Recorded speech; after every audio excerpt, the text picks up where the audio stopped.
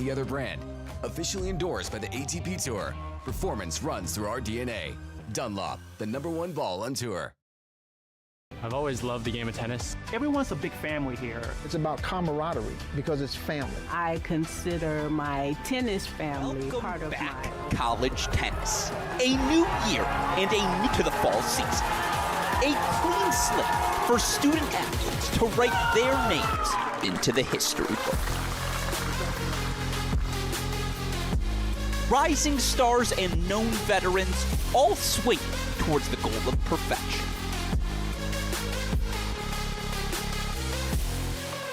Their chance at greatness begins now. Where legends are made, where champions are crowned, it's the ITA All-American Championships. Tulsa and Cary await. College tennis fans, we'll see you soon.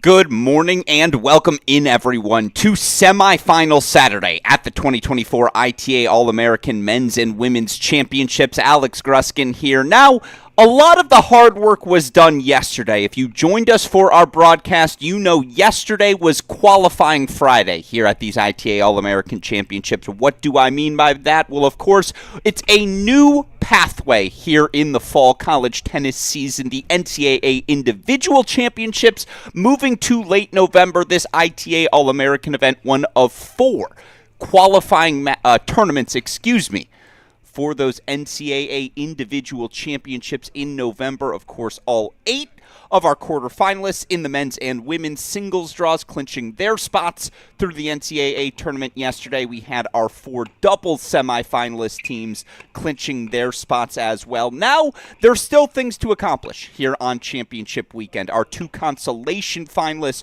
ultimately going to earn qualifying spots into that NCAA singles draw as well. Thus, we're going to keep an eye on some of our backdraw play today. There are some particularly spicy matchups across the board here in Cary and Tulsa. Perhaps most importantly, much better weather here today to start off semifinal Saturday. Certainly happy to be back outdoors at the beautiful Cary Tennis Park. Excited for today's action to begin. Of course, what I want to do here to start is run you through where things stand in our main draws. Excuse me, I'm so excited I can't speak. Where things stand in our main draws. Talk you through the matchups we're going to be featuring most closely. Again, we're going to focus on the main draw action. We'll keep an eye on consolation matches, on changeovers. If anything gets particularly juicy from a scoreboard perspective, we'll go check in on it. But as you see, they're still warming up here in our first semifinal of the day. So while they do that, let's talk you through a couple of different things. First, as I mentioned, this new fall pathway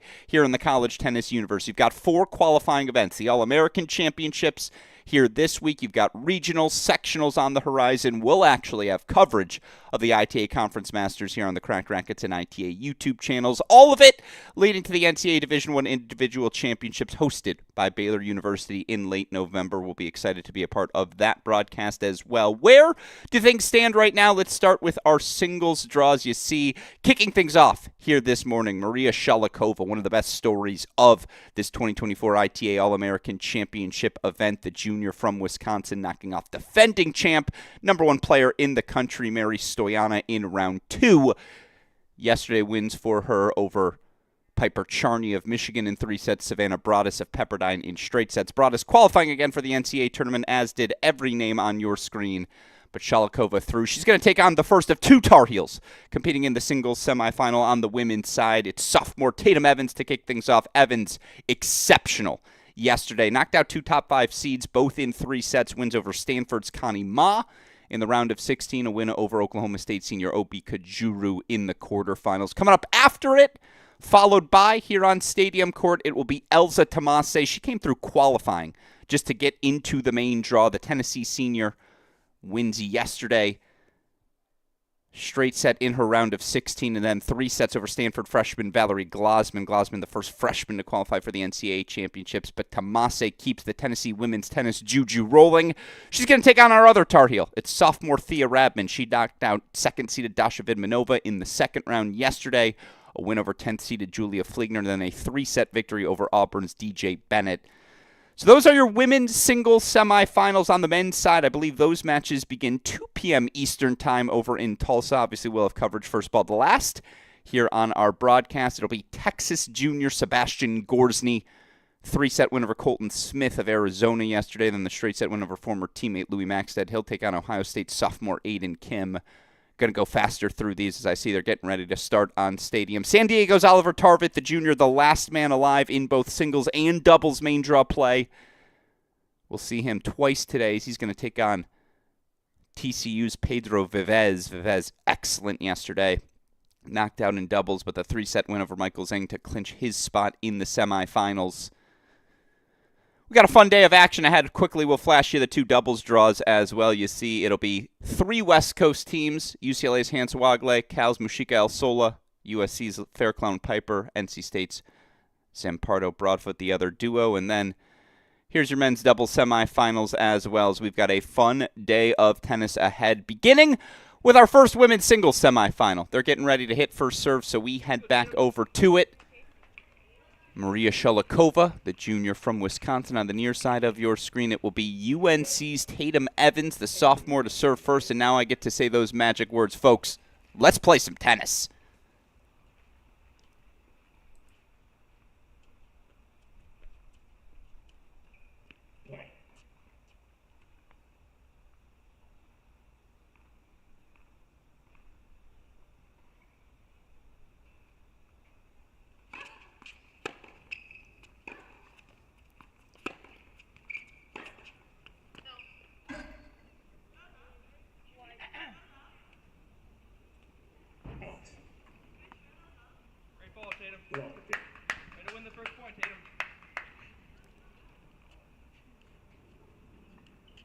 I don't think there was an overrule there. Point to Sholokova. Evans didn't love the call. Evidently, neither did someone in the crowd. We're rocking and rolling.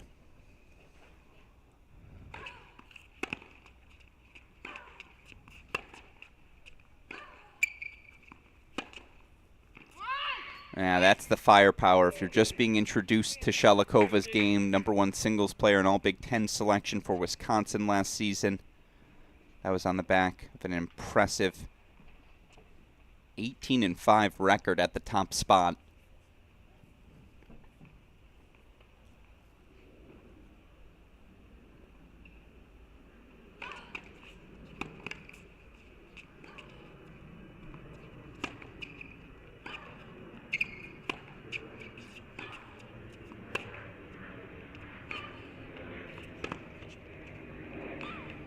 Yeah, that's Tatum Evans at her best, though.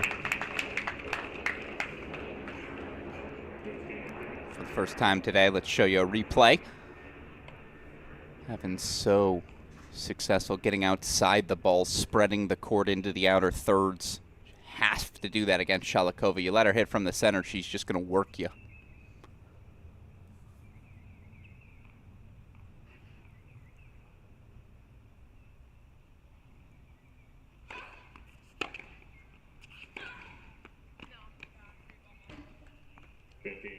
Yeah, certainly close, but missed a little wide, so some pressure early on Evans. You have to wonder, how much energy does Evans have left in her legs? 2-3 set match. You see yesterday, obviously, both of them tightly contested against top 5 opponents.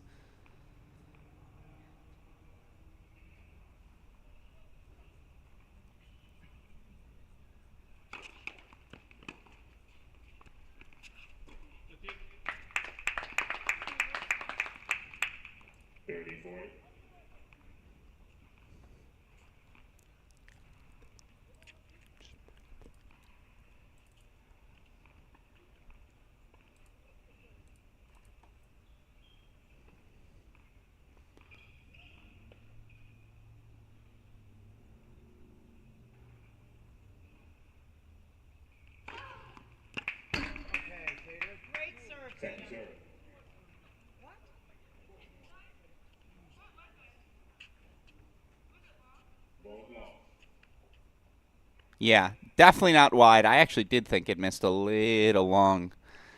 Margins are that thin. Couple of contested calls here early.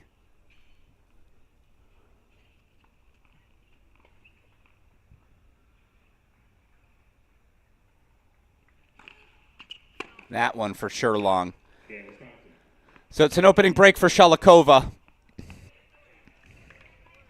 1-love lead for the Wisconsin junior. Just want to show you, here's what's going on right now across our other courts in Cary. We got a lot of fun backdraw matches, consolation matches in play. And again, 2 consolation finalists going to earn qualifying spots into the NCAA main draw. So can't write off any of those matches. Couple in particular I have my eye on. You don't see it on your scoreboard, but Mary Stoyana taking on Sarah Hamner. Those are 2 top 8 seeds, 2 former champions of this event. 30-all in the opening service game of Hamner. I'll pop over to it at some point to keep an eye on it. Also love that Dasha Vidmanova, Catherine Aaliyah matchup, an all-SEC battle. Oh, there you see Hamner Stoyana top left. A lot of good ones. Piper Honor, the West Coast battle on court 13. We got a lot of good tennis across the board here in Cary, of course. Again, main draw action. 2 p.m. Eastern time start. Back draw action, 11 a.m. Eastern time start over in Tulsa. So we'll hang out in Cary. Here's Maria Sholokova, the Wisconsin junior. 1-love opening set.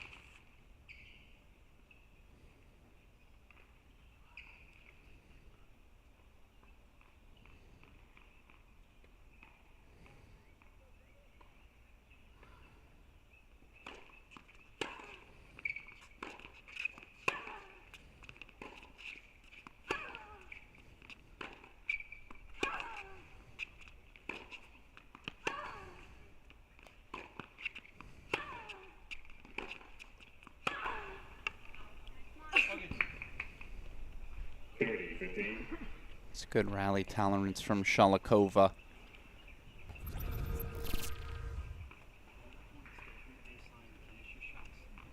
And it's just depth down the center.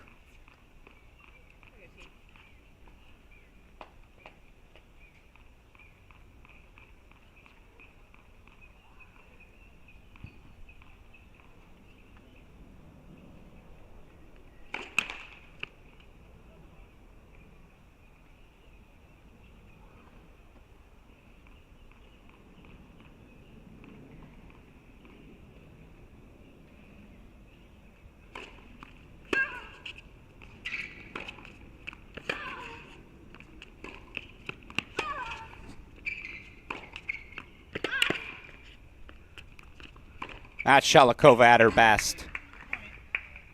40-15. It's the easy firepower off both wings. Just look at the depth. Weight of shot behind those forehands. She's in rhythm early. Chances for 2-love.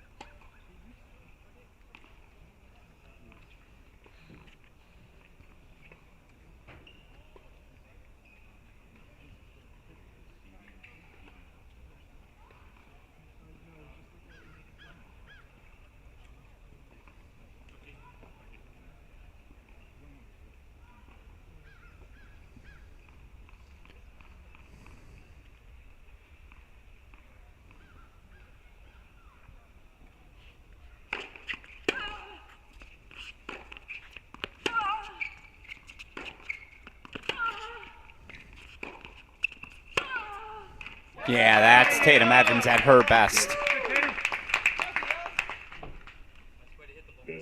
And it's definitely a little handsy for Tatum. Again, those backswings, you feel like if you can get the ball into her body, yeah, maybe she'll float one wide. Maybe that ball will jam her, but no, the racket speed's so impressive. Now it's Evans with a chance to break back. Match the tone being sent here early in our first semifinal.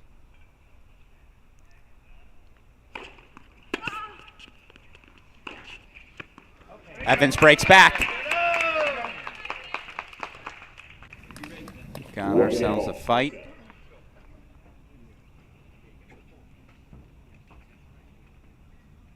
A show of our side view camera. Do want to show you again, we've got action on our outer courts. Grace Piper, the 2-1 lead on Amelia Honor.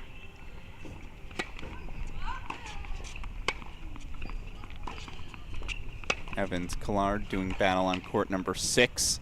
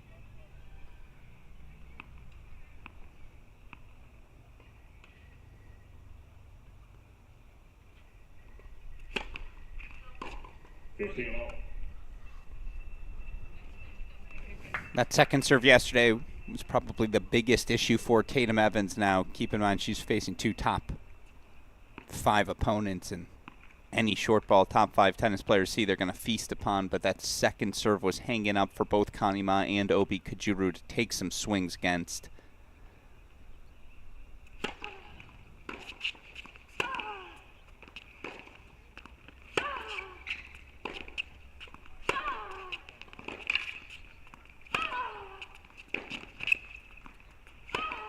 That racket speed, though. It's a little thing, but the edges, how she gets her edge outside the ball, creates that extra angle, that extra action when she pulls that ball across. It's good tennis.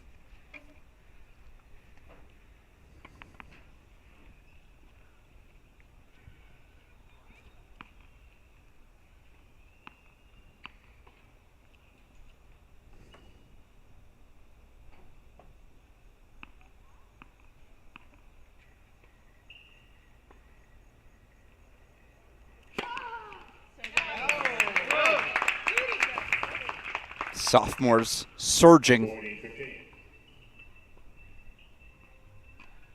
Game point chances to take her first lead of the match.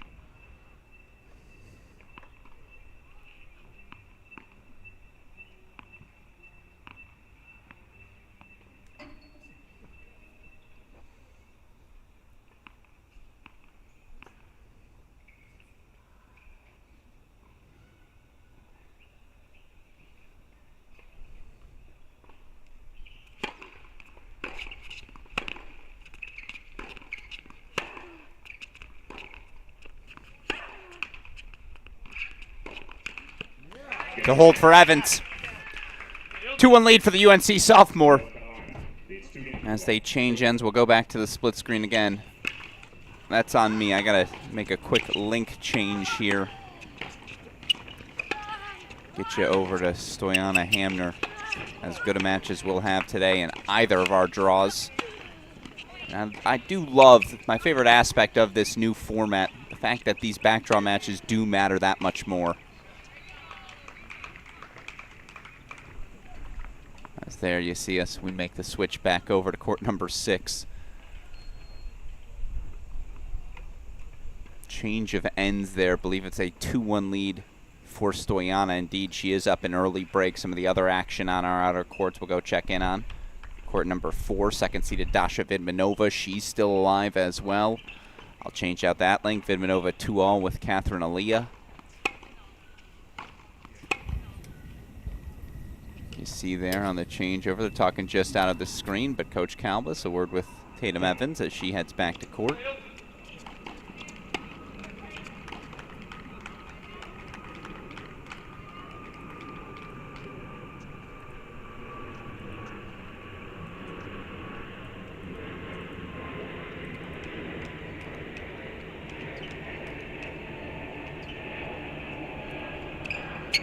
There you see Dasha Vidmanova.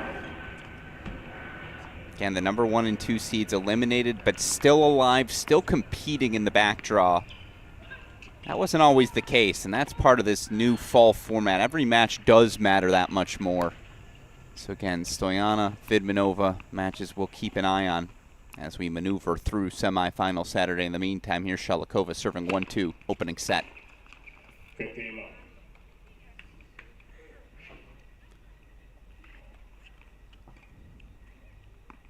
Sholokova looking to do something no Wisconsin women's tennis player has ever done today, and that's make the final of this ITA All-American.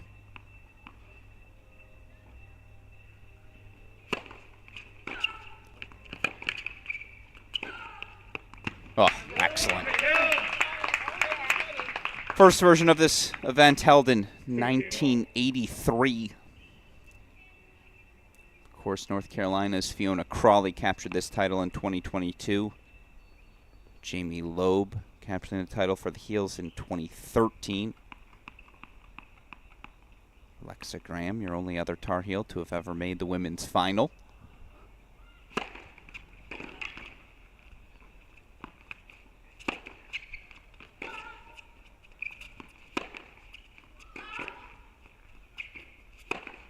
That has to be the dynamic for Sholokova.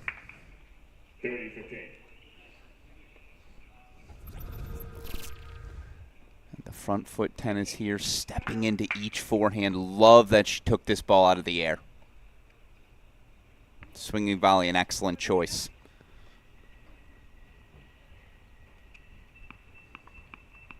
"20-year-old from Russia. Looking to assert herself early.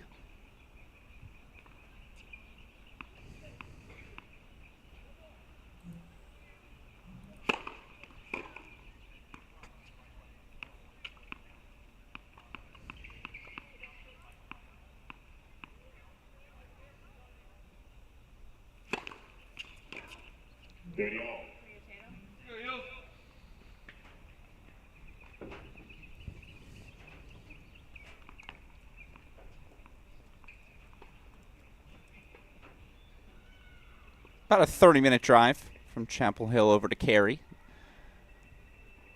Not a shock to hear some Heels hollers in the background.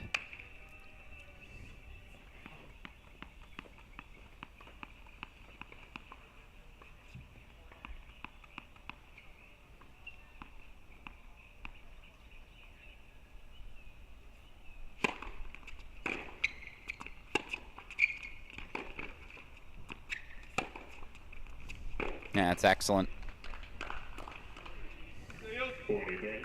It's not just line drive pace. Again, able to get outside the ball there, Sholokova. Perfect spot with the +1 serve, and then it's just attack the open space the rest of the way. Game point chances to level things at 2 apiece.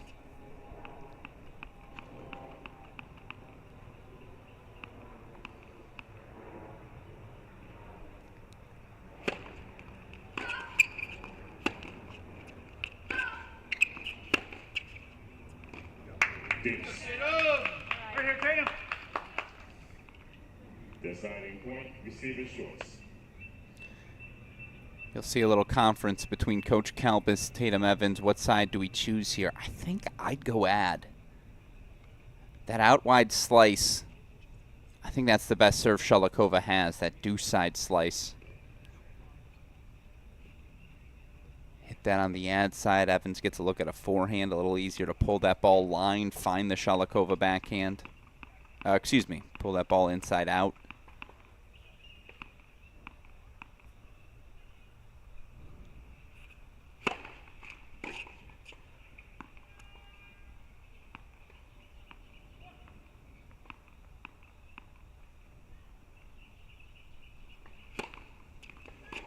No. Maybe those are semifinal nerves. We've seen that on both sides. Evans offering a double fault to break earlier. Sholokova double faulting on the deciding point. So Tatum Evans. 3-1 opening set lead. She's won 3 straight games. We'll say it's never great when the toss escapes your camera screen.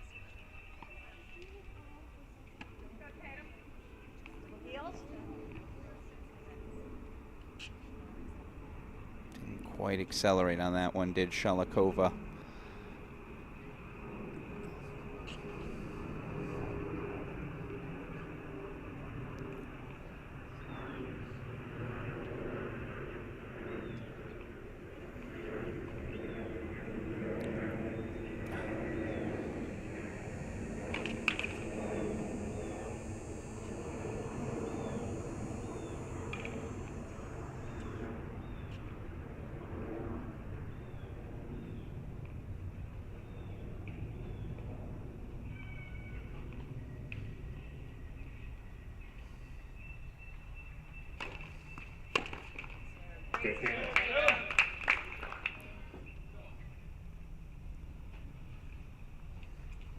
I don't hate the intent.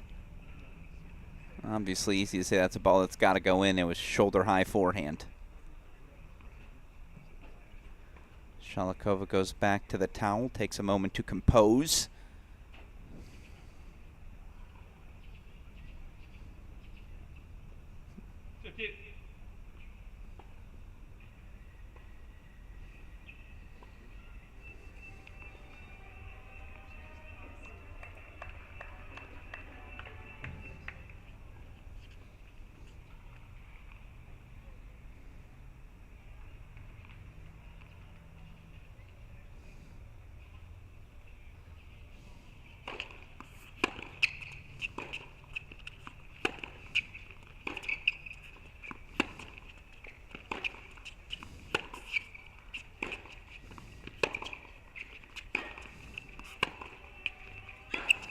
Ridiculous. It's why she was a blue chip recruit. Why she was so sought after. Tatum Evans, of course, talked about her story a little bit yesterday. Got to North Carolina early last winter, expected to redshirt, but then, of course, thrust into the lineup following the ACL injury to Reese Brantmeyer. She played primarily the 5 and 6 spots, 8 and 2 overall. Clinched the ACC tournament championship for her Tar Heels.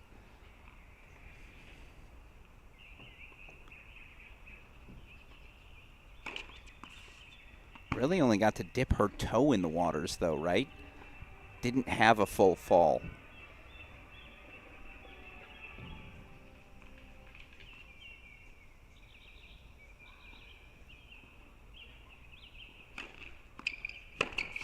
And you just wonder, given those circumstances, is she just a no-brainer candidate to take a massive leap forward here in 2024? Already qualifying for the NCAA tournament. Looking real comfortable to start the new year. Game point chances for 4-1.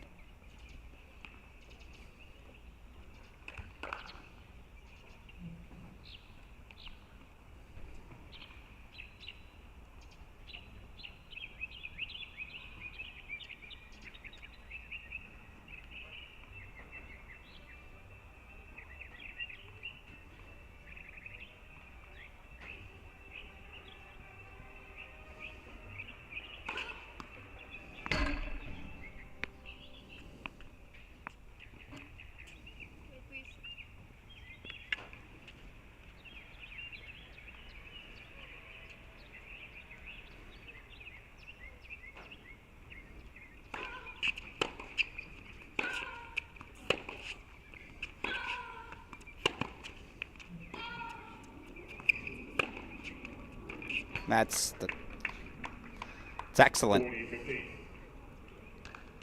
Can she find that gear, that rhythm consistently? Like, pace down the center's not really working. Evans absorbing, redirecting so well. She's so quick with her hands.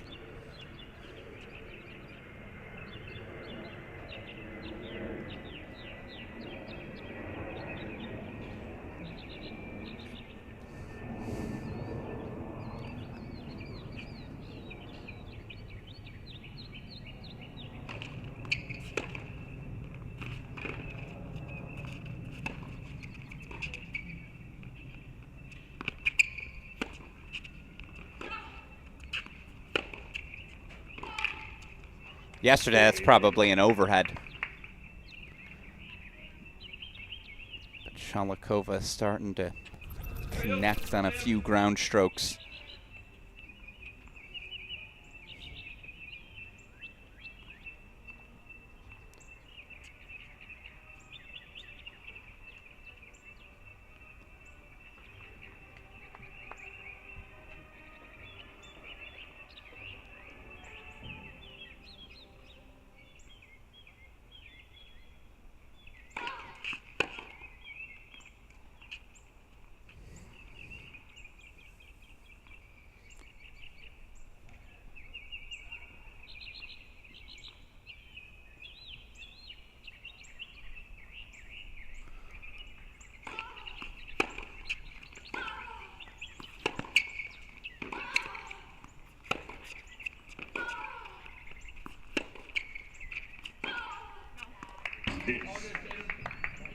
It's an excellent play, that high and heavy from Tatum Evans, but misfires on the backhand, so all of the sudden,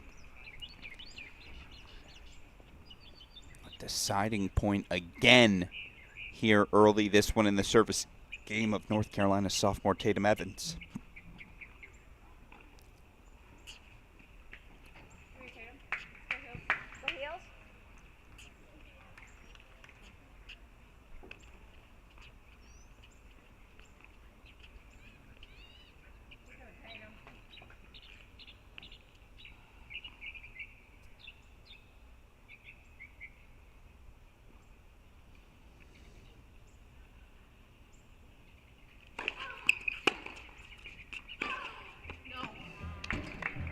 We trade, breaks again. The birds are humming, the tennis is singing. It's a fun atmosphere, a fun start as you see a 5-1 lead for Kaylee Evans, this San Diego senior. Up early on Melody Collard, set point chance actually bottom left of your screen. We can throw that in the big screen.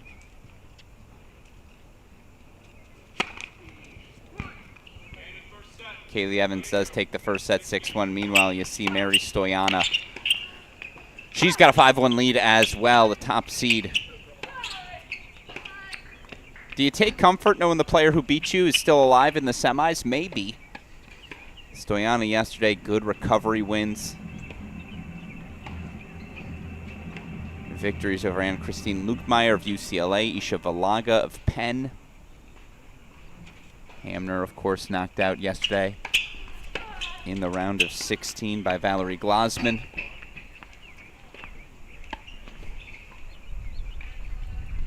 Business end of a bunch of first sets.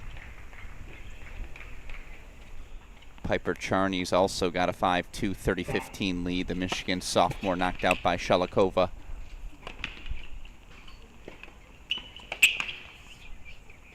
Three-set round of 16 victory for Sholokova, who of course is out of the chair. Back on serve, she'll serve 2-3.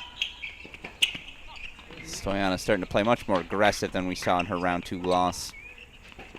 Quickly, we'll pop over for the Charney match point, then back to the semifinal we go. Match point, set point, excuse me. Aren't you glad we saw that Cristina Gomez-Alonso forehand winner?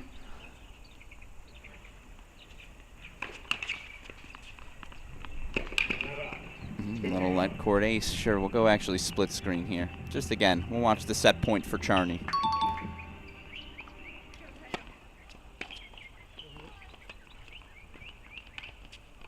It's a drop shot winner. Piper Charney takes a 6-2 first set. Remember, 2 consolation finalists going to receive qualifying spots in the NCAA individual tournament. Those matches matter, and I love that innovation of this fall format maybe more than anything else.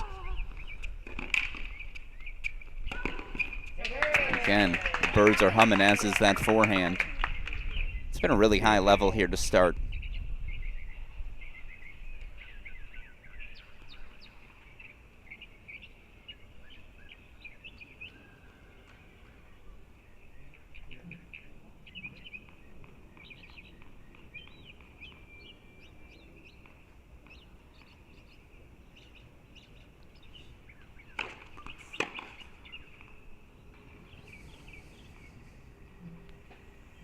Want to bring them in.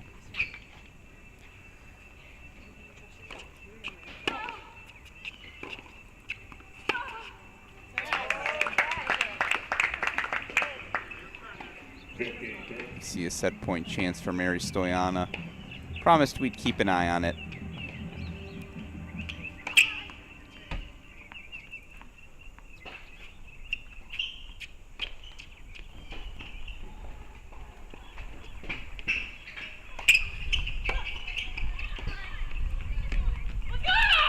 Mary Stoyana takes a 6-1 first set. You see a 4-1 lead for Fligner as well.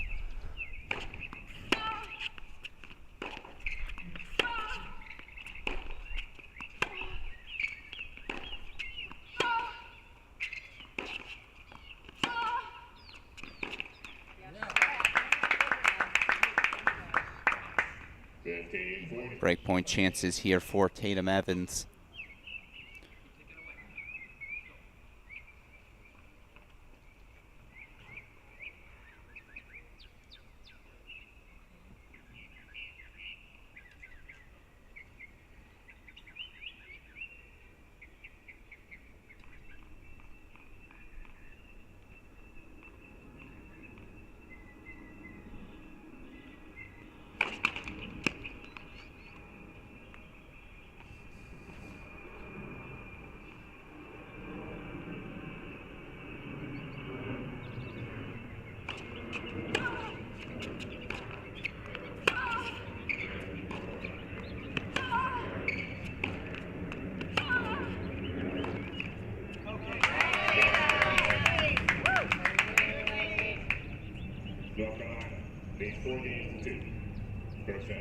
Another break for Tatum Evans. They keep breaking serves. What, we've had one hold so far. Tatum Evans putting up our only hold.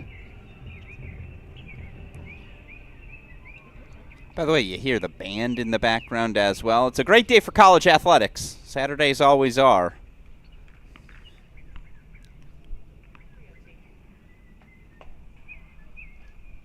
Marching band in the background.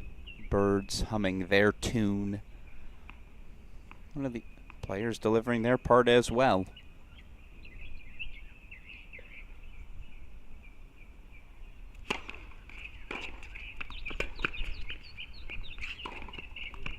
It's the right play, and this match has been all about that exactly. Who gets the first strike? Evans probably finds the outside of the ball a little bit better. Her angle's a little sharper. I think the line drive nature of Sholokova's ground stroke certainly jumps out maybe more to the naked eye, but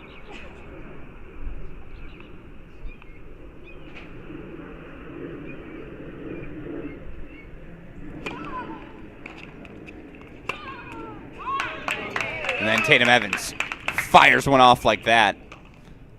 Exceptional stuff. Want to quickly jump to a split screen. Here's why Dasha Vidmanova's got a set point.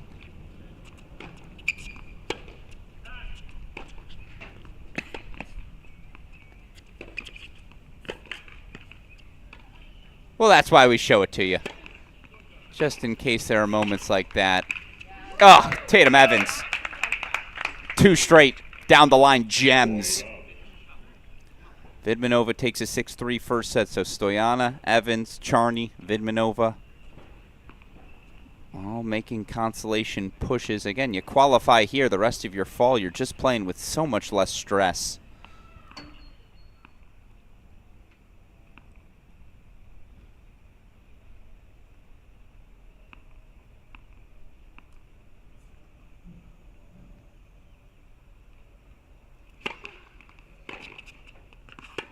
5-2 lead for Tatum Evans.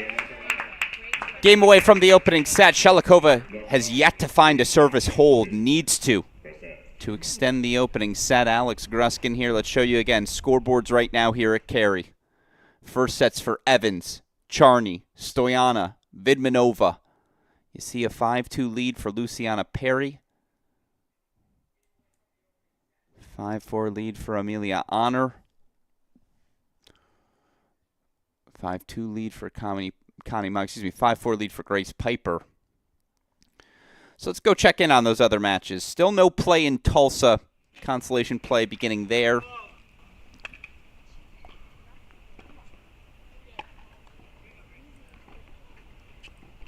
(11 a.m. Eastern Time).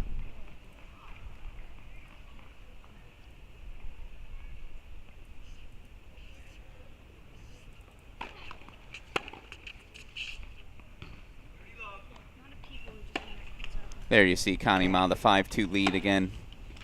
Piper's at 5-4.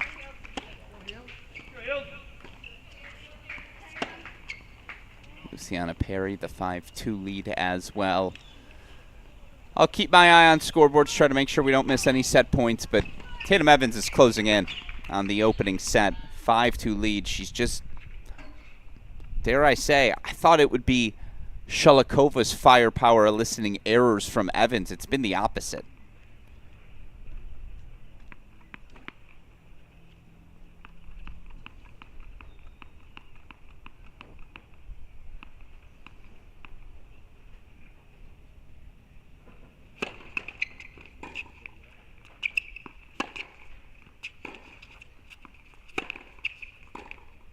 Love the team.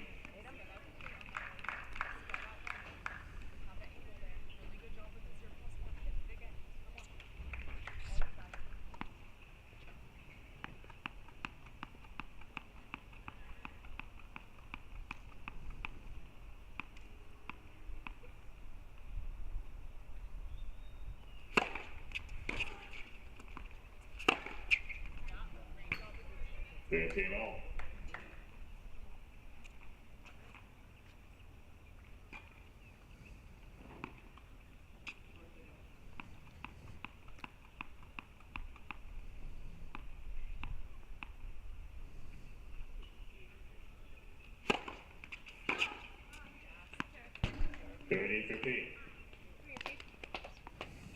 It's a little better, certainly.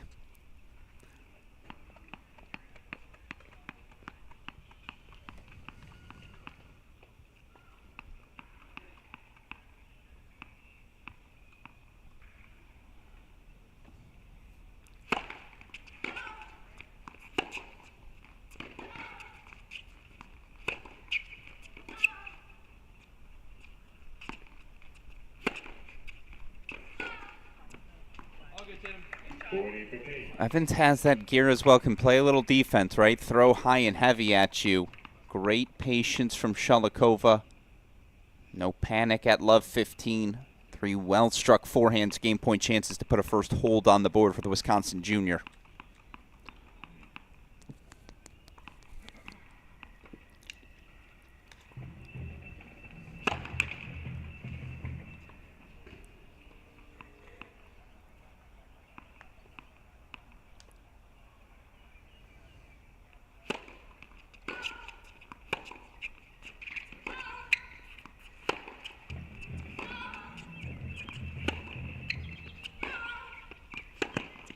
That's the perfect combination.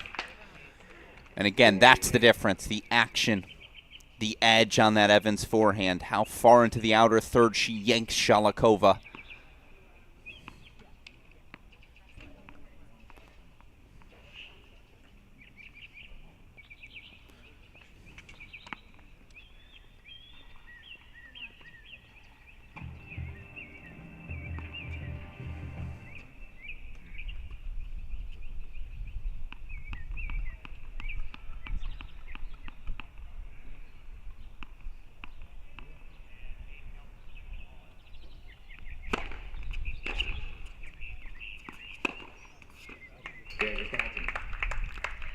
Sholokova asks the question still. Tatum Evans will have the opportunity to serve for the opening set.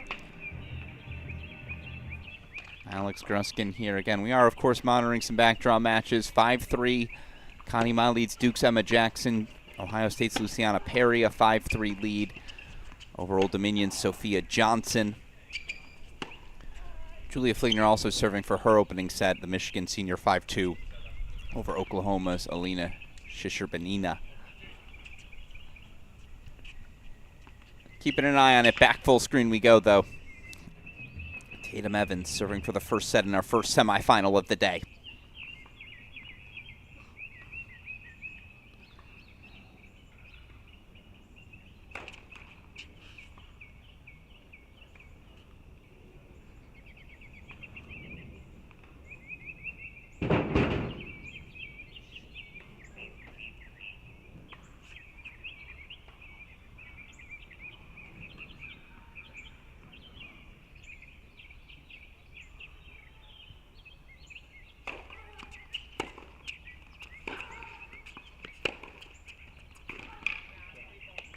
Just off the line. We'll show it to you one more time.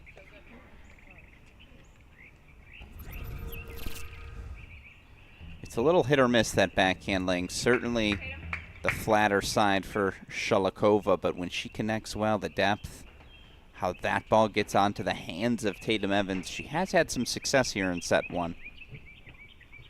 This, by the way, Luciana Perry takes an opening set 6-3. Nice bounce back for the Ohio State sophomore to reach this far in the Consolation after getting bounced round one of the main draw.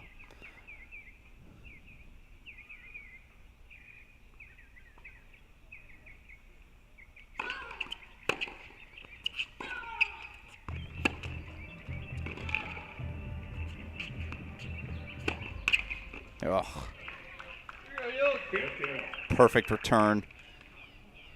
Had the forehand set up perfectly. Just has connected at about a 50-50 rate, I would say, so far on that forehand wing. I'm not hand counting unforced errors. If I were, I'd say something from, I don't know, 6 to 8 unforced errors on that forehand wing. All the right misses. But saying it's the right miss only works for so long. Eventually you have to execute, right? It's a very tightly contested match. That's why I bring it up. Those 6 forehands really the difference in this 5-3 scoreline.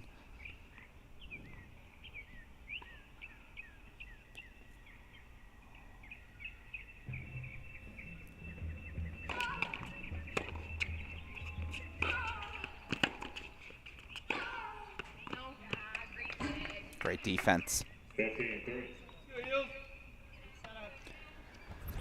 That's a forehand Evans wants back. Perfect on the +1 backhand. I mean, the depth on that, come on.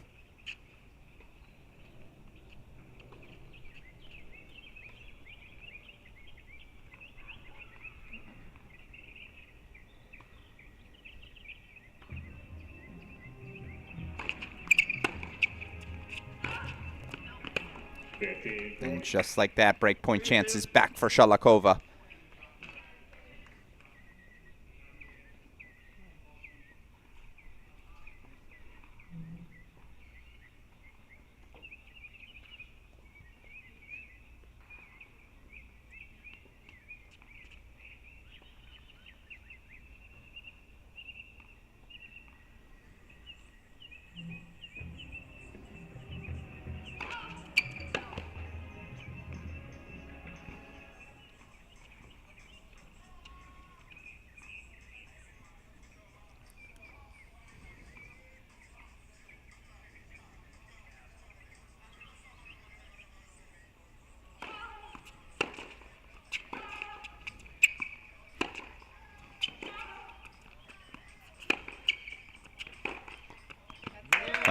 That backhand line, it's been firing today for Evans.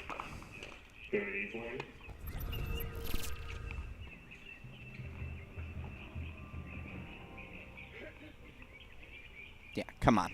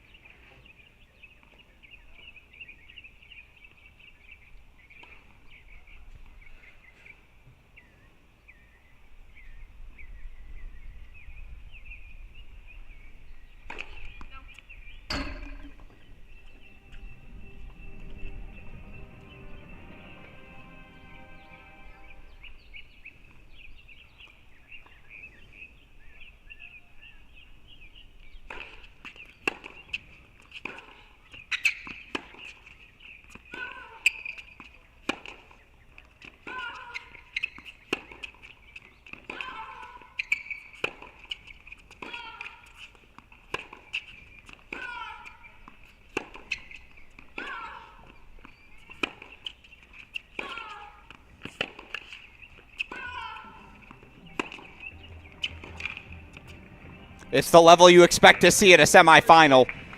Sholokova raises hers. North Carolina leads 5 games to 4. First set. From 5-2 down, Sholokova finds her first hold and another break. We're 9 games in, we've only seen 2 holds. That doesn't mean the level hasn't been high. Both players firing from the baseline as Maria Sholokova narrows the deficit 4-5 still. She'll have to serve to stay alive. No easy proposition here to start the day. As our first of 4 singles semifinals gets underway. In the meantime, 6-3 first set for Connie Ma. So only 2 first sets remaining in our consolation action. You also have set and break leads for Stoyana, Vidmanova, and Piper Charney. Take us over to our 2 remaining first sets on the side there. Julia Fliegner is up 5-2. She'll now serve 5-4 for the opening set. Amelia Honor actually has a set point. I'll try to race to it.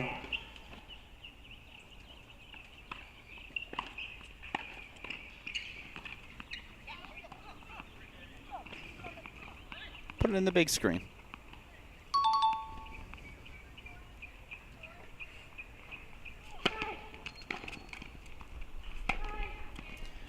UCSB senior stepping up. 7-5, she takes the first set over to USC's Grace Piper. Mary Stoyana, a 6-1 3-love lead.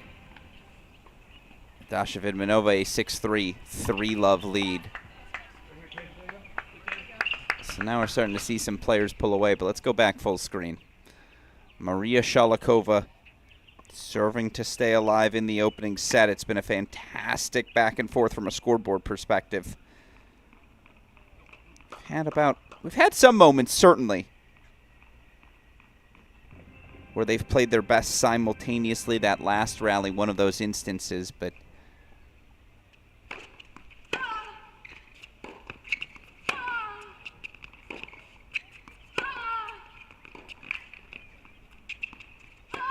yeah, now we're starting to see it. Love 15.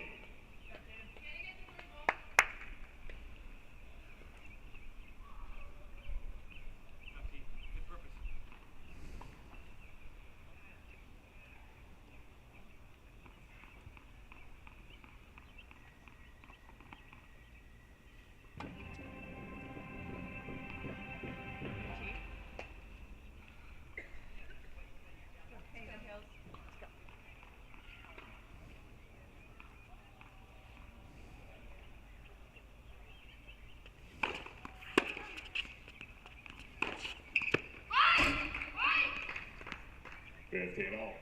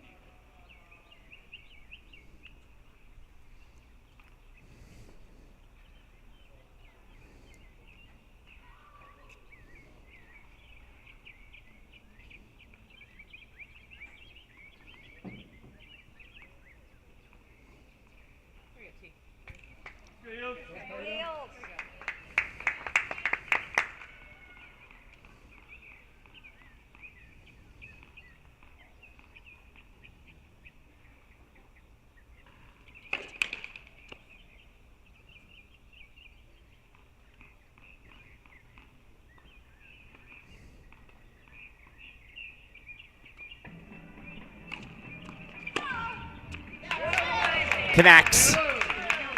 Shoulder height. 2 steps forward. I mean, I'll show you the forehand one more time. It was a good spot for the Sholokova serve, but again, she loves that wide serve. Evans starting to sit on it. Set point chances for the UNC sophomore.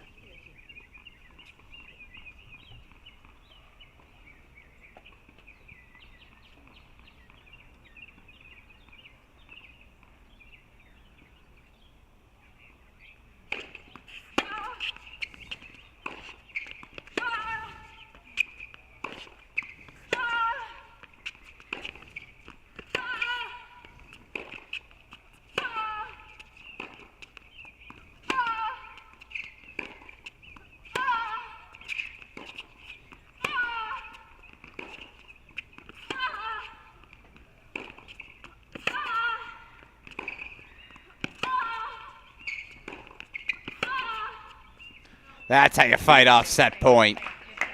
Side to side we go. Deciding point, receiver's choice.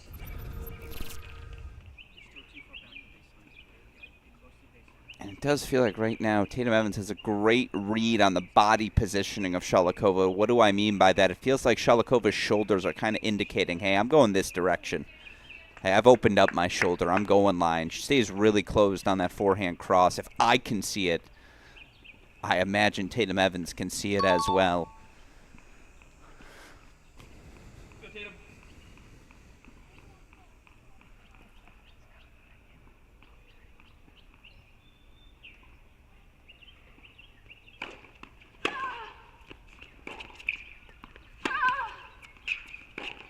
First set to Tatum Evans. That was good tennis. 59 minutes in the books, 6-4, the UNC sophomore.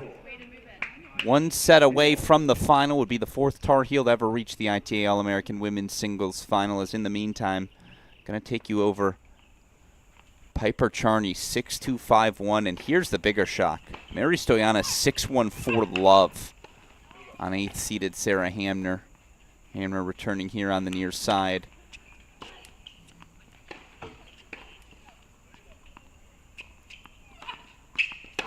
By the way, Alina Shisherbanina of Oklahoma from 2-5 to 5-all with Michigan's Julia Fligner.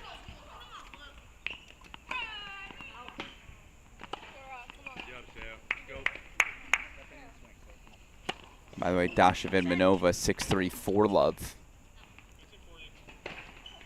Match point for Michigan.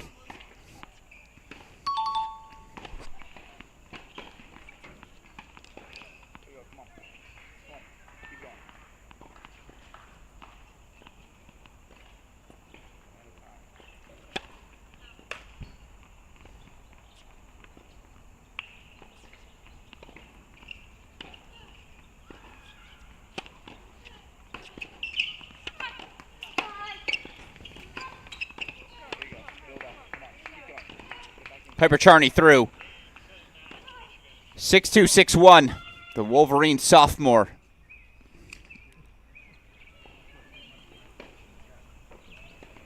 Into the Consolation quarterfinals.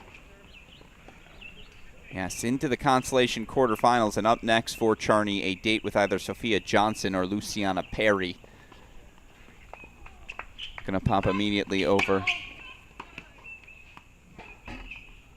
court number 4, Dasha Vidmanova, again, also a 6-3, 4-love leads. The top 2 seeds looking to stay alive.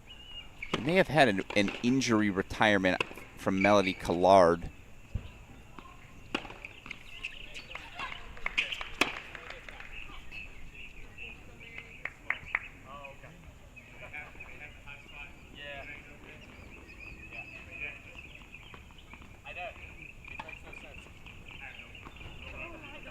Indeed, we did. So Kaylee Evans is through.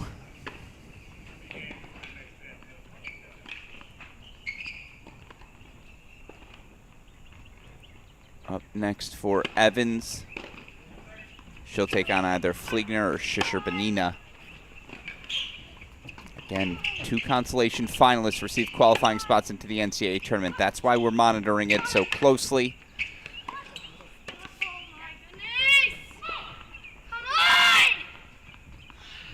are furious with herself. In the meantime, while we wait for set number 2 to begin, quickly, we want to offer a thank you to the many partners behind the scenes who help support the ITA All-American Championships, support college tennis. One of those partners, our official ball sponsor of the 2024-25 ITA tennis season.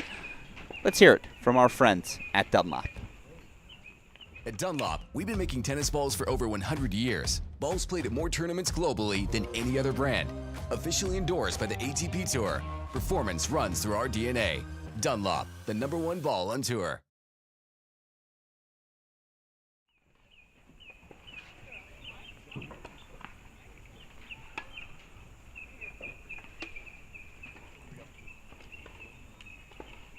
Men's consolation matches are starting to trickle on in Tulsa. Colton Smith, Matthew Forbes. That's a really fun generational battle.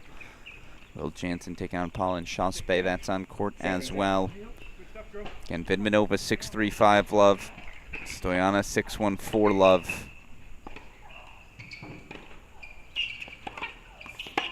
We'll keep an eye on it should we get to the match point. In the meantime, let's go back full screen. UNC sophomore Tatum Evans did all the little things right in set number 1. Has to be feeling confident after the 2 top 5 victories yesterday. She'll serve to kick off set number 2.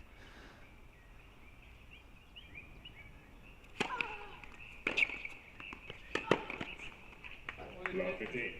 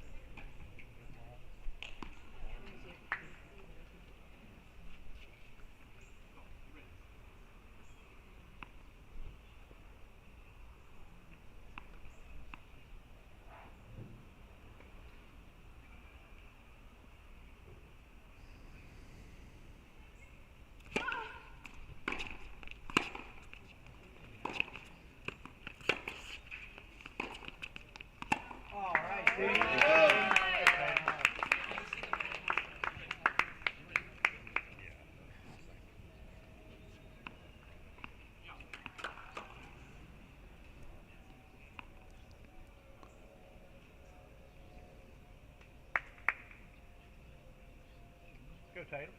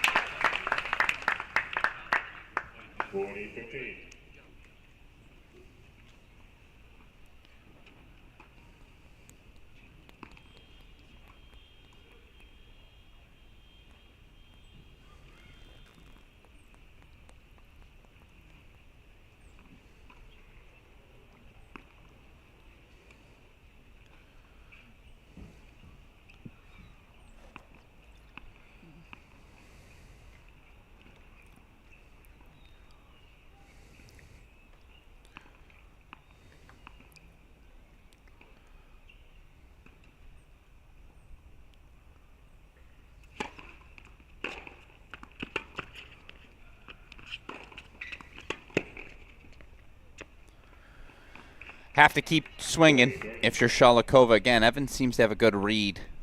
Sholokova loves to pull that forehand cross to the deuce side. A little more willing to take that backhand line. More comfortable hitting that forehand inside out than she is hitting it line.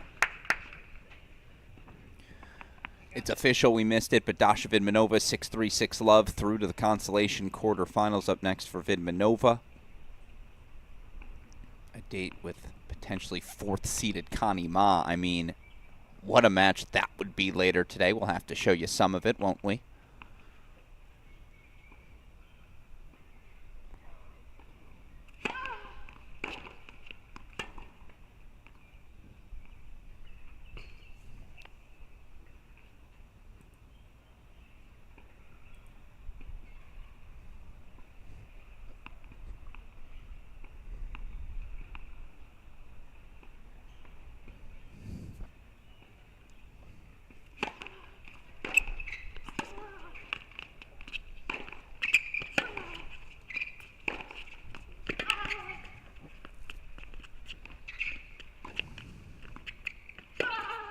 Ugh. Yeah, she's just finding the angles so well, and the movement there from Tatum Evans.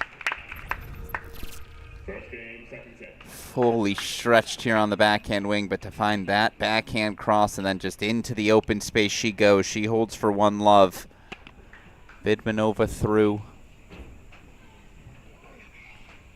Oh, I hit court 14. That's my apologies. Meant to go to court 10. You see to the side of your screen, Stoyana 6-1, 4-1. And then our final opening set, Julia Fligner, a little let cord luck from 5-2. She's now serving 6-5. And I believe she's got a set point here for 40-30.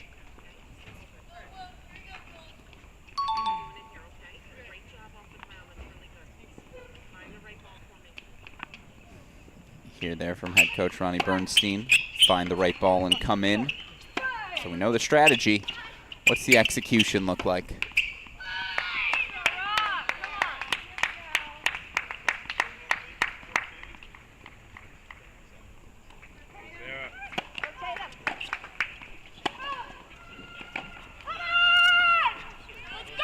Julia Fligner takes the opening set 7-5. Back over to Stadium Court we go, but our final first set now officially in the books.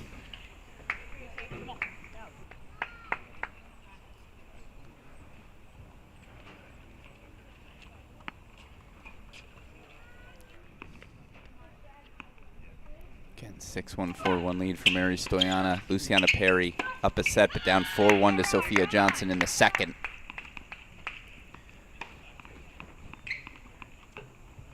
Interesting. Hamner narrowing the deficit from 4-love to 4-2. We'll keep an eye on it, on all of it as we go back full screen. Sholokova serving love 1. Second set. It's held just once so far today.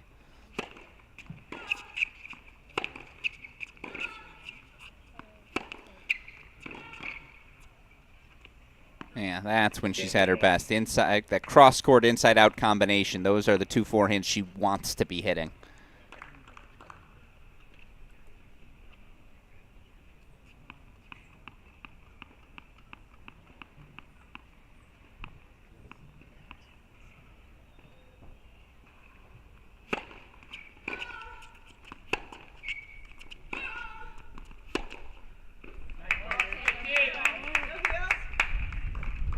First game all.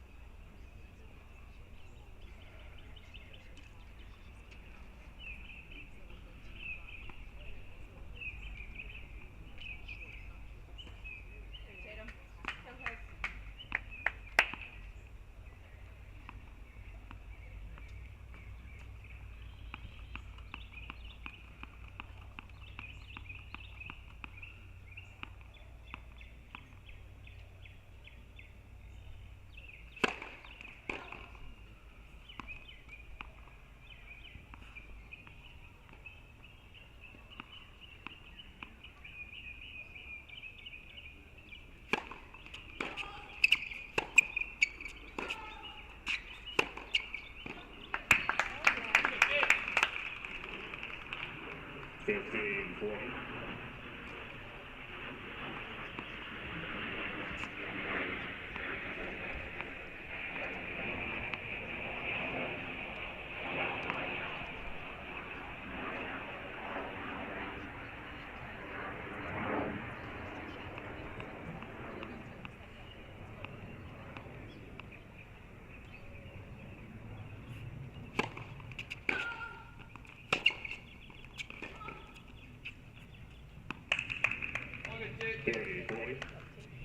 Go Tatum. Go Tatum. Come on. Heel.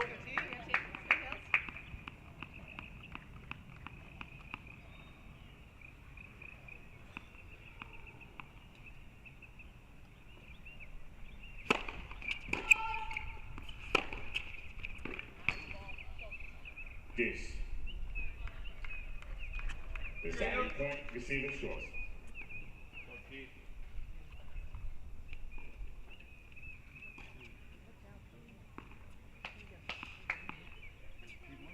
Taters.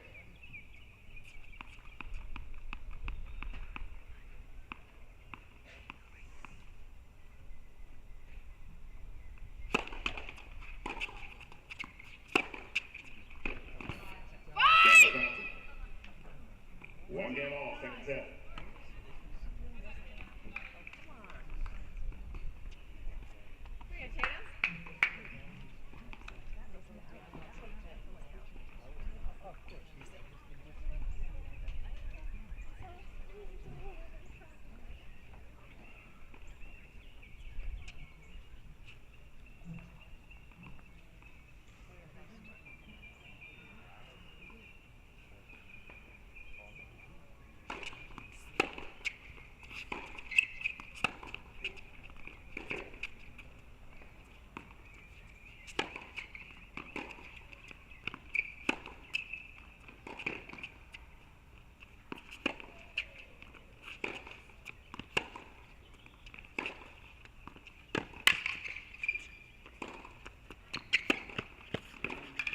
Way to go, Tomas.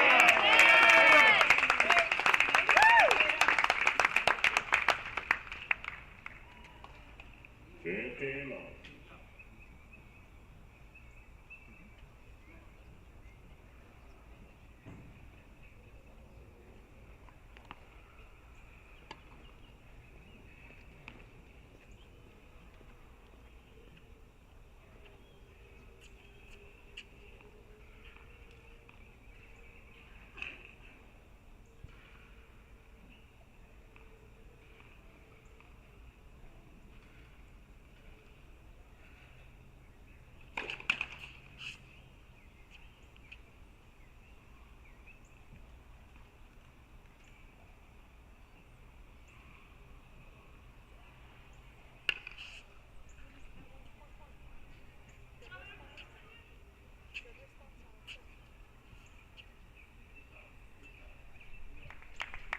Reason I'm going to take us to a triple box. You see Mary Stoyanov's serving for the match.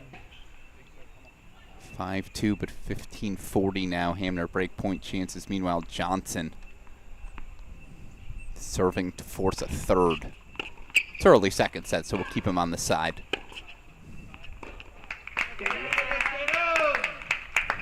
Does feel like the backhand for Tatum Evans. That's the side, backhand to backhand. She's clearly winning those exchanges.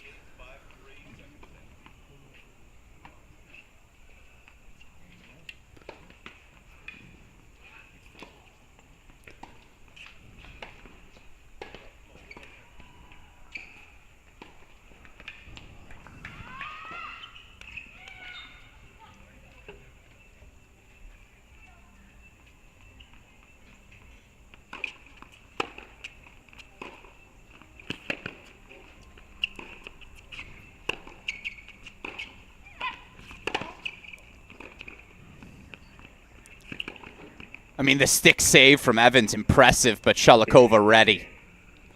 Moves through that backhand approach. That's a note at home. That's how you hit that ball. Stretched wide here, but watch the footwork here. She hits the backhand. She doesn't try to stop. No, moves her way through it, forward. Catches that ball on the strings well.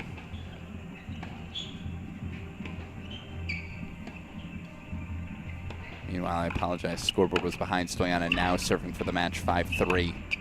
Oh, connected. That's what makes Sholokova so dangerous. In 4 shots, she can hit 3 winners by you.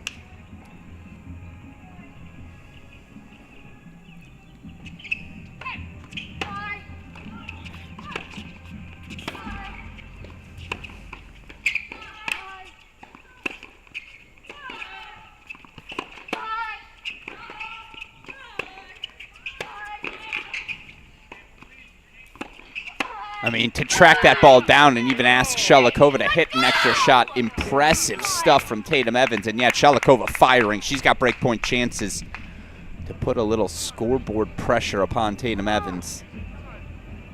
As you see a deuce point, set point, top left of your screen.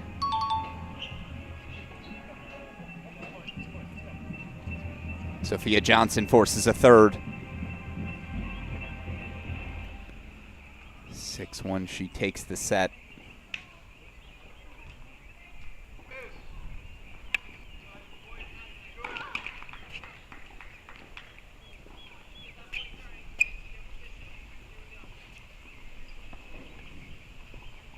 Let's go full screen for the break points.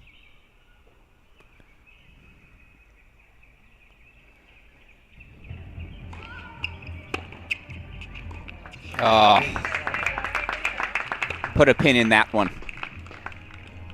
That is a return. When they go back and watch the film, I'm sure head coach Kelsey McKenna will say, come on, we got to put that one in play. That was forehand, I don't know, belly button high.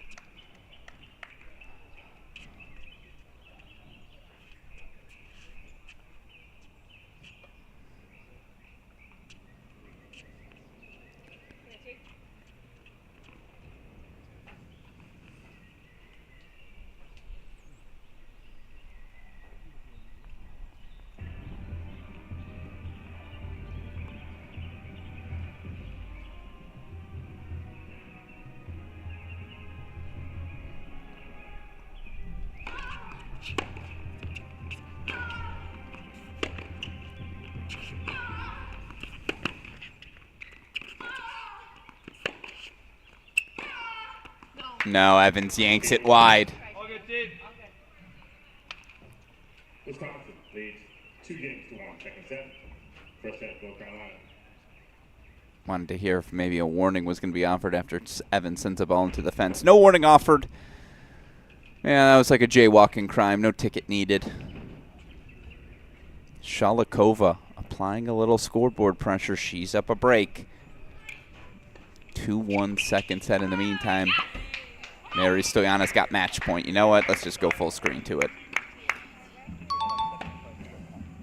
Number 1 overall seed, number 1 player in the nation, defending All-American champion. Of course, 2021 All-American champion, South Carolina senior, your 8th seeded Sarah Hamner. Still fighting. She's always fighting.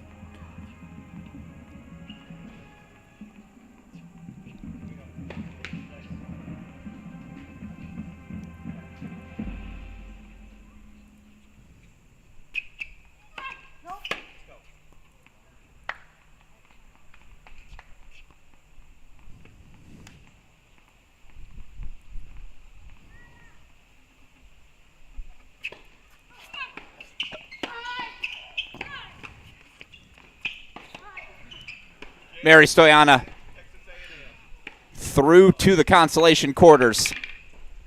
Stoyana 6-1, 6-3. She knocks out 8th-seeded Sarah Hamner.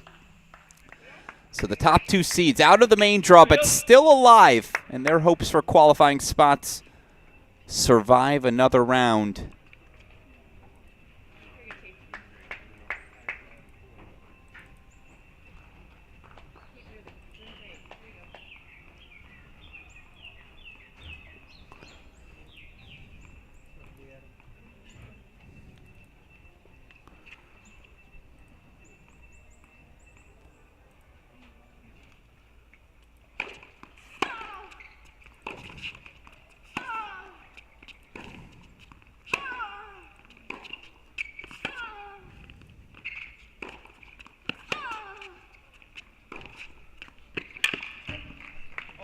15 love.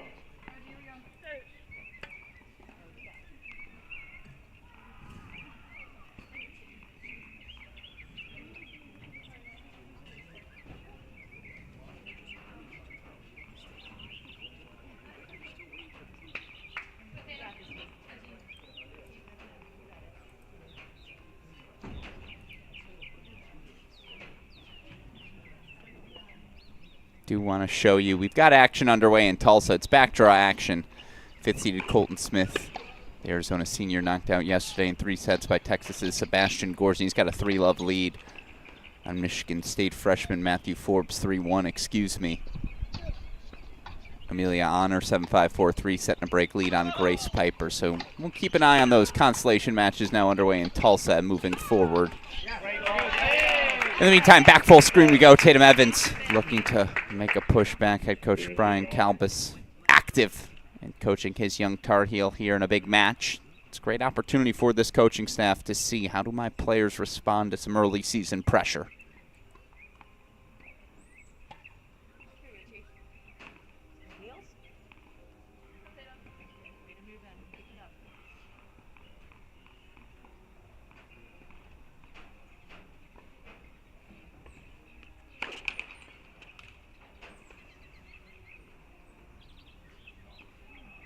Right here, Tatum.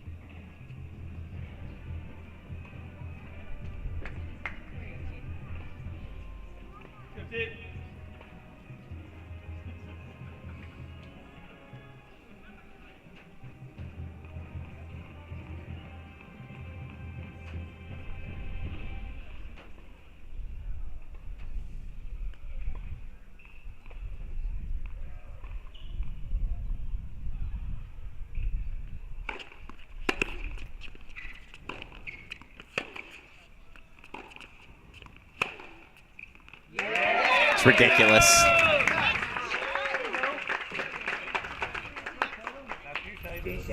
She has time on that forehand, the racket speed. Pulls that ball so well to her left. Deciding point to get right back on serve here in the second.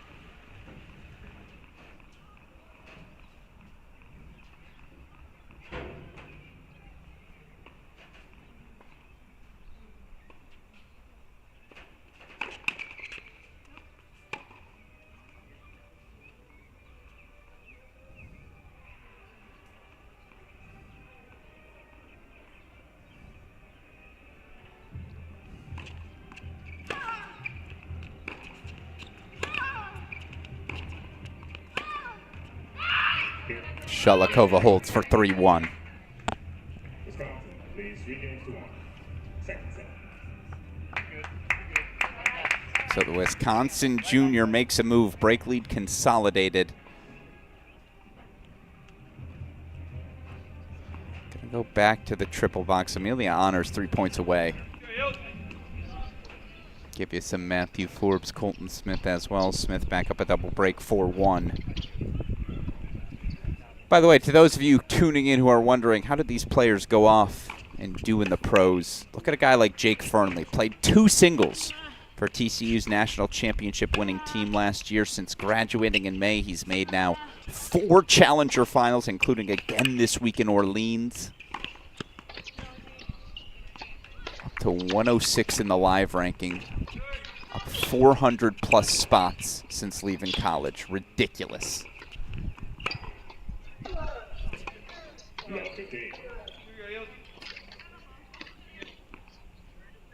Apologies for the scoreboard. It should correct here momentarily. Meanwhile, you see Amelia Honor 2 points away.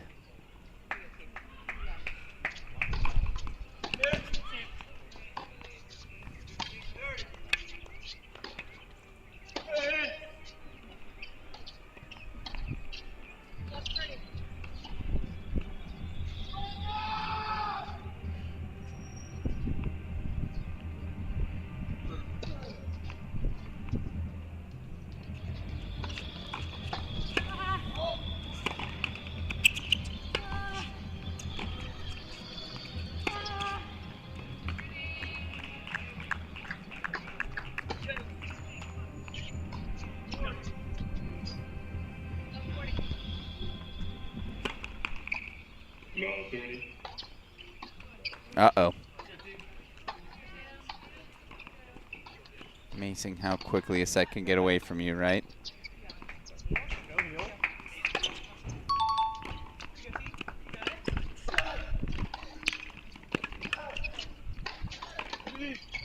Match point fought off by Grace Piper.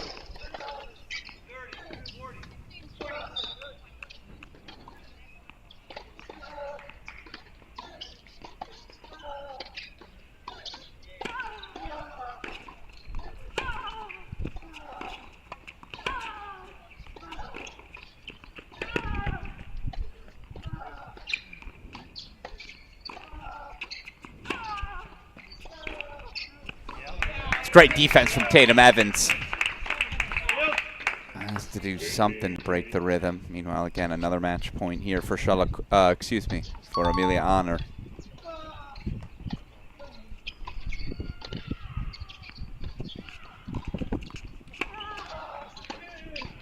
Amelia Honor, 7-5, 6-3. She is through to the Consolation quarterfinals. Up next for the San Diego senior, a date with top seed Mary Stoyana. Sign me up for that one.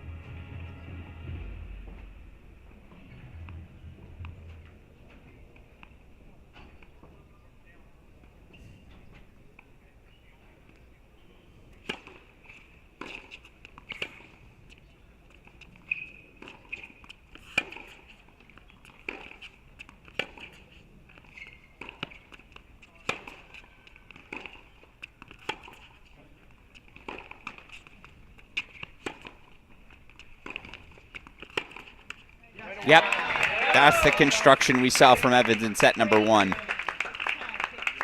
Now, it takes a lot physically. And again, Evans yesterday, 2 3-set wins over top 5 players.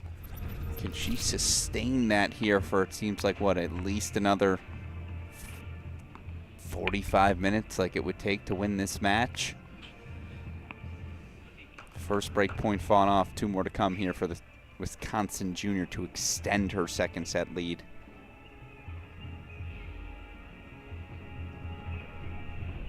Appreciate the band providing a little background music to add to our drama.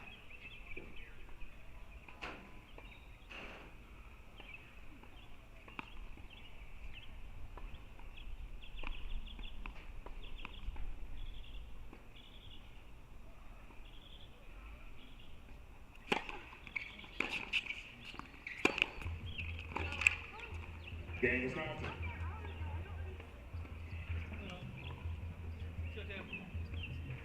Wisconsin leads 4 games to 1. Second set. Wisconsin begins to separate here in set number 2.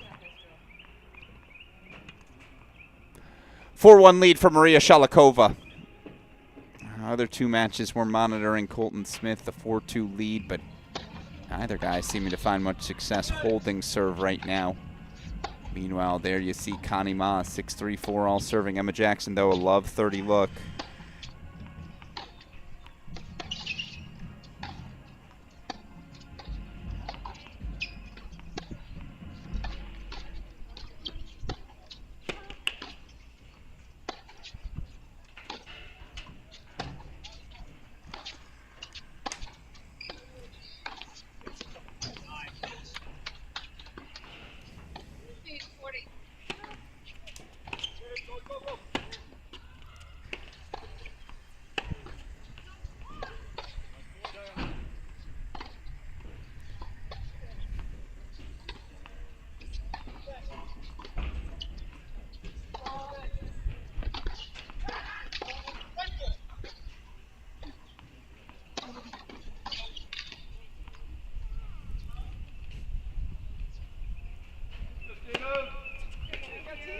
Back over we go. You see Tatum Evans going to be walking back here to the near sideline shortly.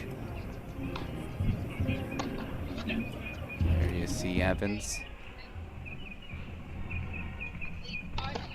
Meanwhile, Sholokova's found some rhythm. And again, just getting Evans stretched into the outer third, letting her firepower work for her. Certainly has raised her consistency here in set number 2. Evans having a little more difficulty turning defense into offense as well as she did in the opener. As you see, Jackson breaks. All right, scoreboard's tightening. Sholokova just keeps cruising. I think that's the first down-the-line winner we've seen off that forehand wing. Caught that ball perfectly in rhythm.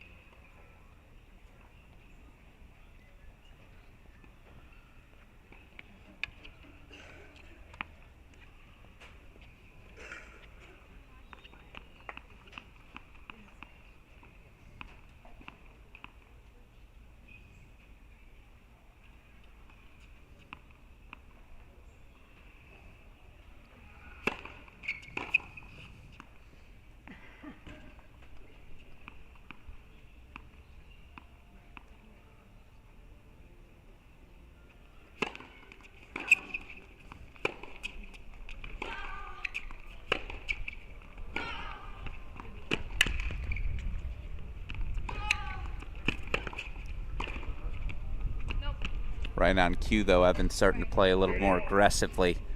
Sends that volley long, but the point construction was correct.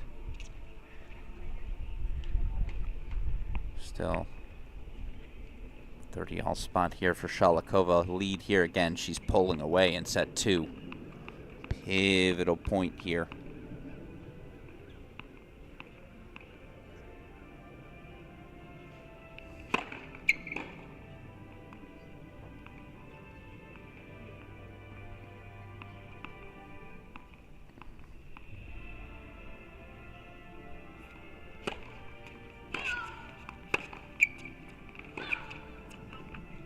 40-30.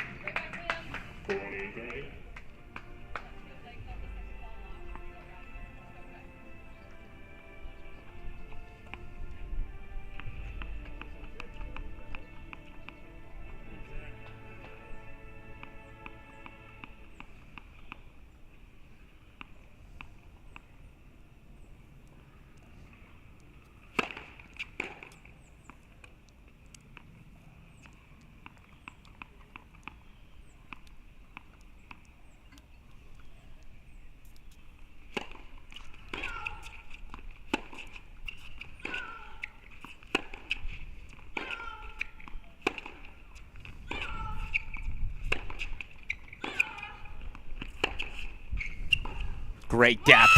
It's a 5-1 Sholokova lead. Wisconsin leads 5-1. Second set. Now you start to scratch your head if you're Tatum Evans. All that depth, all those cross-court exchanges, that backhand that was working so well in set number 1, it's not anymore.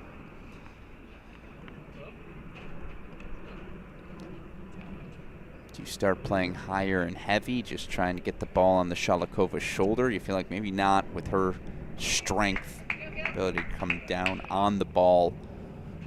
What can Tatum Evans do to adjust the rhythm? Right now, if you're Maria Sholokova, you are feeling good. 5-1 second set lead.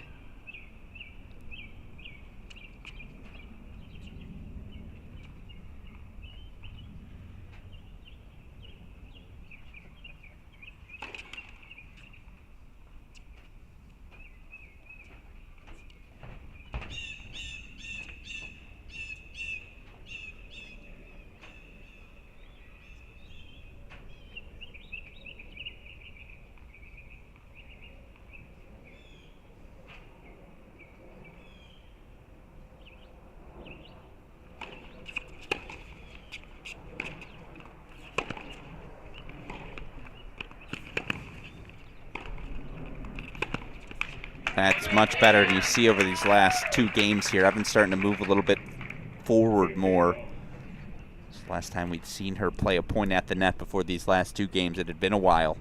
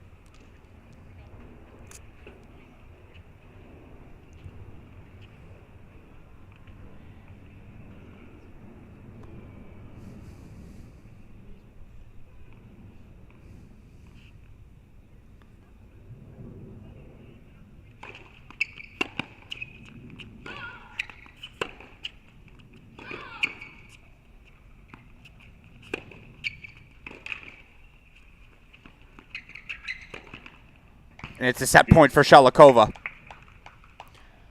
The firepower is just getting to Evans. That's what I anticipated to start this match. The first set threw me off.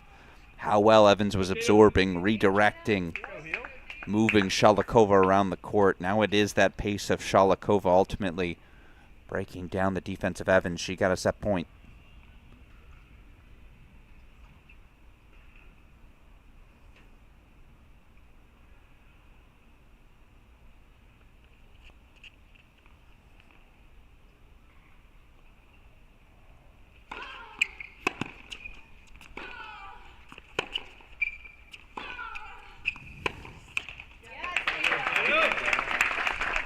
Tatum Evans does hold, puts a little pressure on Maria Sholokova, who will have at least 2 chances to serve for the set. Meanwhile, you see 6-2 set to Colton Smith. Emma Jackson did take the second 6-4 to force a third.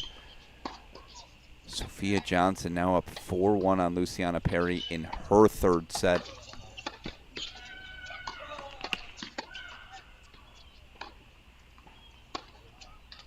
So let's head over to it.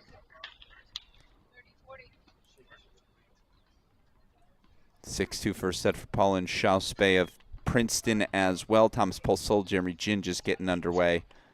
2-1 lead for Jin there. There you see Sophia Johnson knocked down the round of 16. She'd lost just 5 games before a brutally tough 3-set loss, 7-5 in the third to Savannah Broadus yesterday. Good to see Johnson recover the way she has today. Has certainly been one of the breakout players of these All-American Championships. It's good to see how quickly Matthew Forbes' level has translated to the collegiate game as well. Obviously, the Kalamazoo Boys 18 singles champion. Highly touted prospect, one we're certainly looking forward to watch compete at Michigan State over the next few years.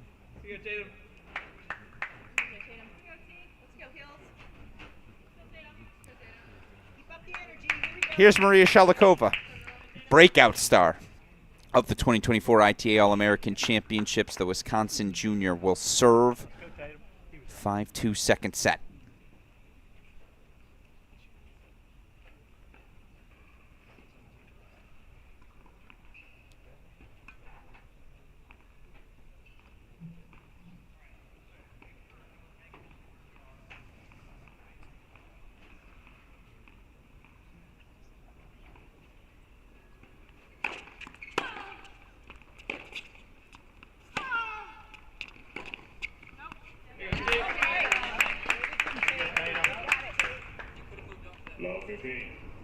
It's a start.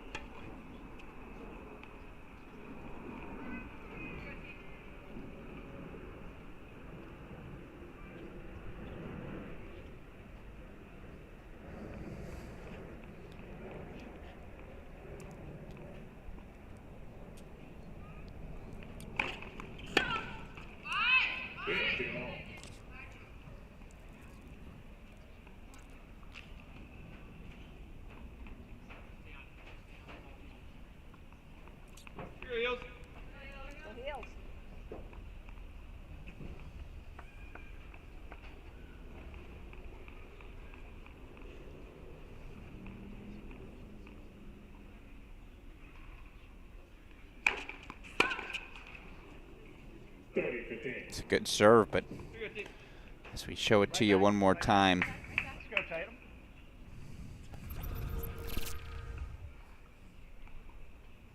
You know the spot she wants to hit. Slice into your body, slice out wide on that deuce. Ball just jamming Evans.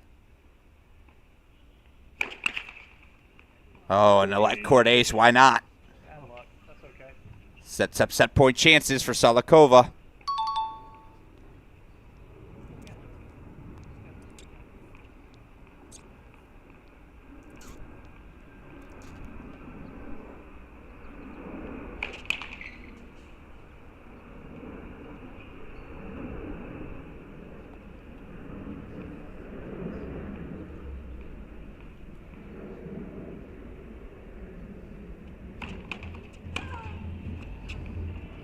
Couple of left courts back to back. This set was just meant for Maria Sholokova. And once again, Tatum Evans is going the distance. It's our first semifinal of the day. gets the juices flowing. Of course, coming up after this here on center court, Rabman taking on Elsa Tomase. Again, that match is followed by, so we don't have to worry about missing any of it. We'll get to focus here on the third set, start to finish. Alex Gruskin here. Again, if you're just joining us, it is semifinal Saturday. A lot of the hard work was done yesterday as 8 players clinched their spots in the men's and women's singles draw come the NCAA tournament late November. All part of this reinvigorated college tennis fall format. Again, showed it to you earlier. I'll show it to you one more time. New fall. 4 qualifying events for the NCAA Individual Championships hosted late November at Baylor University. This ITA All-American Championship producing 10 singles qualifiers, 8 in the main draw, 2 back draws, 4 doubles qualifiers, as well as our semifinalists, who all clinched last night. We'll show them to you in a moment through the NCAA Individual Championships. We then will have regionals, sectionals, and, of course, the ITA Conference Masters to determine our final qualifying players. Right now qualifying in the men's singles draw, the names you see on your screen: Maxted, Gorsny, Banerjee, Kim, Craig, Tarvet, Vivez, Zhang. They're all through to the quarterfinals or further, all through to the NCAA Individual Championships. And, of course, starting 2 p.m. Eastern Time, we'll have Gorsny, Kim, Tarvet, Vivez coming for you all from Tulsa. Meanwhile, on the women's side, Sholokova, Broadus, Evans, Kajuru, Glosman, Tomase, Bennett, and Rabman all through to the NCAA tournament. Of course, coming up next after this third set between Sholokova and Evans, it'll be the third set battle between Rabman and Tomase. In the doubles draw,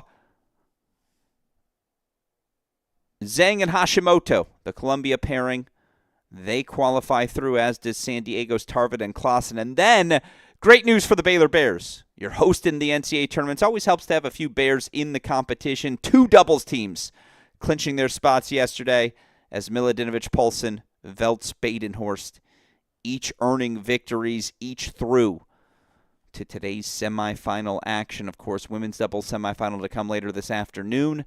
3 West Coast teams: UCLA's Hans Wagle, Cal's Mushika Alsola, USC's Fairclown Piper, who won 8 of the last 9 points in the breaker. All through, they'll take on the pairing for NC State's Broadfoot and Zimpardo, looking to be the second NC State team to win this All-American title in the last 3 years. All right. That's the schedule for today. Bunch of backdraw matches, either in third sets or already completed. And here we've got a third set for our first main draw semifinals. It'll be UNC sophomore Tatum Evans. She'll serve to kick off set number 3.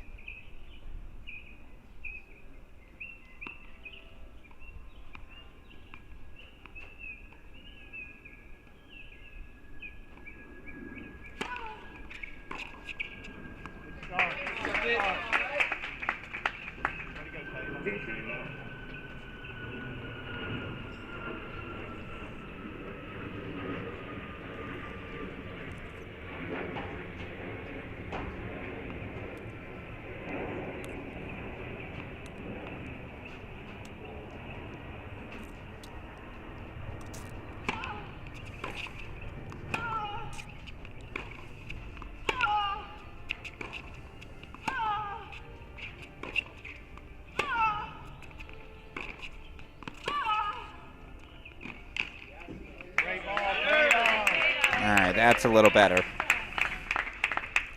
Has to play more offense than she did in set 2. It felt like it was Sholokova swinging freely from the baseline. But this is when Evans is at her best. Side to side, corner to corner. She spreads the court. She moves you around. Never more than 2 balls in a row in the same direction. That's the skill set she has to play with.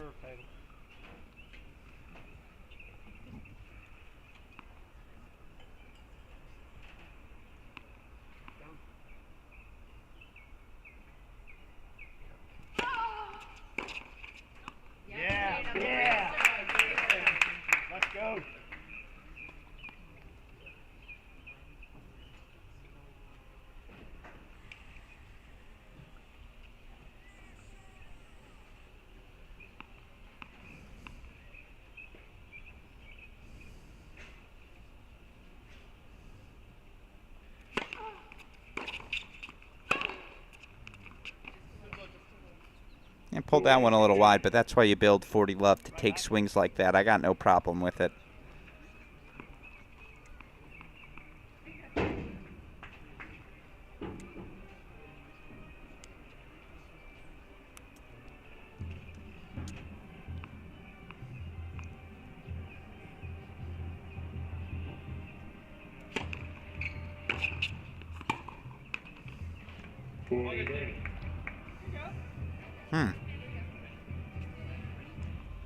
Very quickly, 40 loves become 40-30.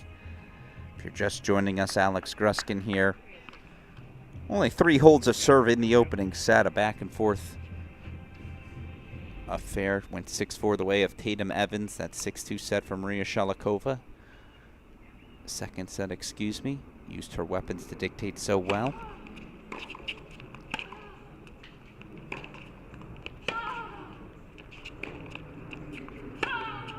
Yeah, but when Evans gets the opportunity to step into a backhand like that, it's been her best shot today.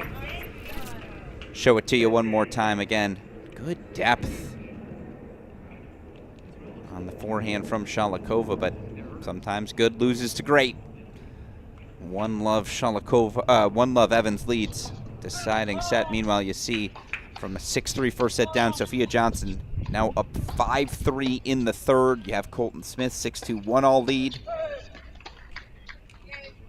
On Michigan State freshman Matthew Forbes. Forbes holds, though, 4-2-1. Flashing that energy that makes him such a promising prospect. Promising future watch for college tennis fans everywhere.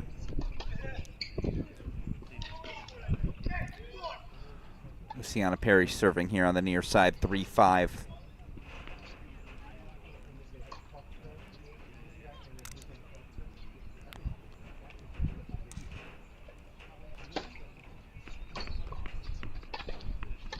All right, Sholokova's out of the chair, so back over to the big screen we go.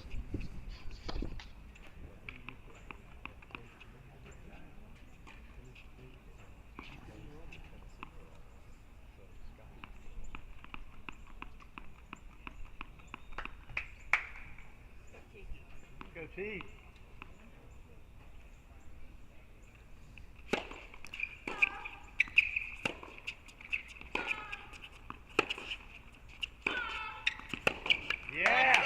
That's the exchange Evans wants. Backhand to backhand. You let Sholokova dictate with your forehand, you're gonna be her forehand, you're gonna be in trouble.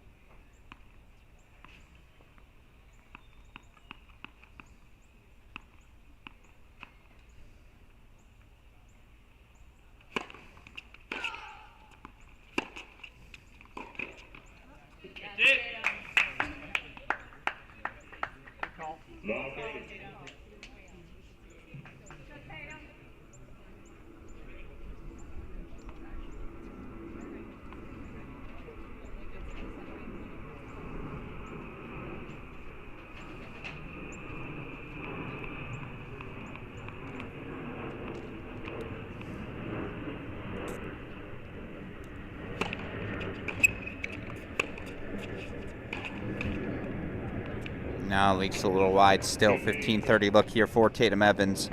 Going to quickly jump back over to court number 12. Match points here, excuse me, for Sophia Johnson. Perry serving 30-40 on the near side.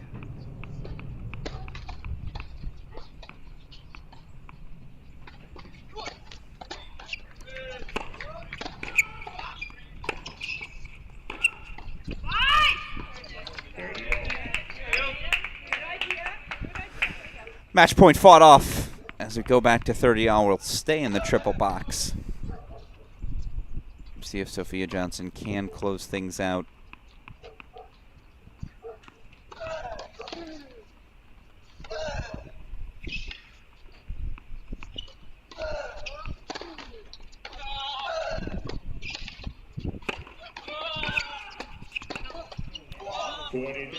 Yeah, just a little long. Sophia Johnson completes the turnaround, 3-6, 6-1, 6-3. The Old Dominion senior continuing to have a breakout event. 3 matches remaining now here in our morning session in Cary.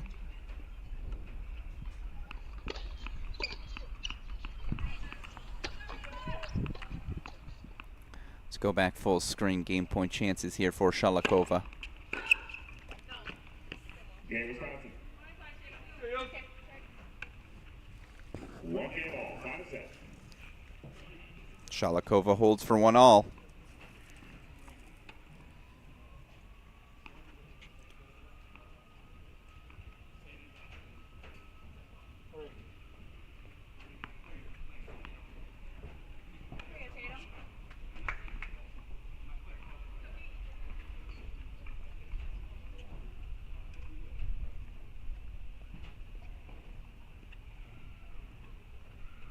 It's either just the first or second time today we've had consecutive holds here in this match. Third set, perhaps now 2 hours in, everyone's settled in.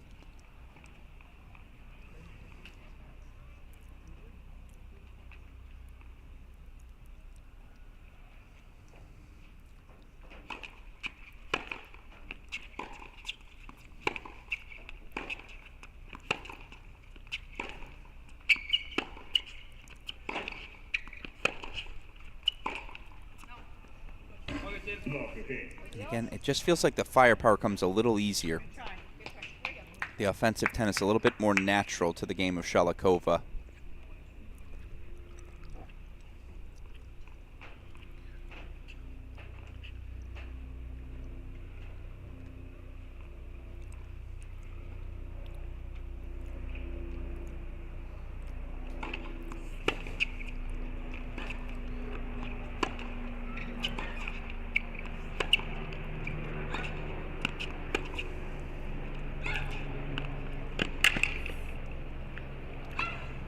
That's better, though. Let me rephrase that. It's not that the offense doesn't come naturally to Evans. It's the generating of pace. I think Evans spreads the court extraordinarily well. I think she works you side to side, and that's how she plays offense successfully. But, again, it's just the line drive power is so natural off the racket of Sholokova, and it feels like that power breaking down Evans over the last 30 minutes.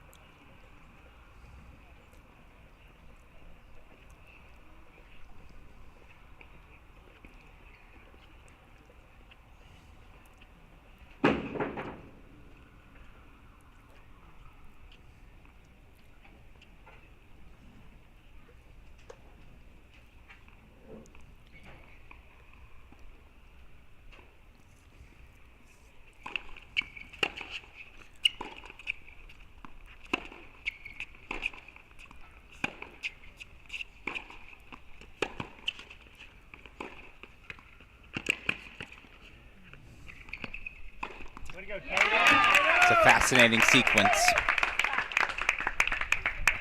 Show it to you one more time.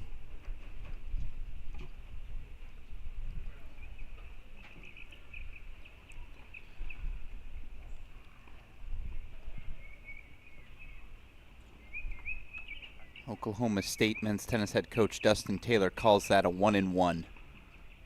I like that phrasing from him. One ball this side, one ball that side. Just very simple stuff. I'm going to move you side to side and see if you're up for the challenge. Feels like that's been the default for Evans here.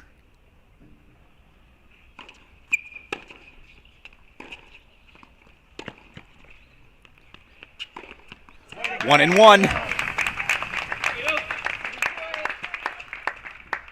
It's a nice response from the sophomore too. It felt like momentum starting to slip away from her, but some easier offense here in her 1-all service game. This would certainly be the first time today we've seen 3 straight holds.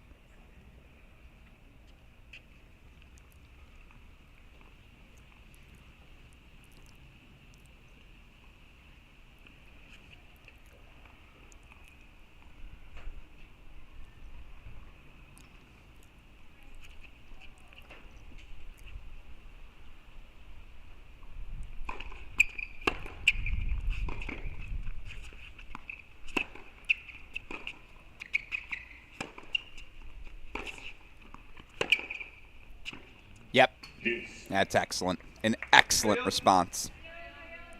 Deciding point, receiver's choice. So which side do you choose if you're Maria Sholokova?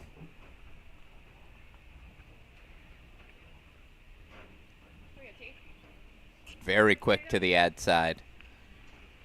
Deciding point, set point coming up.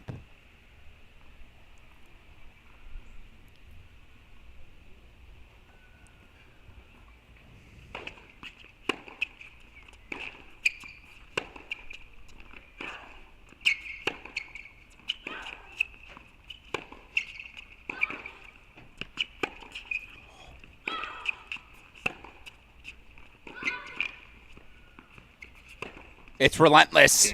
Maria Sholokova's on the front foot. Wisconsin leads 2-1. Foul set. Did I catch the replay in time? I hope I did. Indeed, I did. Yeah, just authority. And again, it's depth down the center that sets that up. That was my pregame take. I should have stuck with it. I abandoned ship too soon.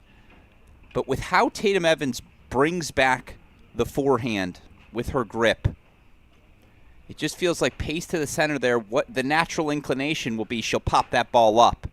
It's just difficult to stay low on that ball, try to drive through it when it's coming in that hard and flat.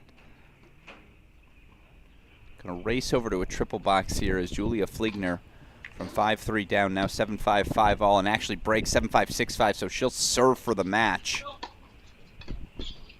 Forbes and Smith on serve in the second set. 3 active matches right now in Tulsa. Remember, men's semifinal action starting 2 p.m. Eastern time. We'll have coverage of it. First ball, the last. Of course, those matches being played simultaneously. Jeremy Jin right now 6-3 up. Up a set, but down a break. Love 3. DK Suresh, your first winner on the day in Tulsa, 6-1, 6-2. He knocks out Miami's Martine Katz. Suresh, a couple of 3-sets wins yesterday as well.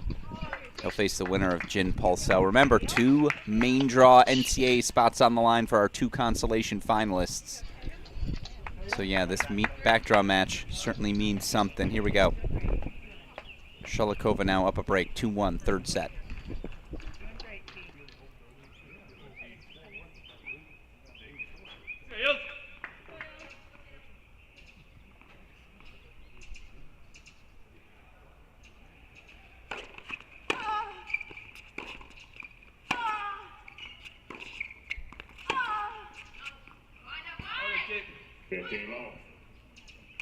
Let's go, Ted.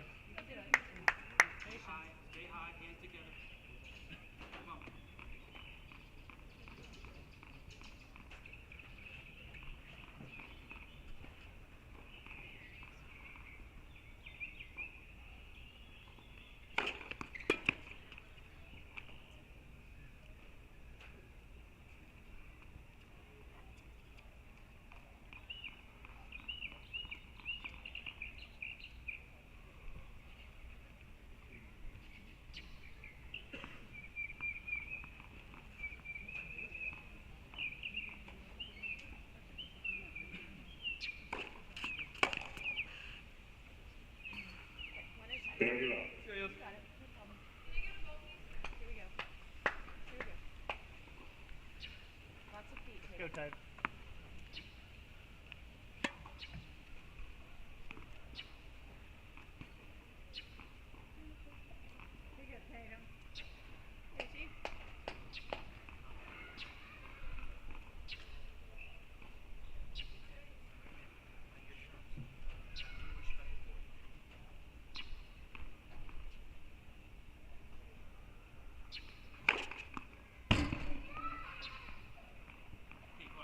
What's that ball?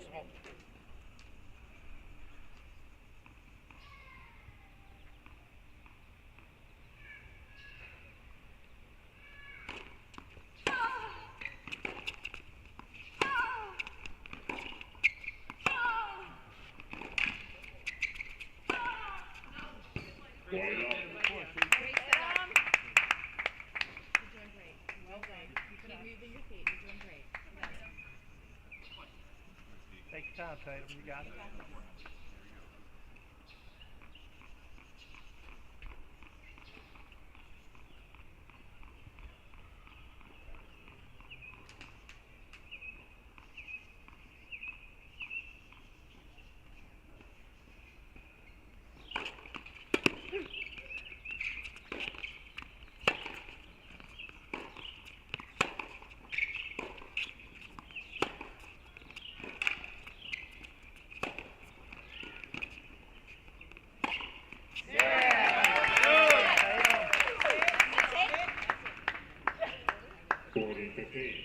Keep it up. Here we go.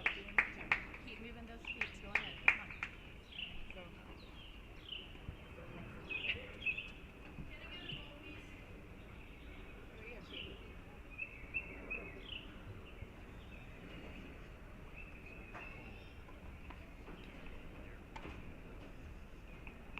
Way to go, Tatum. Make her work.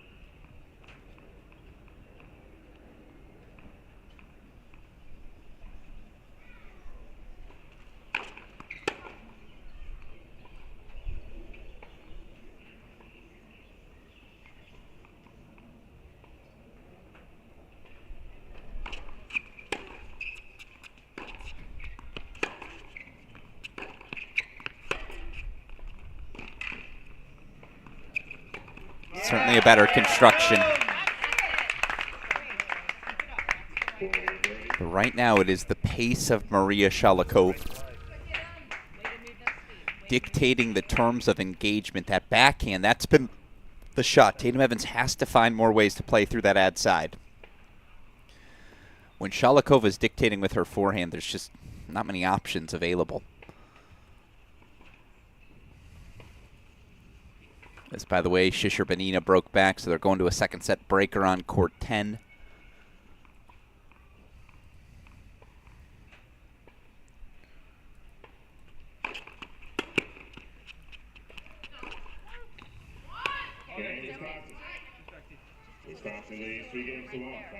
Sholokova consolidates her break lead, 3-1 deciding set. Winner of this, of course, advancing to tomorrow's final, a date with either UNC's Thea Rabman, Tennessee's Elza Tomase. That match coming up next year on Stadium Court.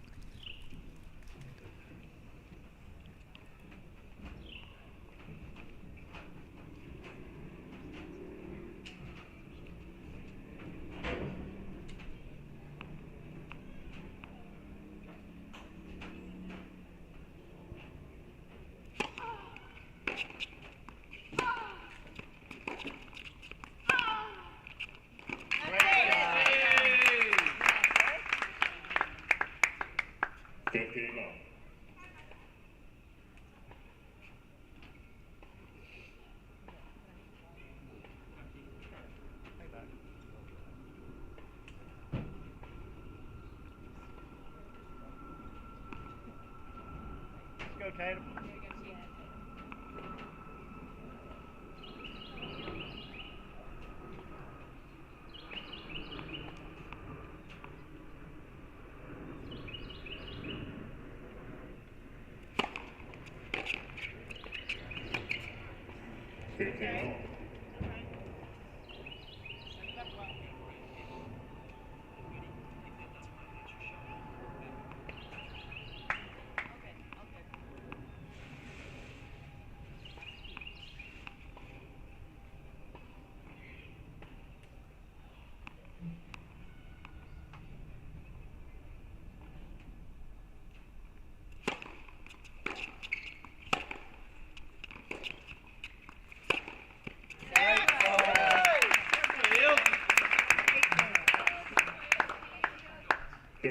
game.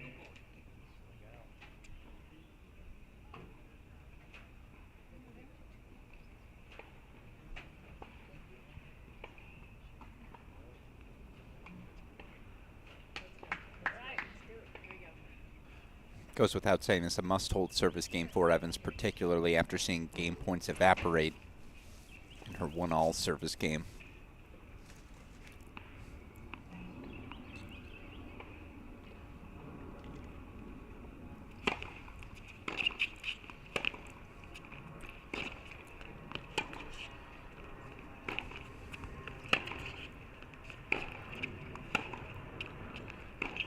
Ugh. Yep. It's been the biggest weapon on the court. What a forehand combination from Maria Sholokova. This line forehand, I mean, she has not shown that ball very frequently here today. She's making that, I don't know how Tatum Evans is beating her.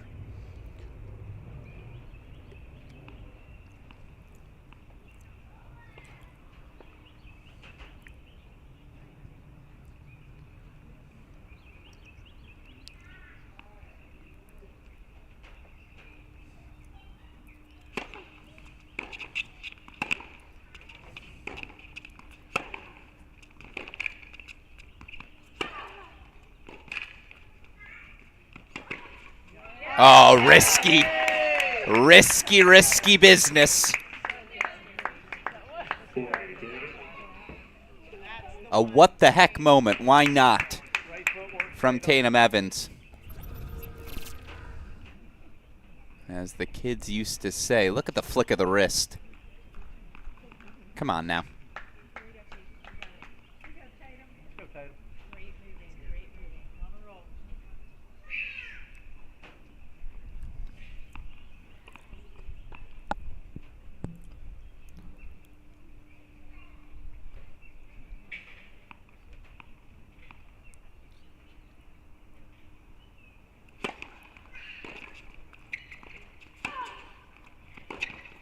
Ah, a response.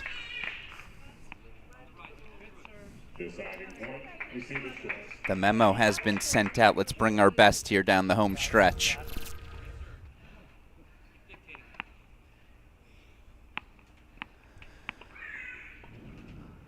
When the fist pump's within 90 degrees, you know it's working.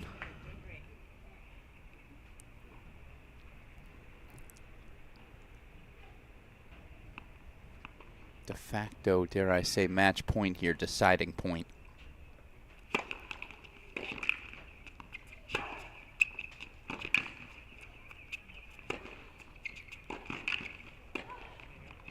Oh, did just enough. Just enough. Fight her way to a hold. This match gets real interesting. As you were just wondering, did she do enough with the swinging volley? The answer, just enough. As we head over, second set breaker between Fliegner, Shishir-Benina. You see Colton Smith, 6-2, 4-all. Connie Ma now 5-2 up in her third set with Emma Jackson.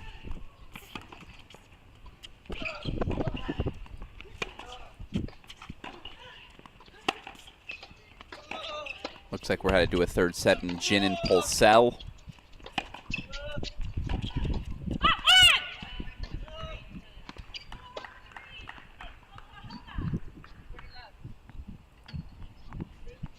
Again, still have 3 more singles semifinals. All our doubles still to go. A busy day ahead.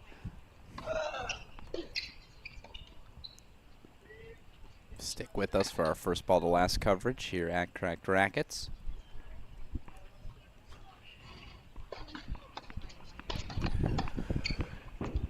It's a big hold for Tatum Evans. Again, had a 40-15 lead in her 1-all service game, was broken by Sholokova. 3-2, Maria Sholokova, the Wisconsin junior, holding on to that lead. Sholokova looking to be the first Badger to ever reach the All-American singles final, men's or women's side.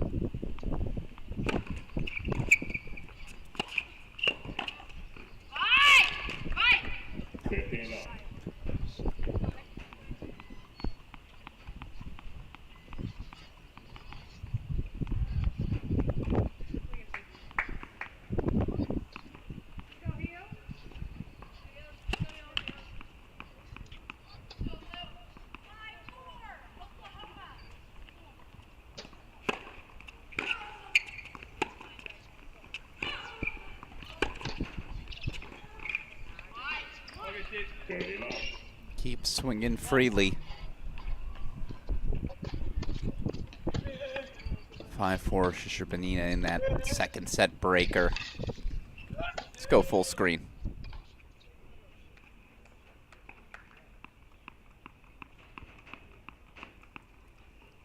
Okay, Tatum.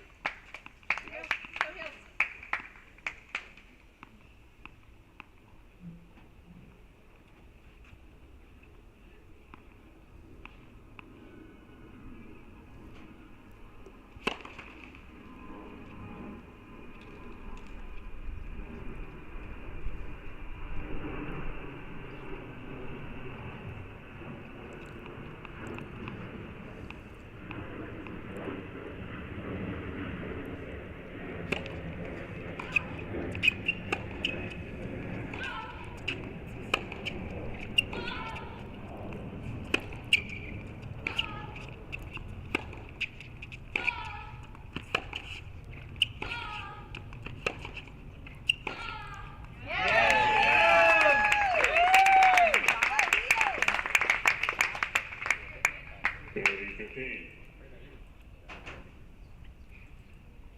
It's a little something.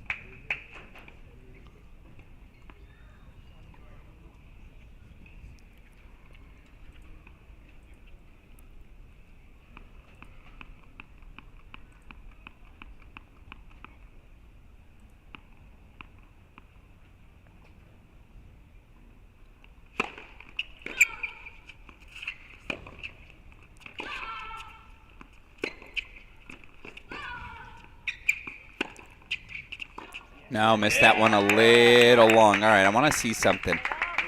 That high backhand, where did Sholokova make contact with it?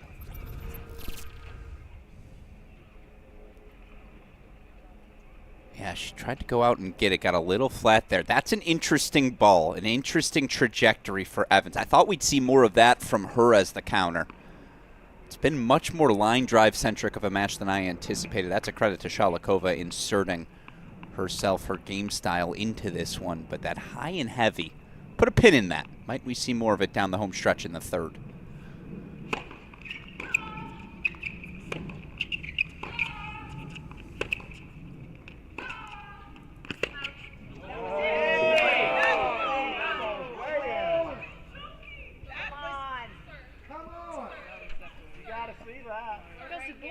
Did I catch it one more time? Sholokova is very certain, and look,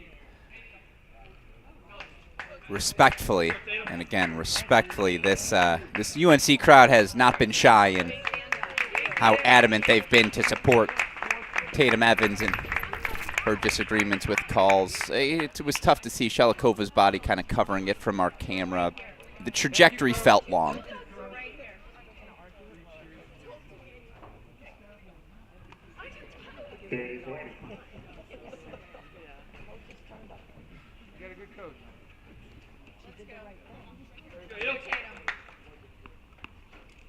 Go, Tatum.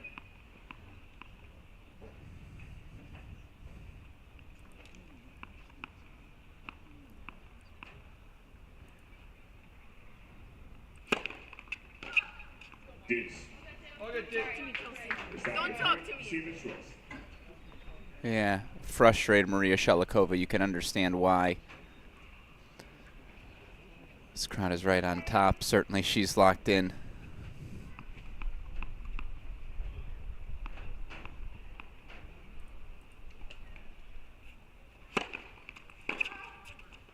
No. One! Good try, Tatum. You're right. Sholokova does hold. 4-2 break leads remains. As it starts to get a little chippy.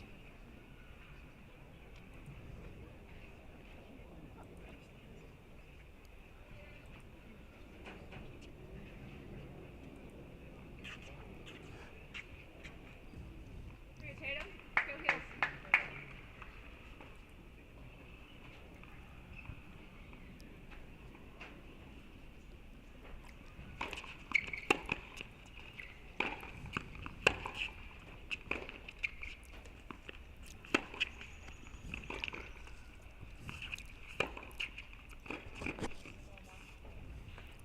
for Tatum. All right, here we go, Tatum.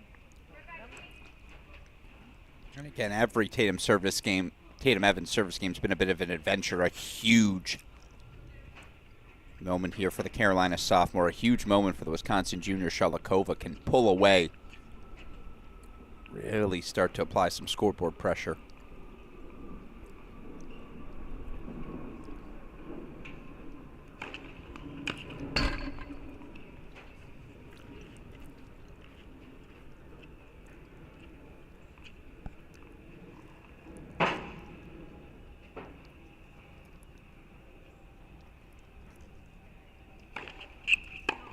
Long 30.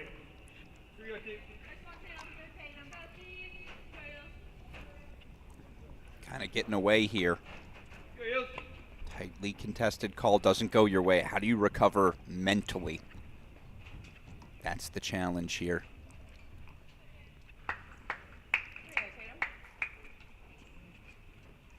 Meanwhile, if you're Sholokova, stay the course.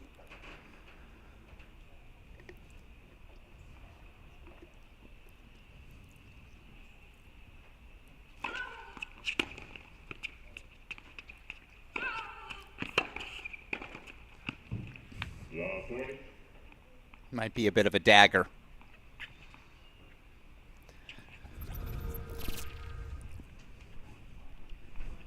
Right service spot, right approach shot. Didn't execute the volley. Can understand why we haven't seen Evans up at the net much. Just not quite comfortable there yet. Break points. Do I say de facto match points here?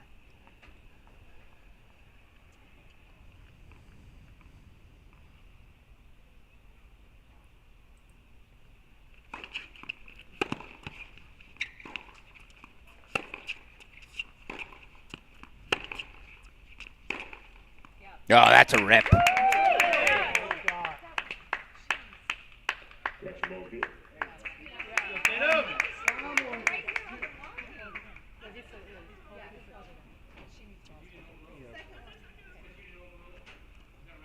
Good shot, Tatum. Good shot, Tatum. Second one. Here we go, Tatum. 30, 15, 40. Code violation, unsportsmanlike conduct, point penalty, Wisconsin. 34. Oh, you forget the new rule change. Second overrule is now a point penalty violation. Now, Coach McKenna's going to come over and say, hey, we got to get this crowd to stop talking.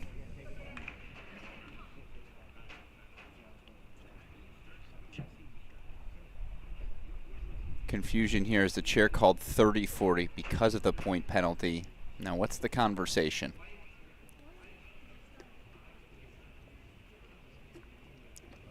Again, that call was overruled. So 15-40 Evans, that being the second overrule, Evans thinking it's a point penalty and that the score should be 30-40.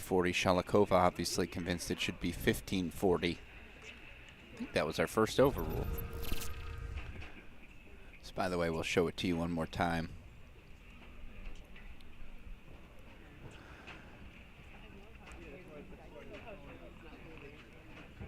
All right, now the umpire's going to come over, have a little discussion. What overrule are we on? I think that's the conversation. As you see, 3-all there. Julia Fligner ultimately closing out a 7-5, 7-6 victory over Shisher Benina. Connie Ma, 6-2 in the third over Emma Jackson. So we've only got one match on right now in Cary. Take you full screen to it. Paulin Schauspe from 3-love down in the second set, 6-2, 6-3 for the Princeton sophomore. He knocks out Ohio State's Will Jansen. So only 2 active matches right now. Nope, 3 as they bring on another one. 15-40.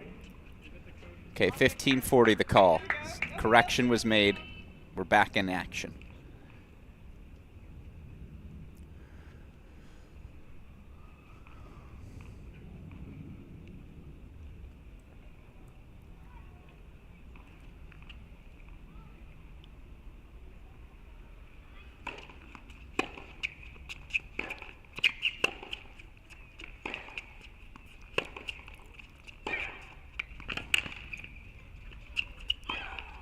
Now she's switched up.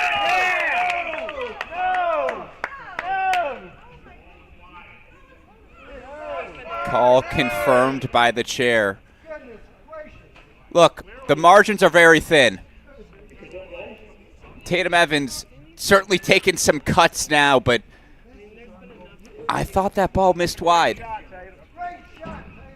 Chair umpire was very quick to confirm the call, and Maria Sholokova quick to the bench as well. Double break, 5-2 lead. It's exciting. We're back. Did you miss us, college tennis? Feels like now's the moment to point out this week in Tulsa pilot program. They're testing out automated line calling. I apologize, I'm blanking on the name of the company that they're piloting with. It's Play Something. Hoping to have that automated line calling in action at the National Indoor Championships this year, and certainly having that technology available at an affordable price in college tennis moving forward. I think something all fans look forward to. A credit to the ITA in continuing to push forward, pursue those partnerships.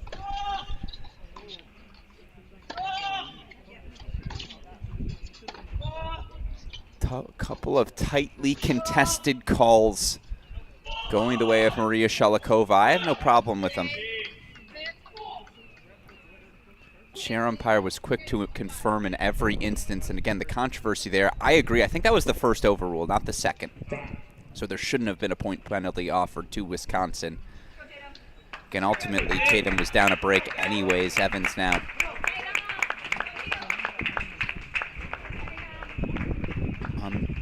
Back pushed against the wall as Wisconsin junior Maria Sholokova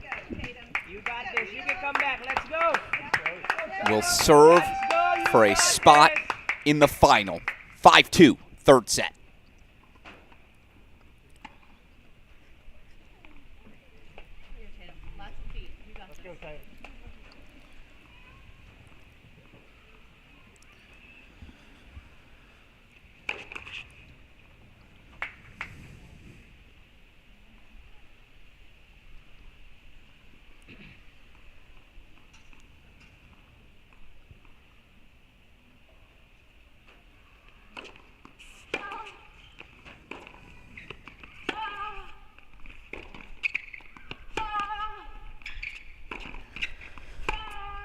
First point, Evans. This Cary crowd going to try and will their home state player forward. Thank you to my friend John Parsons. Play replay behind the automated line calling pilot being utilized in Tulsa this week. No relation to PlaySite, providing our cameras. A thank you to them, Track Tennis, and all the entities who help power these ITA All-American Championships.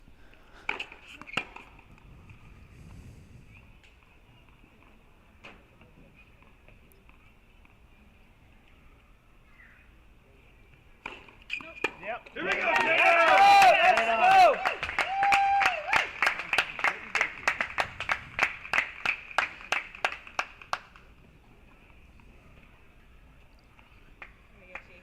Let's go, Tatum. Every ball, every ball. You got this, girl.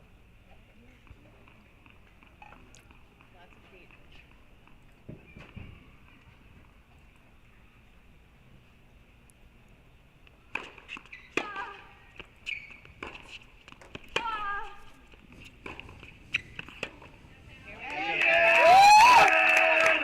All right. Break point chances right back. It's funny how that works. Sometimes a call goes against you, it wakes you up. We certainly saw that yesterday in one of our 3-set victories.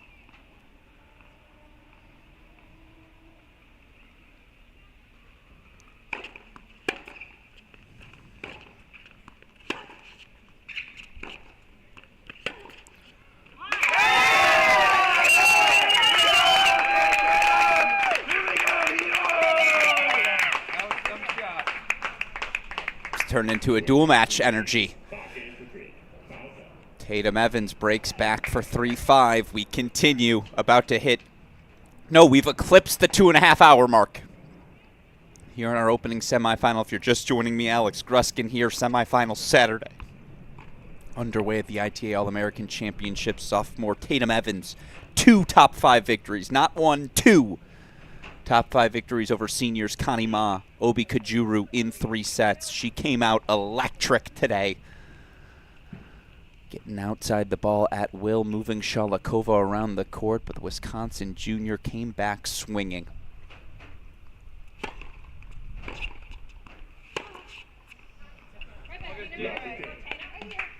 A couple of controversial calls in the 2-4 service game of Evans, adding to the electricity of this match. Sholokova, though, the big hitting Badger, now 3 points away from a final.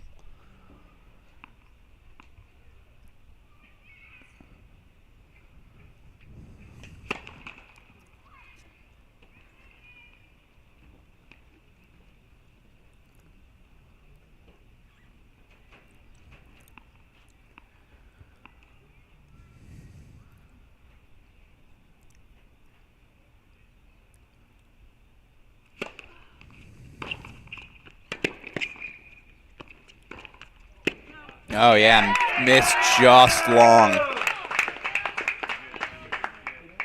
Good scramble, Tatum. Right here. Way to hustle, T. Here we go. Right here. That was the right forehand combination, and that forehand combination has dominated our last hour and a half of play.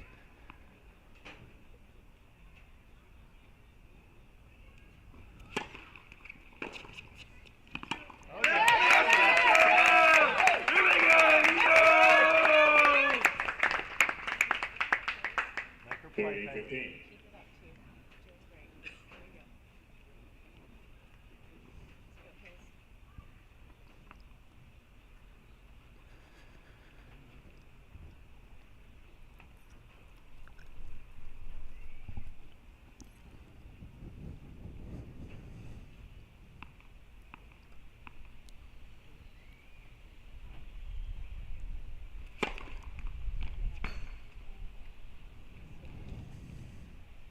At this point, I think Evans just looking to the chair for every call on principle.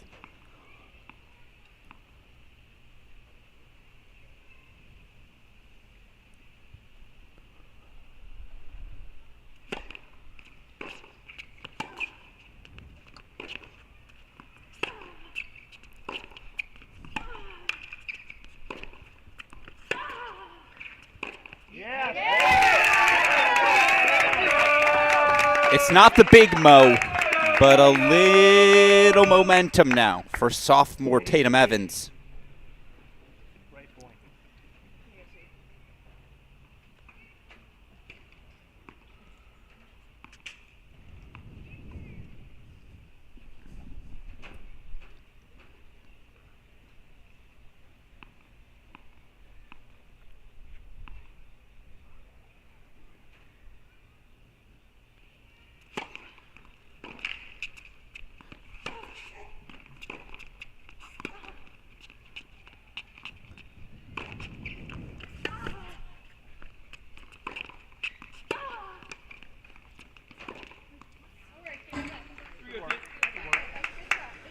Little clarification from someone on site, a thank you to them. Why was it not a point penalty on Sholokova? It wasn't a second overrule. Sholokova was overruled by head coach Kelsey McKenna. Sportsmanship always stressed, essential. Appreciate, again, Coach McKenna. That's why that overrule on the sideline 2-4 wasn't an overrule from the chair. It was an overrule from coach.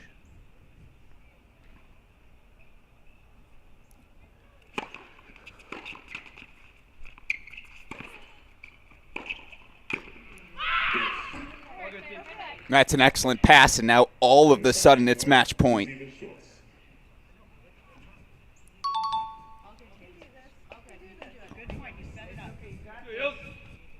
Ad side's been the choice for Sholokova all match long. Good, Tatum.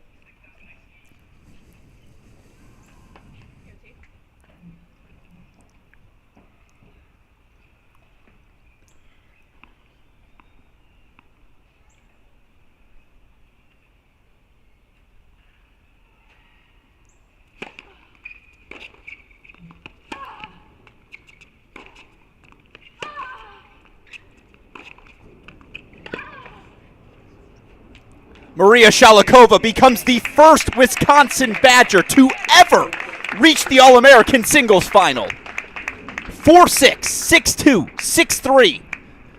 The Wisconsin junior knocks out sophomore Tatum Evans through to tomorrow's championship match. What a battle it was. Again, big hitting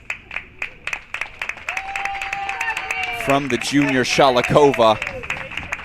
A monumental moment for Wisconsin women's tennis. Sholokova continues her breakout All-American tournament. Knocked out defending champ Mary Stoyana in round number 2. And now a 3-set victory over Tatum Evans to advance to tomorrow's championship match. Of course, if you're Tatum Evans, it's a massive step forward. And certainly, again, a confidence-building moment for the young Tar Heel as she begins her second season on the job. Of course, we got another Tar Heel coming up next. Thea Rabman, fellow sophomore.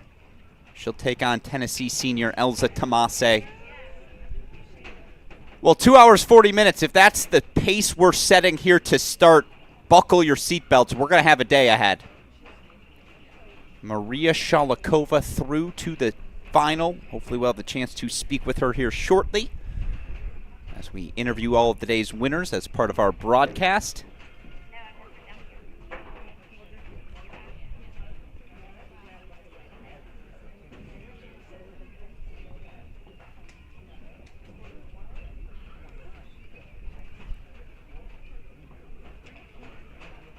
What a moment indeed. All right, no action right now in Cary. So over to backdrop play we go, and just in the nick of time, Thomas Pulsell. 3-love up in his third set on Florida sophomore Jeremy Jin. Meanwhile, Colton Smith 2 points away. By the way, Maria Sholokova into the finals. You know who else is a former finalist at this ITA All-American Championships? Her coach. Wisconsin women's tennis head coach Kelsey McKenna, winner of the women's singles competition back in 2008. I don't like that I have to say back when I'm referring to 2008, but yeah, that was 16 years ago.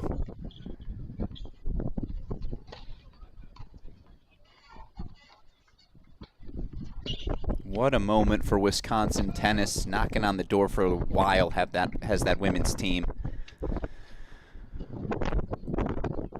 Now a breakthrough moment from the junior to kick off the 2024 fall. If you're going to beat the defending champ, you might as well get to the final, right?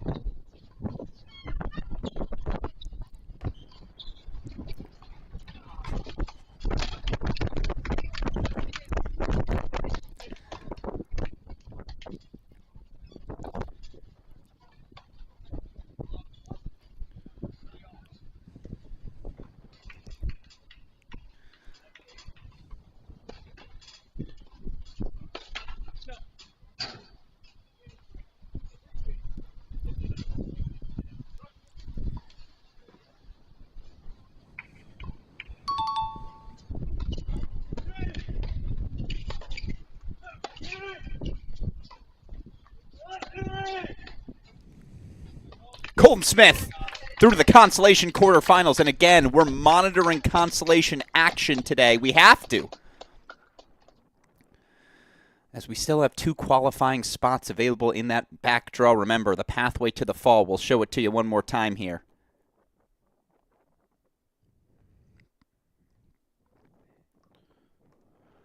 That pathway to the fall.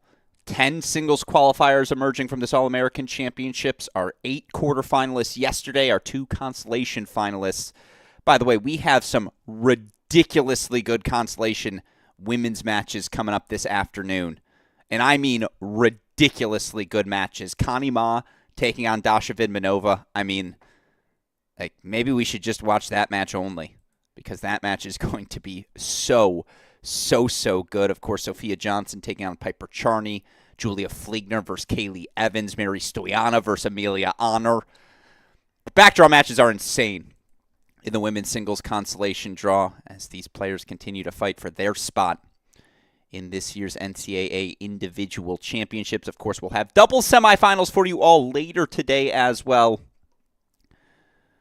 All right, what action do we have right now as Colton Smith closes the door? I see players warming up. Oh no, J-Friend Shinsuke Mitsui now out on court number 1.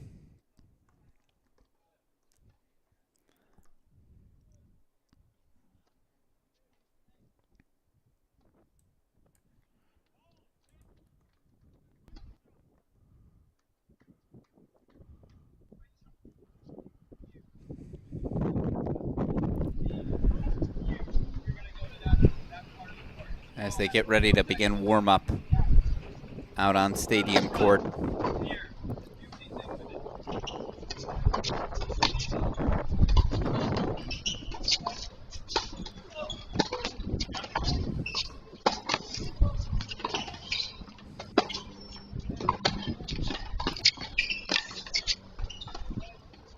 Shinsuke Mitsui, the Tennessee senior, taking on Arizona junior J-Friend.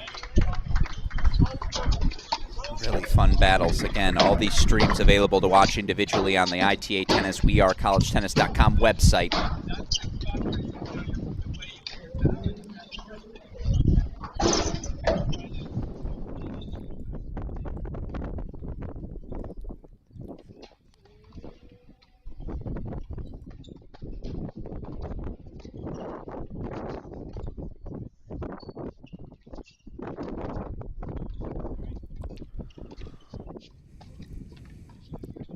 Mitsui holds for 1-all again.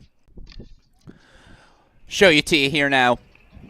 Getting ready to toss the coin. We've moved the chair over to the left side. Why not? Switch things up here with the changing position of the sun. Thea Rabman, UNC sophomore, taking on Tennessee senior Elza Tomase.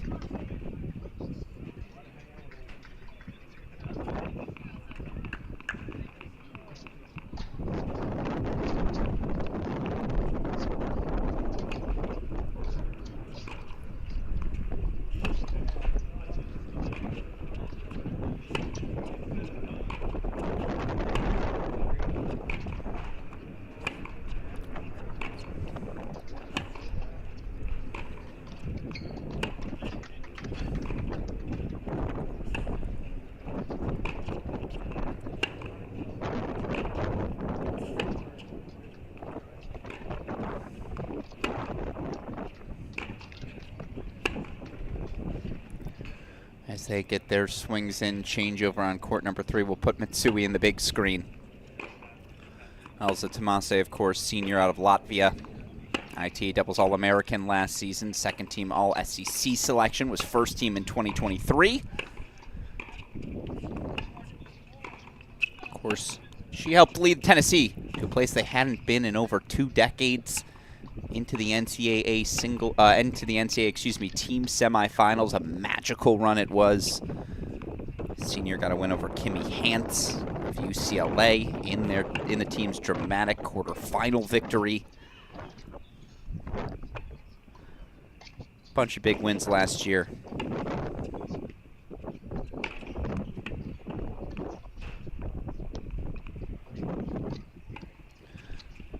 As Tomase put together a 13-10 season across the top 3 spots in the rankings. Of course, you look historically, Tennessee at this event, they too have never produced a singles finalist. That's surprising to hear.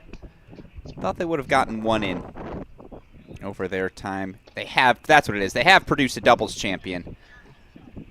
Natalie Polskata, Caitlin Wariski, 2009 winners for the Vols.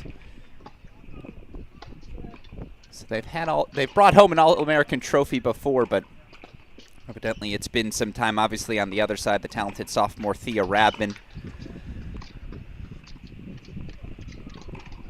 23-7 overall in her freshman year. Finished the year ranked number 84 in the country. For what it's worth, all ACC academic team selection, ACC academic honor roll, an ITA scholar athlete. Former blue chip recruit out of New York.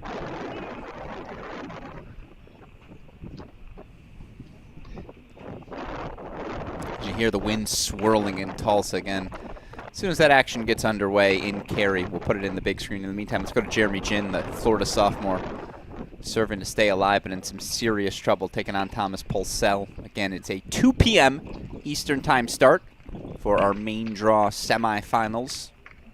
Texas junior Sebastian Gorsny taking on Ohio State sophomore Aiden Kim. San Diego junior Oliver Tarvet, last player live in the main draw in both singles and doubles, taking on TCU senior Pedro Vivez. Our next wave of women's matches, none on before 1:30 p.m. Eastern time. Again, we'll keep an eye on those. Of course, we're going to be focused on our semifinals.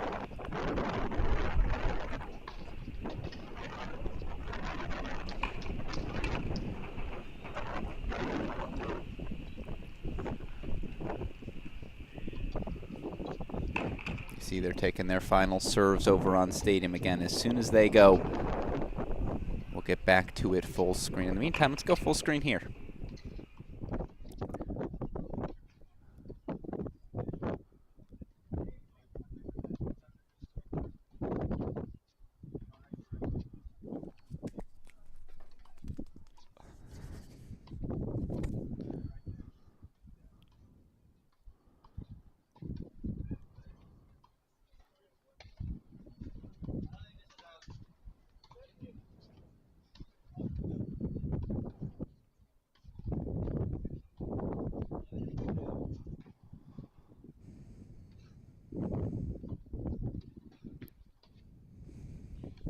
As they have a controversy, let's go see.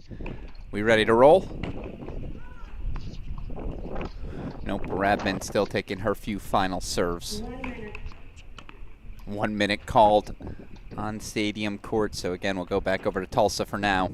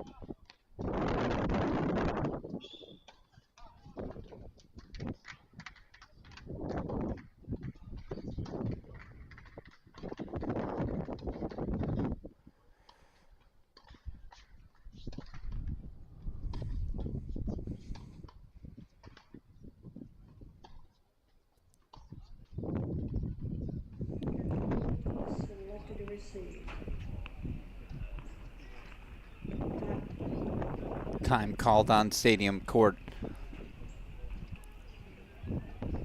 The Rabman hitting the balls over to Elza Tomase. I assume that means it'll be Tomase serving first.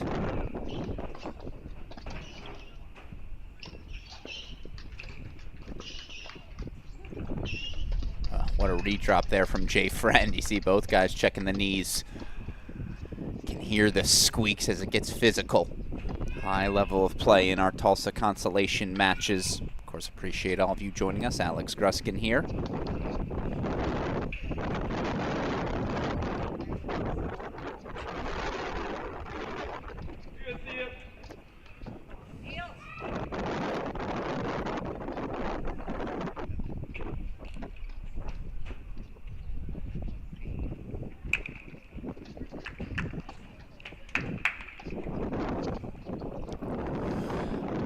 And we're ready to rock and roll, so full screen we go. It's semifinal number 2 here on semifinal Saturday at the ITA All-American Championships. Tennessee senior Elza Tomase with former Tar Heel, former Thea Rabman teammate Elizabeth Scotty on her sideline, the new Tennessee women's assistant. A fun subplot to monitor in this match. Takes on UNC sophomore Thea Rabman.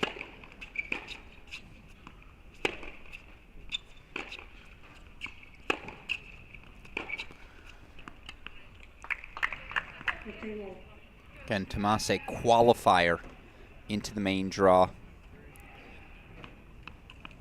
Impressive victories yesterday over Grace Piper, Valerie Glosman.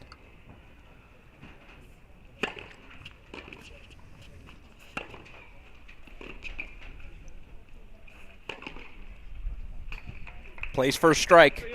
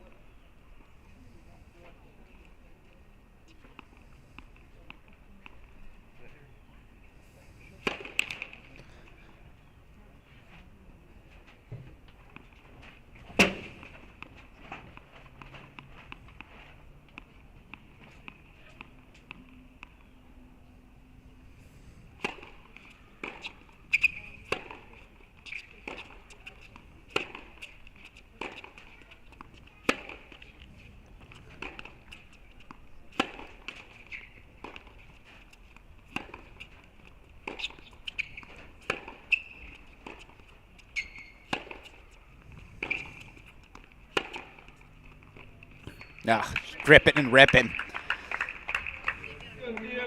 Has to be considered a player who could take a massive leap forward here in her final season. The weapons have always been there, but the consistency...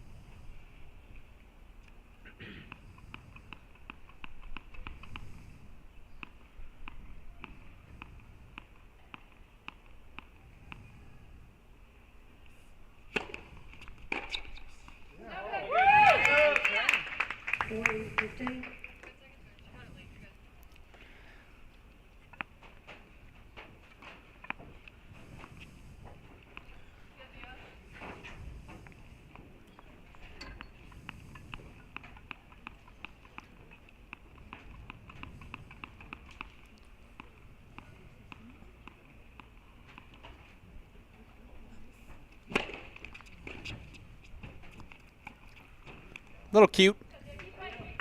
Might as well try it. It's opening service game. Of course, creativity a staple of the game of Thea Rabman. She's going to throw slices at you, high and heavy, short angles. Snap a ball line when you least expect it.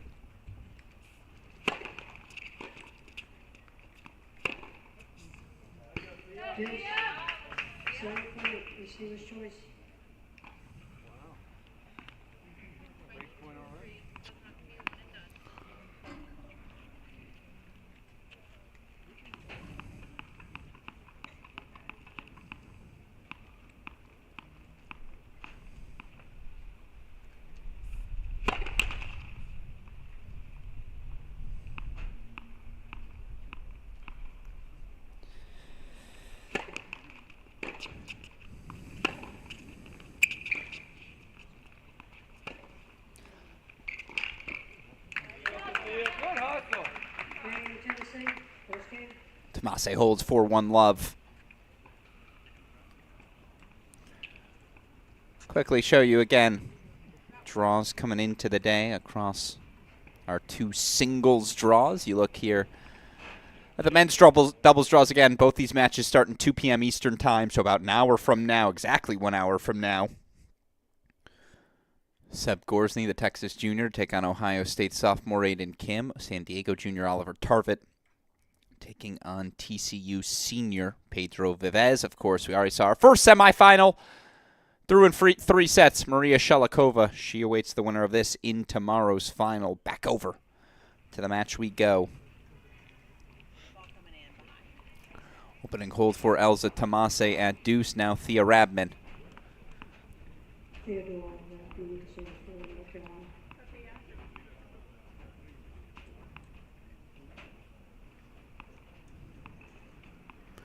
Serving love 1.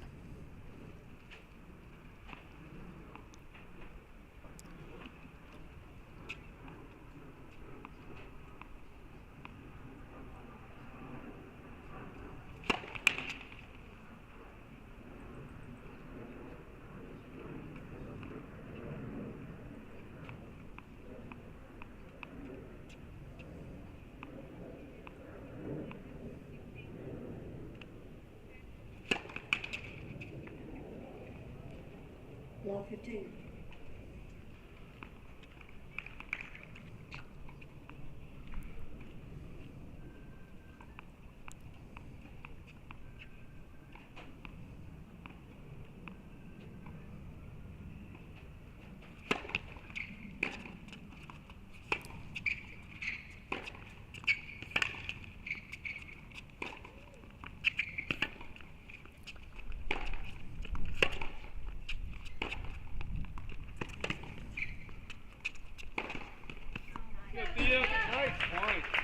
Question for Thea Rabman today. What does she do to generate easy opportunities for herself? What does she do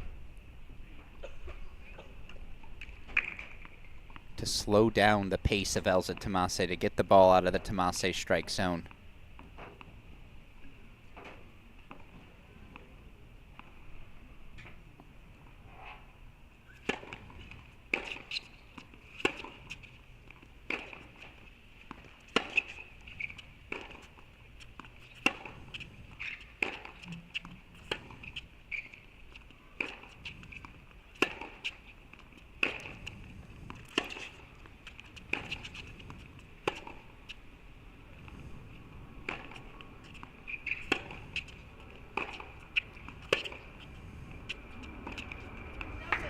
Yeah, the longer the rally, the better the pace for Thea Rabman. I do think for Tomase, that look there, slice and come forward, or just look to pinch forward.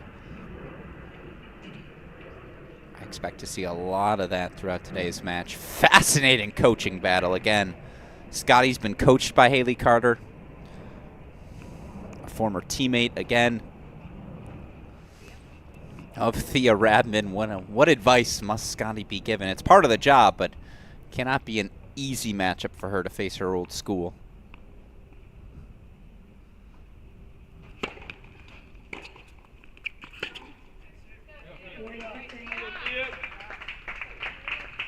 Game point chances for Rabman.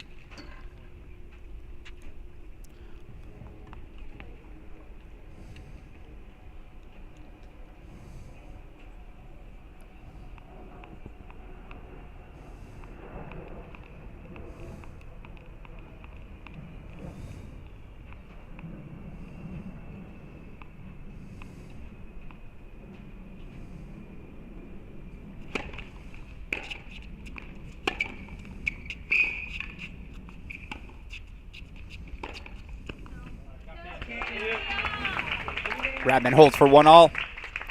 And now we rock and roll.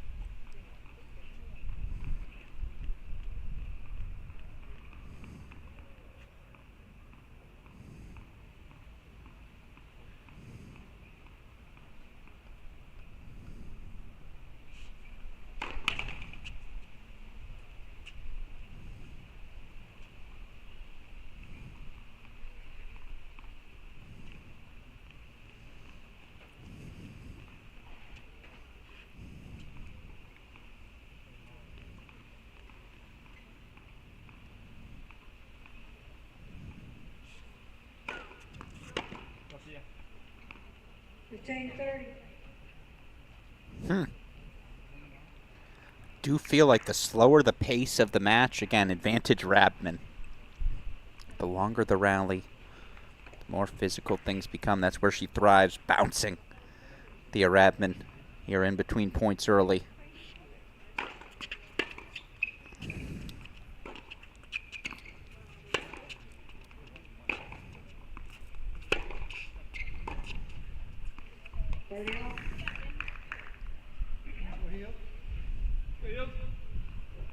Do think a lot of the time, the moment again, Tomas has an opportunity to move forward, she'll take it.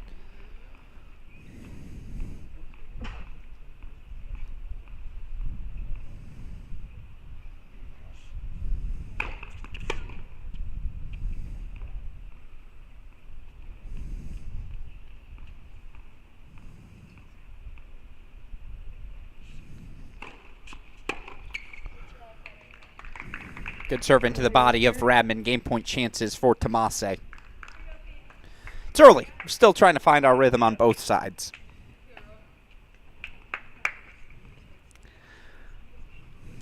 Simple, I think, if you're Tomas, the game plan. First serves, first strike.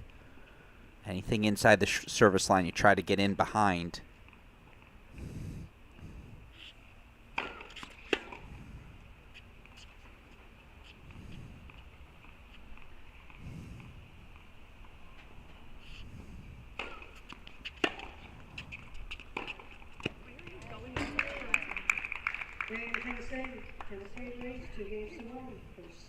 Elsa Tomas holds for 2-1. Once again, this is your only active match right now. In Cary, we've got a wave of Consolation quarterfinals coming up. And again, oh my goodness, are the matchups fun. Top seed Mary Stoyana taking on 11th seeded Amelia Honor, 10th seeded Julia Fliegner, taking on San Diego senior Kaylee Evans, Old Dominion Sophia Johnson, taking on Michigan sophomore Piper Charney, and then the matchup of matchups. Second-seeded Dasha Vidmanova taking on fourth-seeded Connie Ma. Many projected that to be a semifinal here in the main draw instead of a Consolation quarterfinal where, again, as you see, Thomas Pulsell did take a 6-3.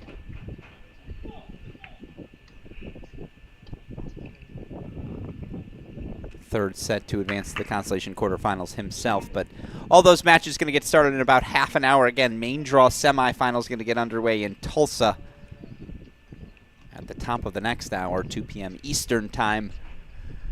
We'll keep an eye on the Tulsa action. Once again, right now, 4 active matches, a bunch of backdraw play.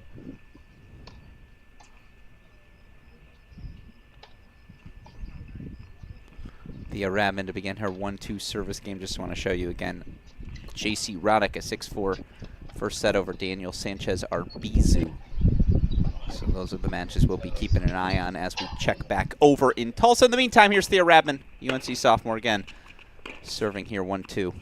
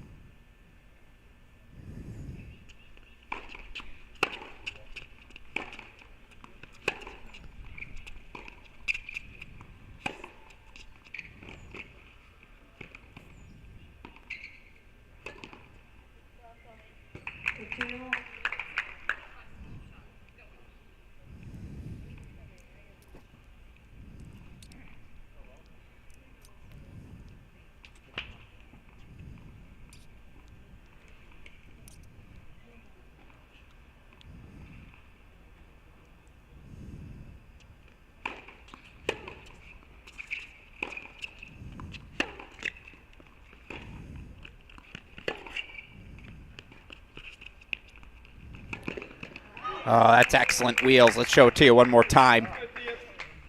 Rabman showing off the variety, the slice, the things she does best, but Elsa Tomase saying, no, I got some wheels to me.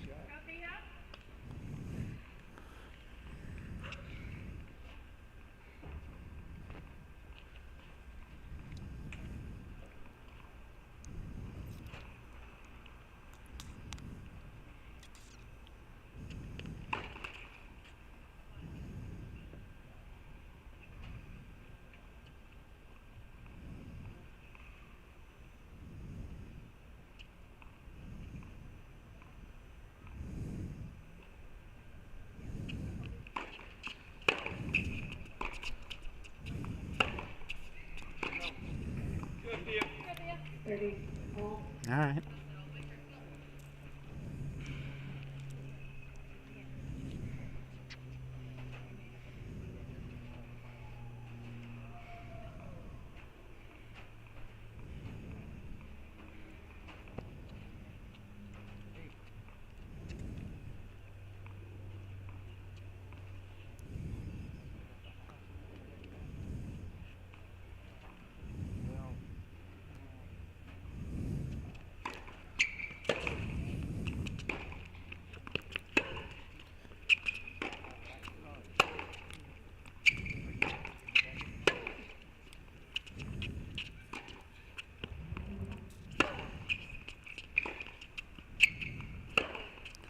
That's just too good. And that's reactive versus proactive on display. Elsa Tomase constantly looking for that opportunity to step forward.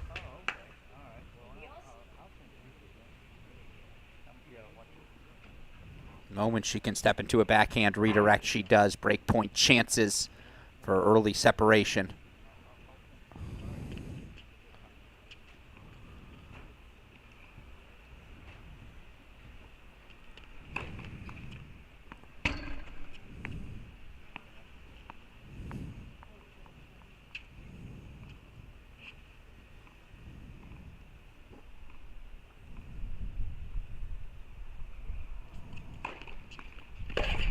Great serve. It's a great answer from the UNC sophomore. Deciding point again coming up. It's our 3rd in 4 games.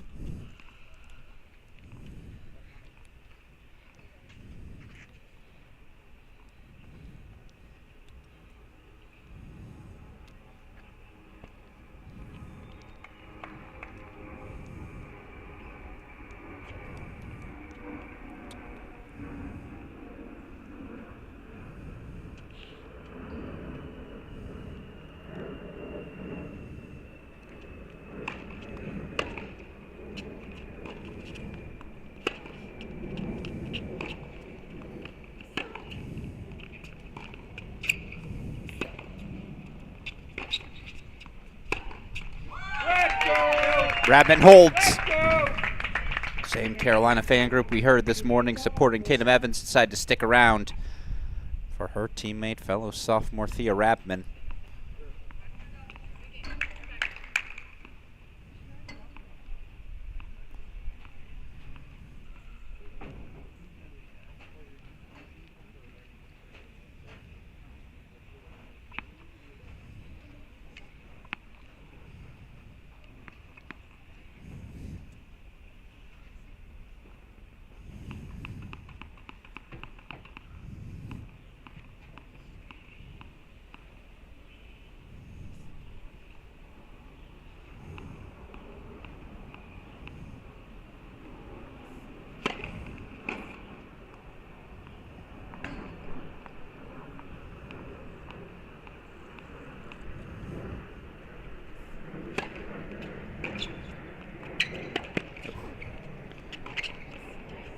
Great return from Rabman right off the edge.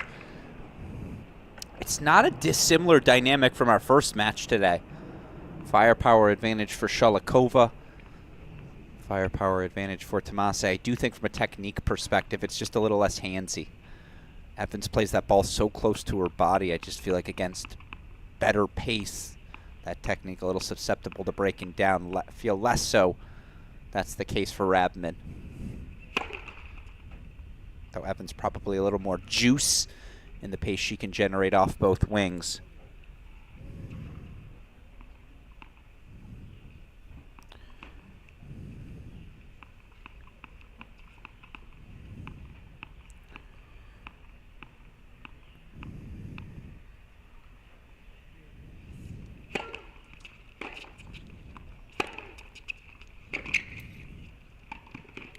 No, a little too cute.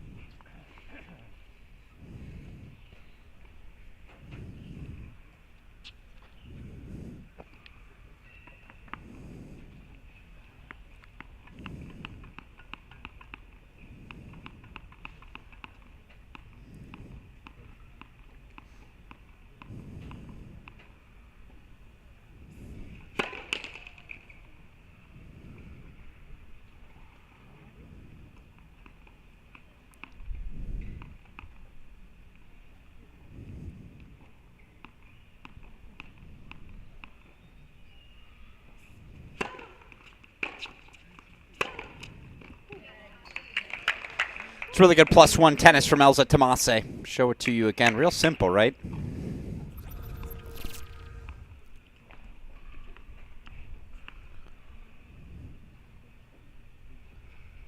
Serve to the spot. Attack definitively off the +1.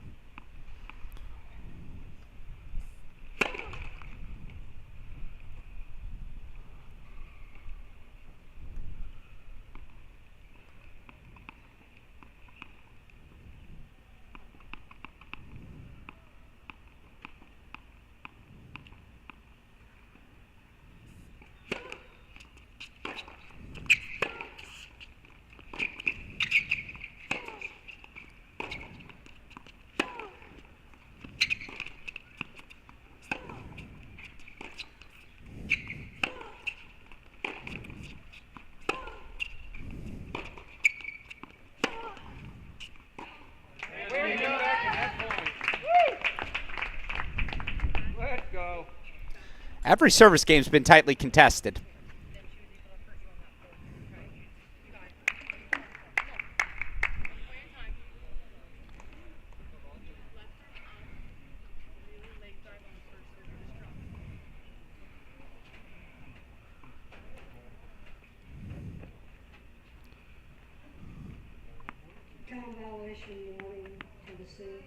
Wow. Time violation given to Tomase. It's definitely been a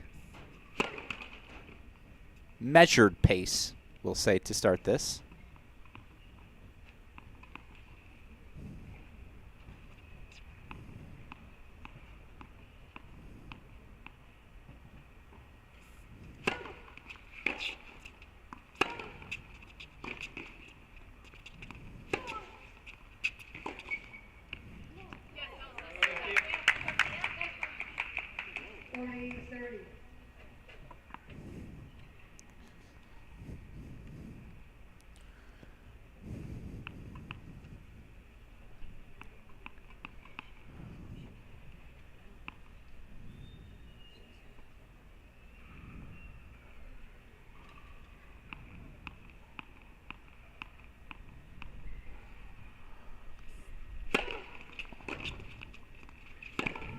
All right, that one goes a little bit astray. And again, that's where Rabman's well-positioned to do some damage today. The off-speed, slice, angle, elevation.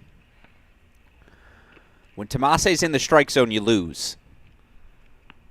But that little chip return, put a pin in it. That's interesting. Fourth deciding point in 5 games.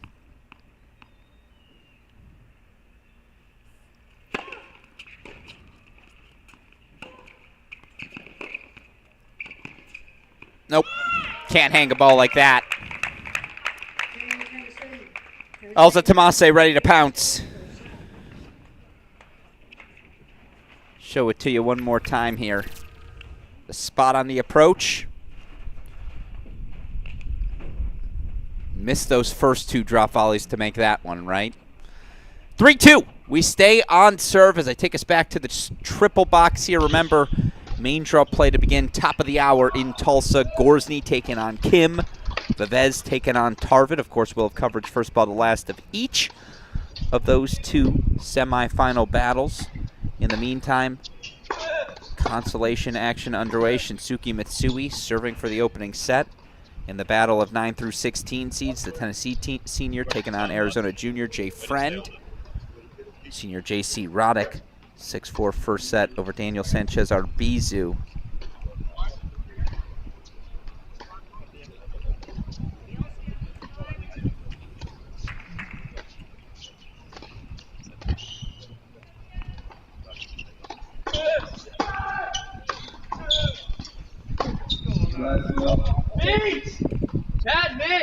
All right, Rabman's back to the line, so we go back full screen. We'll keep an eye again on those Consi.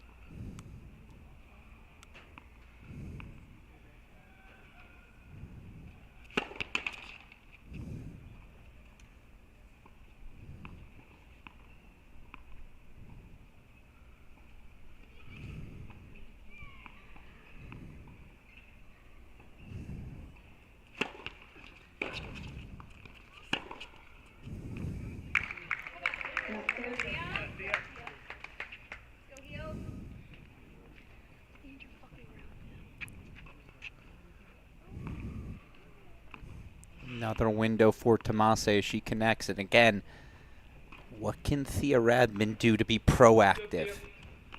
Win some points easy for herself, not just improvise when provided by Tomas pace.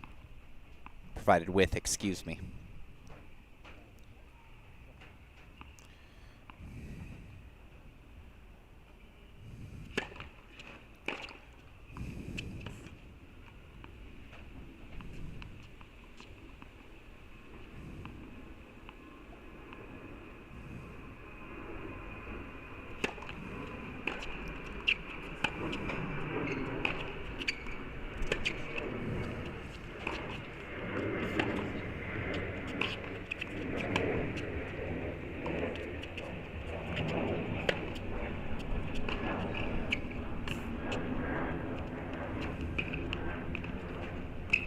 Oh, no. Another casual drop shot from Tomase, rewarded with a Rabman unforced error. More break point chances.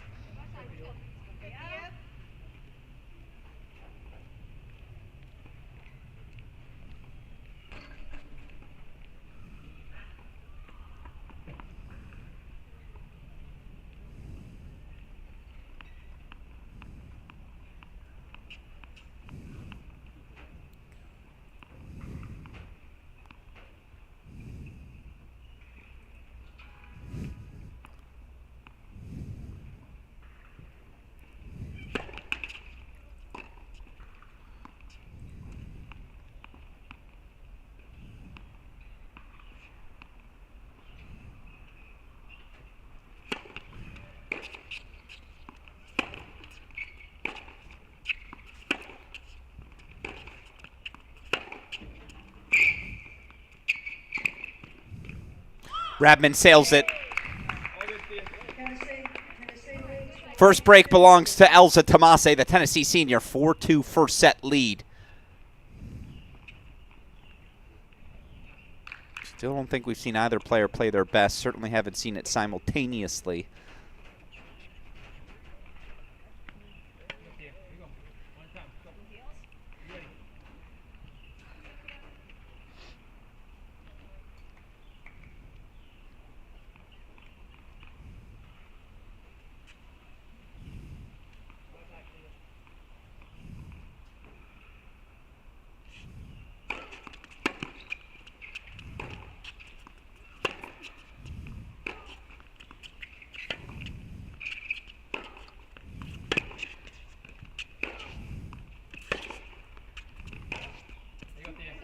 I loved that backhand slice. That slice with depth.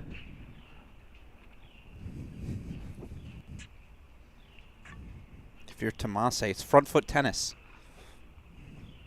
You have the opportunity to dictate. Just gotta keep swinging.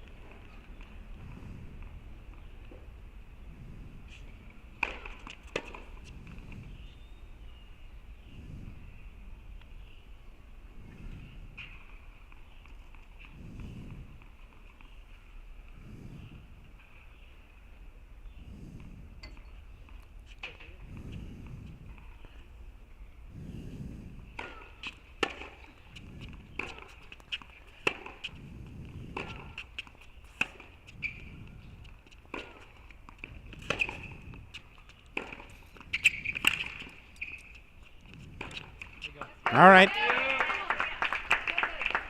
Again, if you're Elsa Tomase, I think you live with that error. She'll have to take swings down the line. She'll have to keep inside that baseline, staying aggressive, that game style is going to produce an error or two. It just will.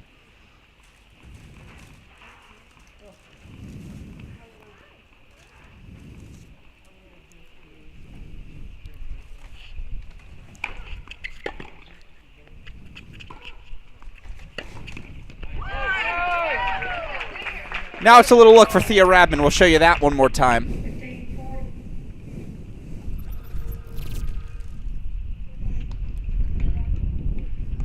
That's what she does best, those improvisational skills. Great defense. It's the right approach from Tomas.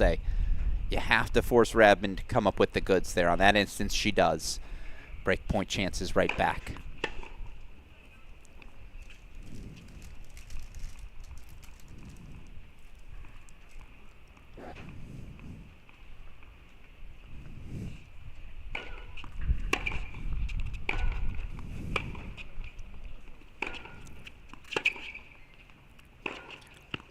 Excellent response.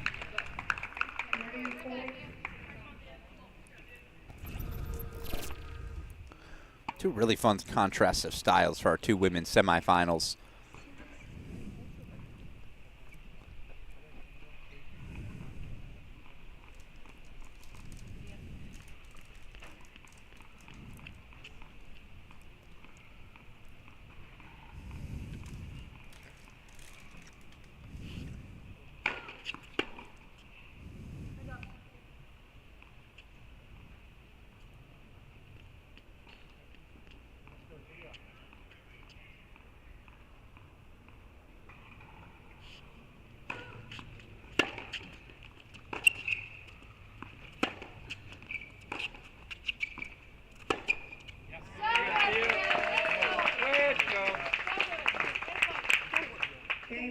Apologies, had myself muted. Rabman breaks.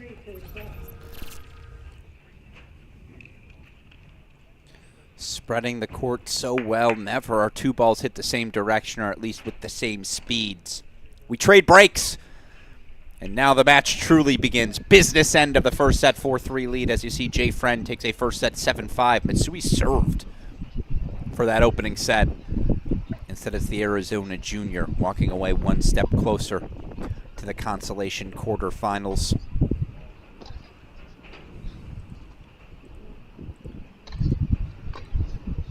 Looking at the draw now, a win for Jay Friend. Just trying to see if there's a world where he would potentially have to face teammate Colton Smith. The answer to that question is no.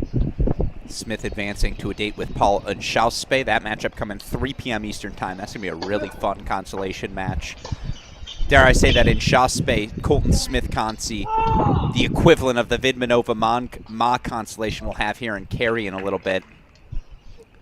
And in fact, slowly but surely, some of our Consolation quarterfinals starting to walk back out on court. I see Sophia Johnson, Piper Charney getting warmed up now. A lot of good tennis still to be played today across the board here in Cary, certainly in Tulsa as well. We're going to focus on our main draw matches again. Semifinal Saturday. Already a 3-set victory.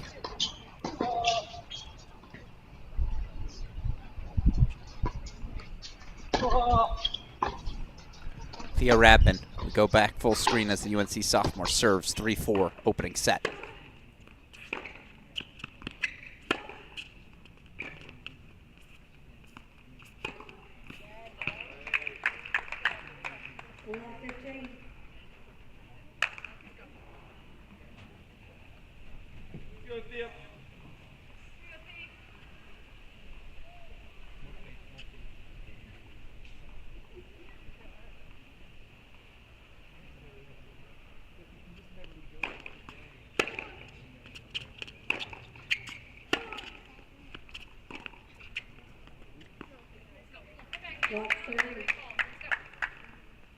Trying to change up the trajectory there.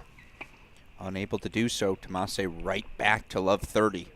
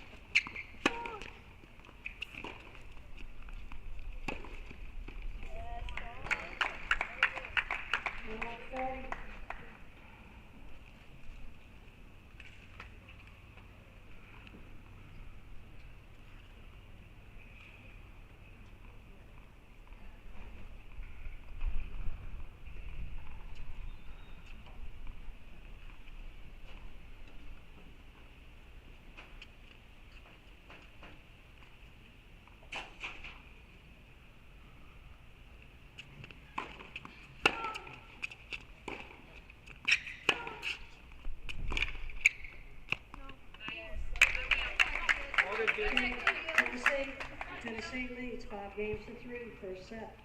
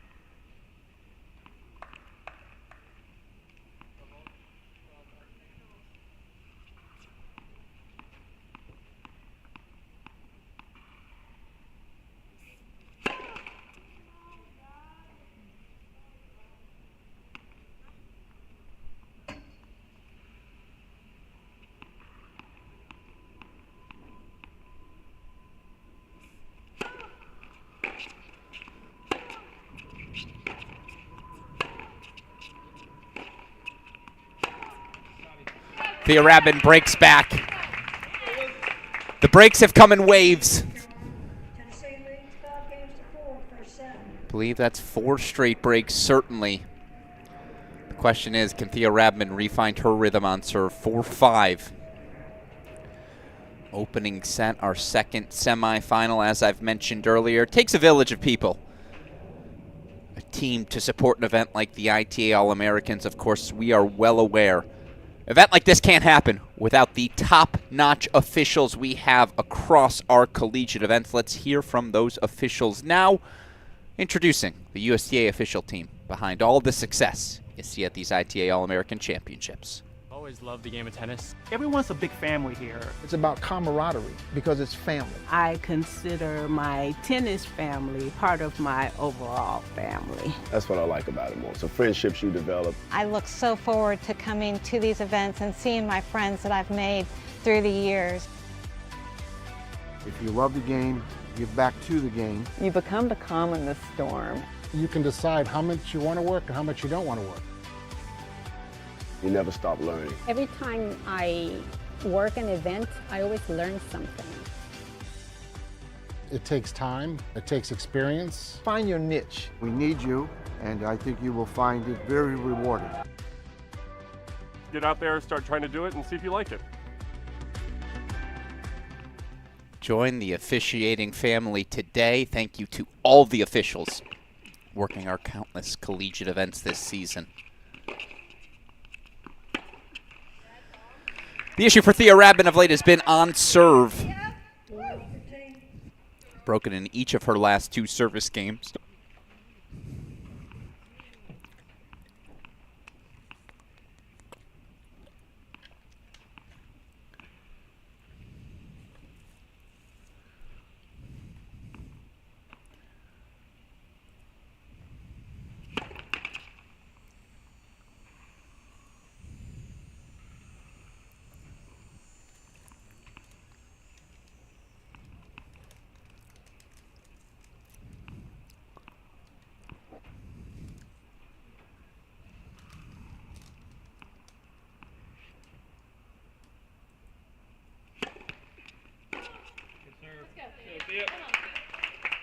That's a return Tomas will want back.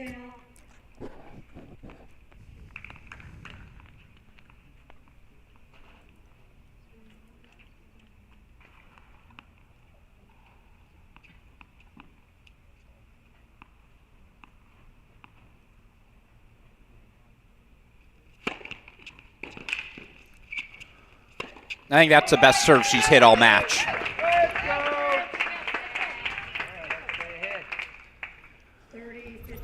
Can sneak in a first serve like this, we'll say 1 every 3 times, and I certainly think moving forward that defines her ceiling.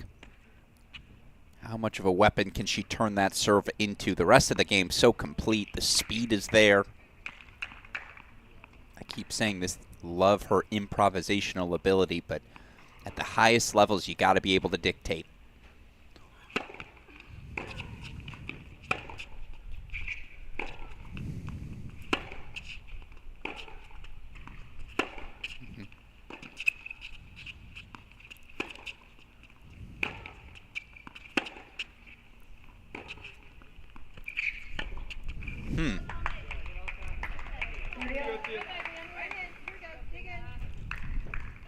It's great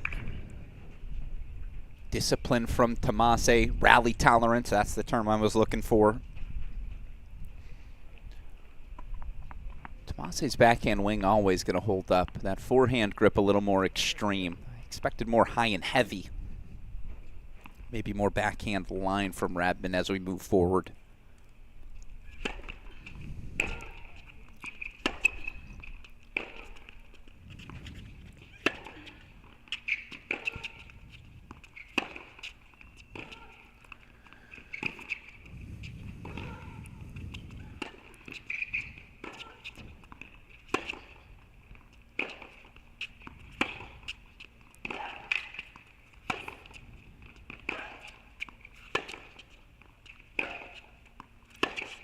A little bit of thievery from Elza Tomase. Rabman did everything right but finished the point. That's where, again, the lack of elite firepower allows Tomase to extend the rally, and then once she's on her front foot, able to really provide some pace. It is a set point, 2 of them. For Elza Tomase, our longest rally of the match, a good one.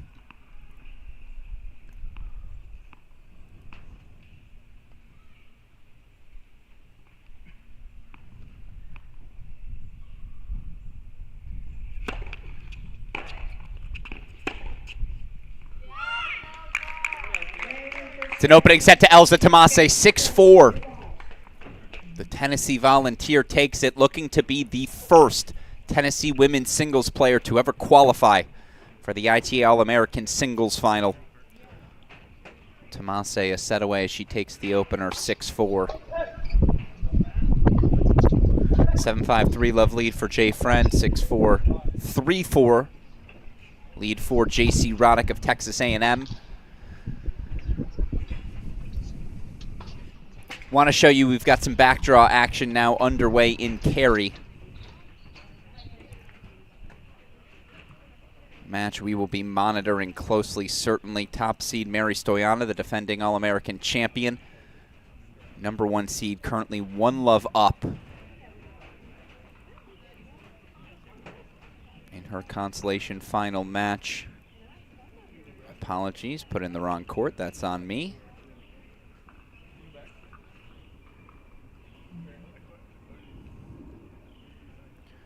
Court number 10, Sophia Johnson of Old Dominion, 1-love lead in her match against Piper Charney. I might have to adjust some cameras accordingly. I apologize.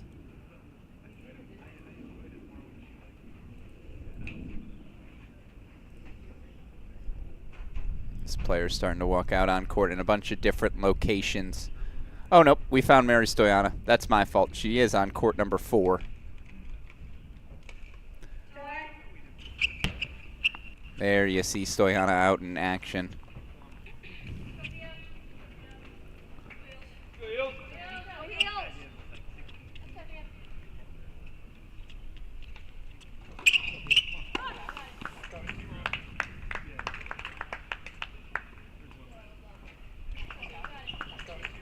And there you see on court number 10, Sophia Johnson already up to that 2-love break lead. So back draw action underway in Cary again. Coming up 15 minutes, top of the hour, we'll have the start of our main draw semifinals over in Tulsa. At that point, we'll have to go 3 wide here on our screen. In the meantime, second set to get underway. It is a first set for Tennessee's Elza Tomase, the senior from Latvia. A little too much firepower for Rabman down the home stretch. Set 1, excuse me.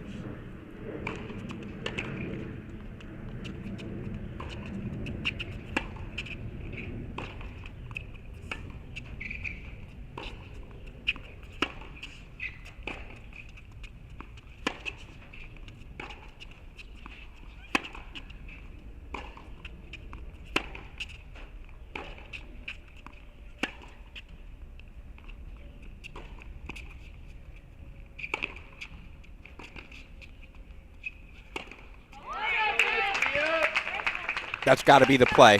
Far more frequently here in set 2 if Rabman's going to force a third.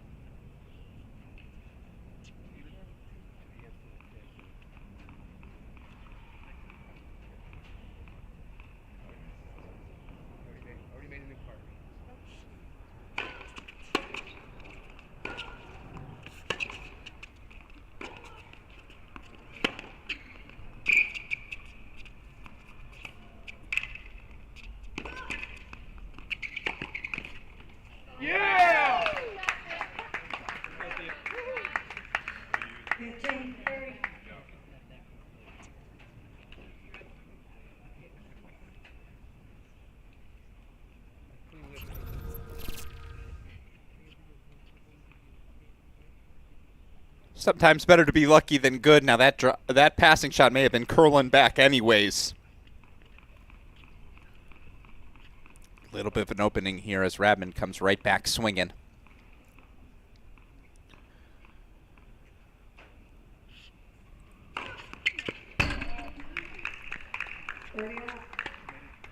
And Tomase says, not yet. Firepower on display once again. Remember, Elza Tomase played just one match, or finished just one match at the #1 spot last year for Tennessee. Now played behind a top 15 player in the country in Sofia Cabezas, but Tomase clearly ready to take a step forward here. Yeah.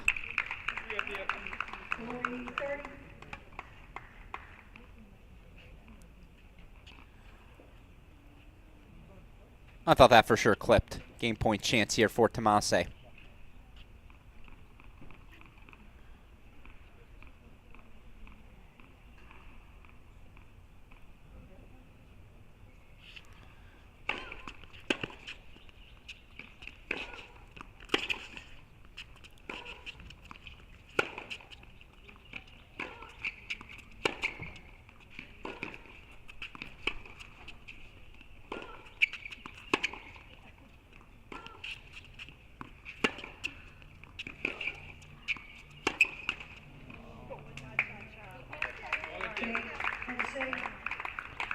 Elza Tomase takes a 1-love second set lead.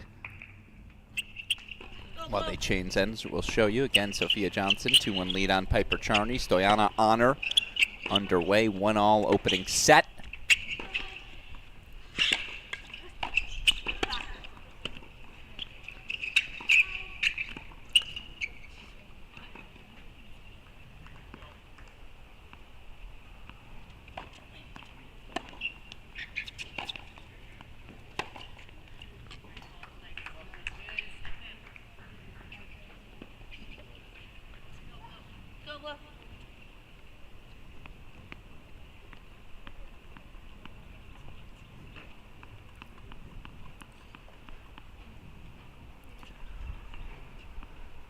What's the adjustment here for Thea Rabman in her service games in particular? Was broken in her final 3 service games of the opening set. What she do to just find a little easier offense for herself?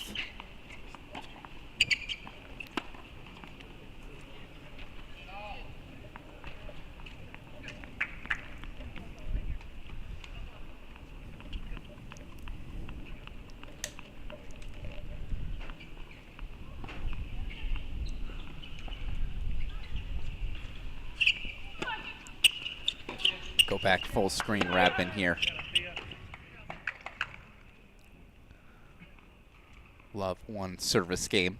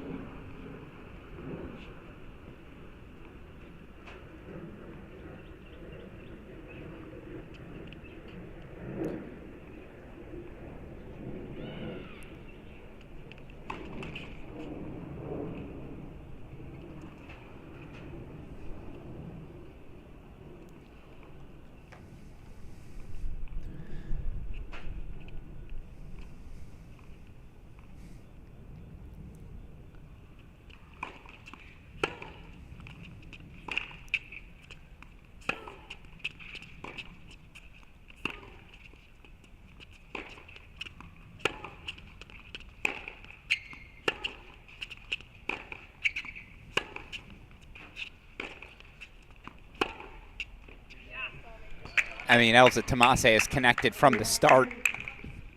And the disparity in firepower, that's been the defining feat of each of our 2 women's semifinals. We certainly saw it for Sholokova, hitting her way through Tatum Evans over sets 2 and 3. Right now, Elza Tomase stepping into whatever she pleases. Another love 30 look in Thea Rabman's service game.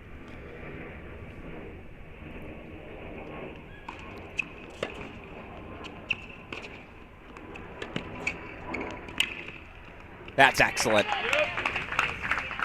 How frequently can Thea Rabman do that? When Tomase gets stretched into a corner, you see that forehand slice come out pretty frequently. I think that's a byproduct of her grip.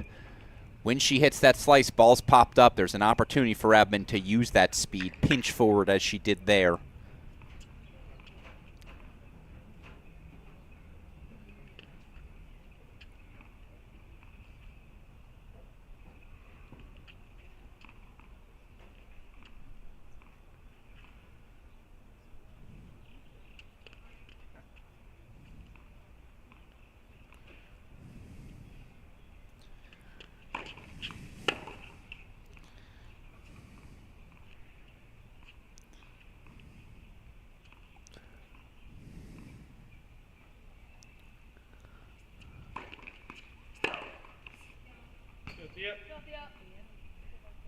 A little conversation with the chair, a little bit of a look. Far sideline, tough to tell, but Tomas didn't fight it too hard.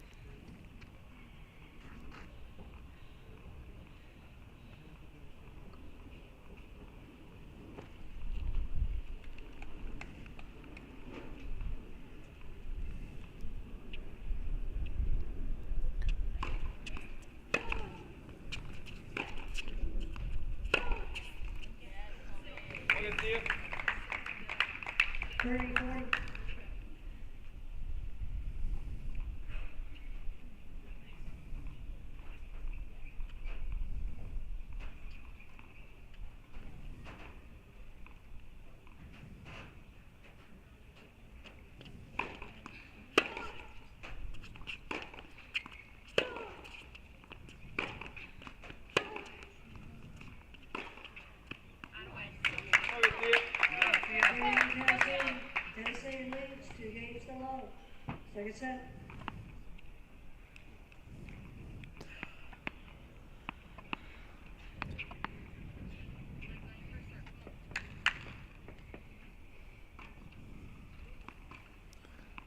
As Tomase does break 4-2 love.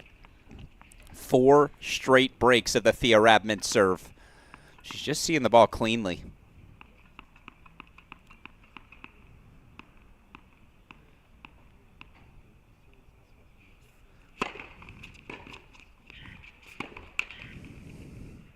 Below 15.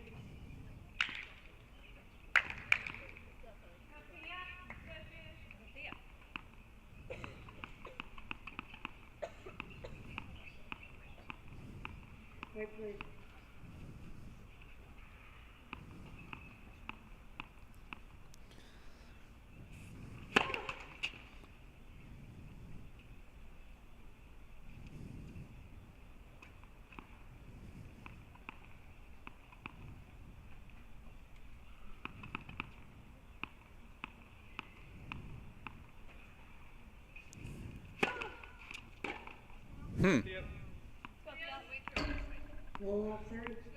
Little loose there.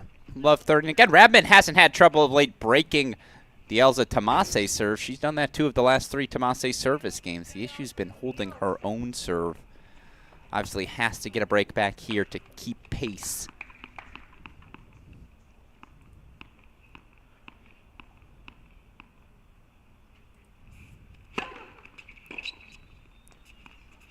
Yeah, the floater won't work. The moment Tomase has a window to step into anything, she's taking it. So smart, so disciplined.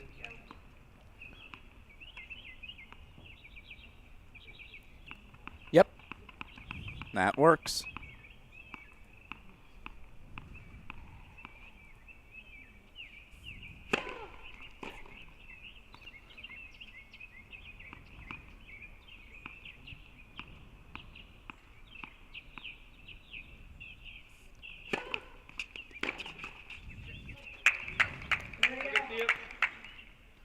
Would certainly put that on the list of ones I imagine the Rabman will want back when they go back and watch the film.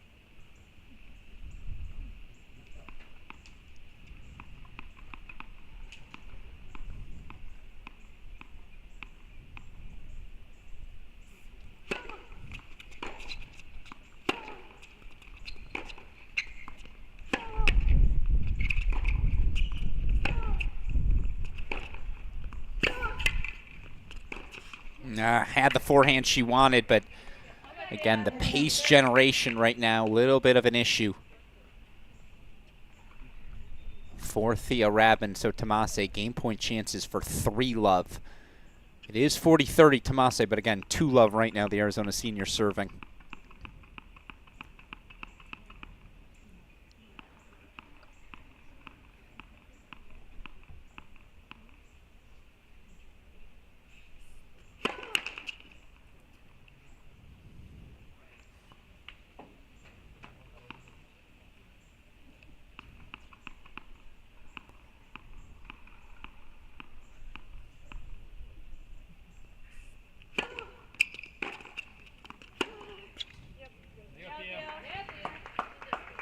All right. Is it a de facto match point? That might be a little hyperbolic, but a massive opportunity for both Tomas to pull away. Thea Rabman to grab a little momentum back.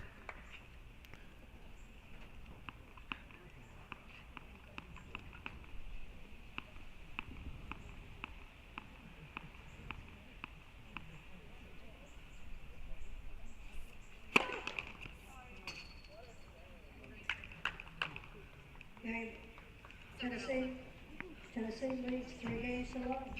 3-love Tomase. She's in control. As we move over to some of our consolation matches, 3-all, 30-love for Michigan's Piper Charney. Amelia Honor, break point chances, take an early 4-1 double break lead on top seed Mary Stoyana.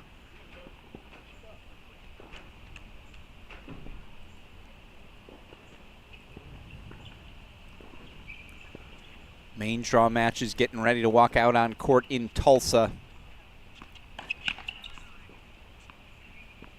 As soon as we have them, we'll get to them.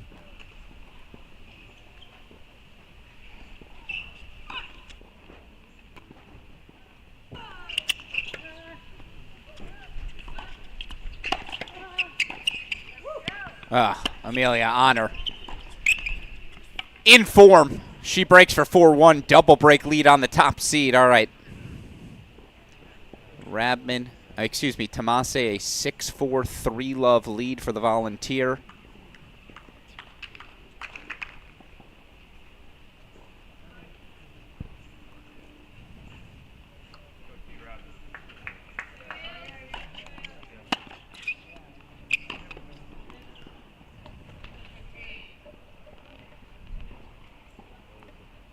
Now out on court number 1. Show to you top left of your screen, Sebastian Gorsny, Aiden Kim. Both guys getting ready to rock and roll. Have it for you as soon as that action gets underway. In the meantime, can Thea Rabman break the streak? It's been 4 straight breaks for Elza Tomase. She leads 6-4, 3-love.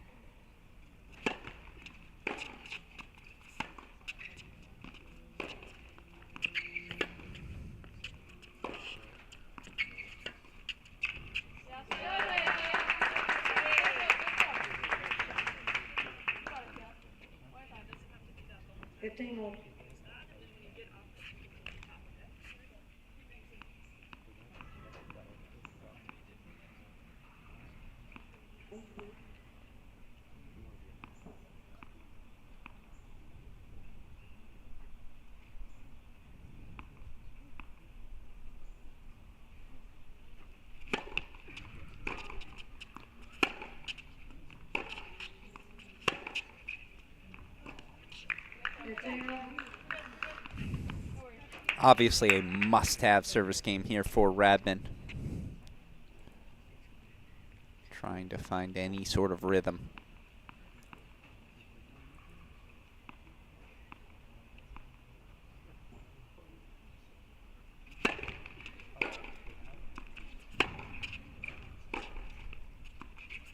Yep.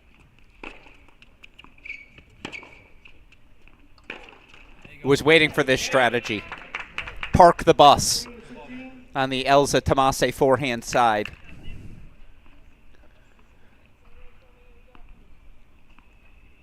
I think it's the only counter Rabman has left. Tomase too fluid off the backhand wing today, stepping forward whenever the opportunity presents itself.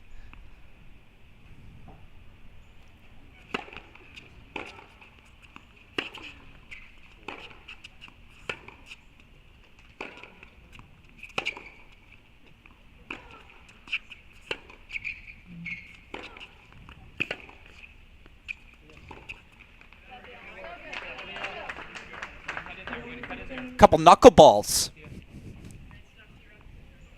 The backhand slice off speed again. You saw Tomase saying, all right, I'll move forward. A little handsy on that backhand slice approach, but you'd expect that counter. Game point chances here for Rabman to get on the board in set 2.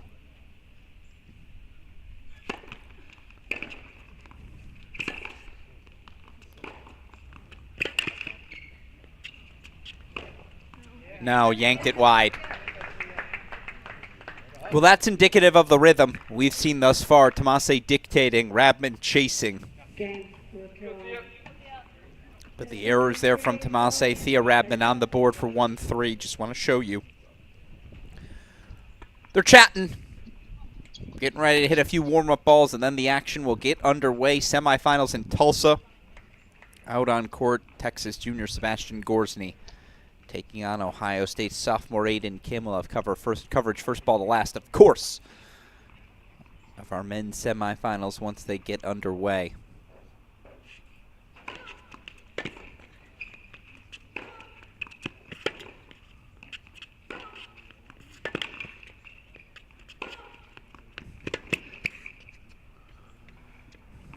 It's great hustle. It's better firepower. They're Tier 1 weapons here in the collegiate game. It's why Elza Tomase looks so poised, prepared to take that leap forward in the Tennessee lineup.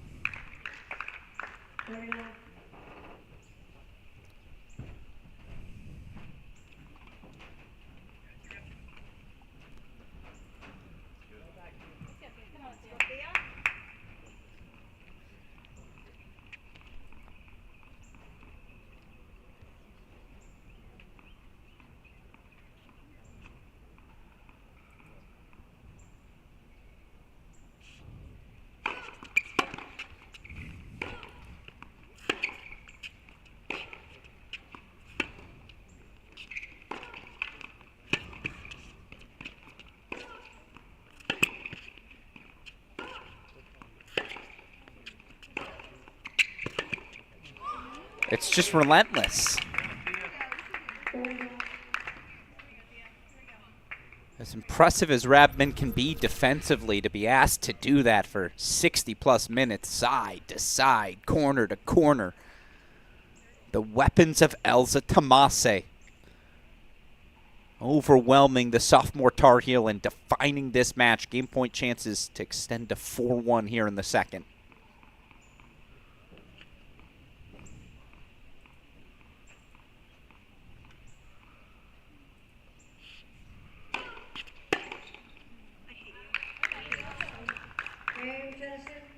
Tennessee leads 4-1, second set. 4-1 lead for Tennessee. As again, you see warm-ups underway between Kim and Gorsny, still waiting on our final semifinal. Pedro Vivez, Oliver Tarvet to go out on court. In the meantime, we'll show you some carry consolation action. 5-2-3 lead here for Piper Charney, actually. Apologies to do it mid-serve, but we've got a set point for Amelia Honor. Taking on top seed Mary Stoyana, second match of the day for each of them. Each straight set winners earlier today. Stoyana, straight sets over Sarah Hamner of South Carolina. Honor, straight sets over USC's Grace Piper. Player who knocked Stoyana out of the main draw into the final, Maria Sholokova of Wisconsin, a three-set winner over Tatum Evans earlier today.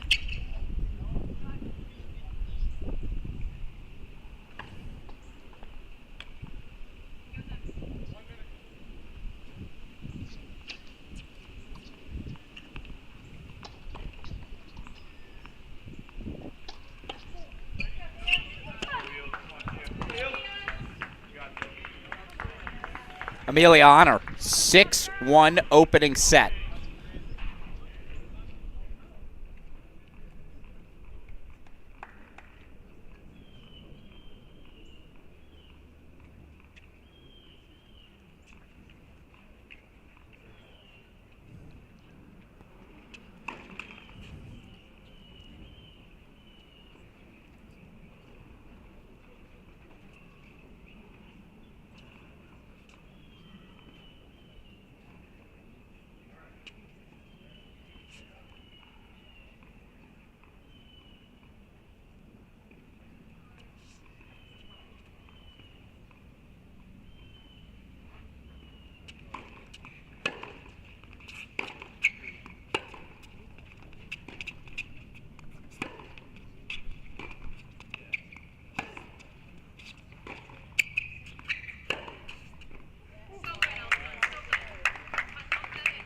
15.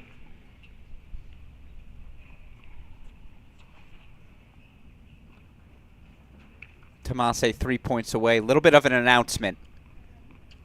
Oliver Tarvet is through to the All-American Singles Final. Pedro Vivez experienced lower body pain in the warm-up today as a precautionary measure, pulling out of today's semifinal. So Tarvet through to the final. As Elza Tomase now 2 points away. That means we're going to get Gorsny, Aiden Kinham on its own.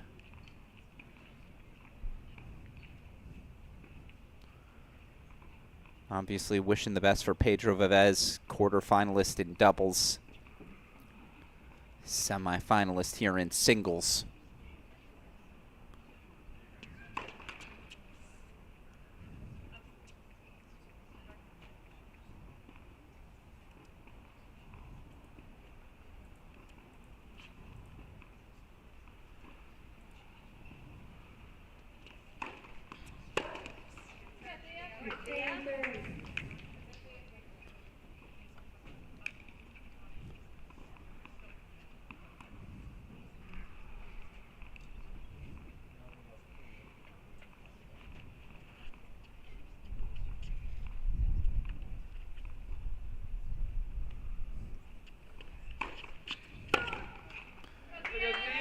Needed those serves.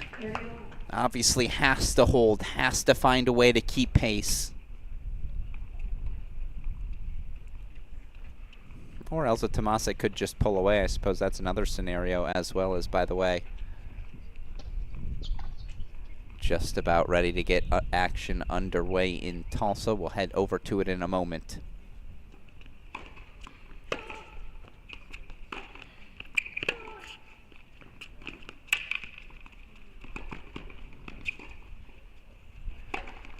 Oh.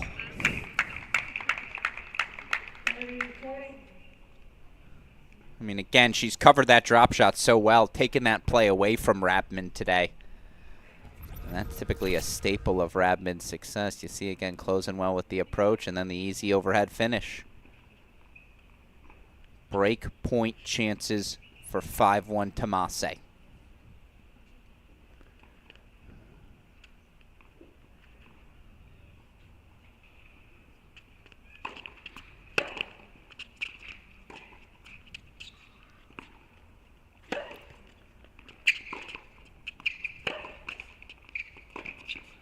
It's just been that sort of day for Tomase.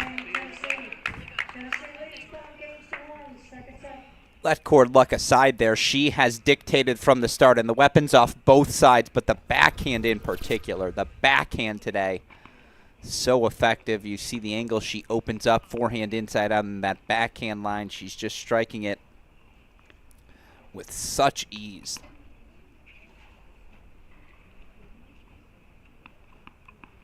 5-1 Elza Tomase, serving to be the first Tennessee Volunteer woman to ever reach this All-American singles final.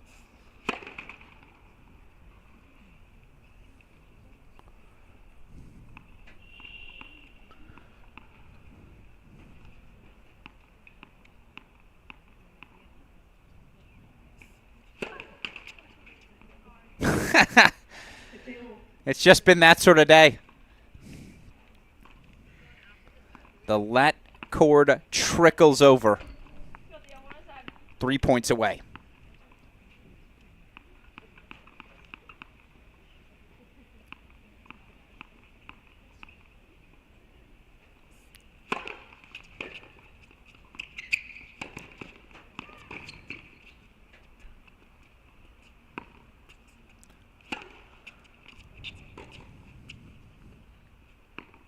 Make it 2.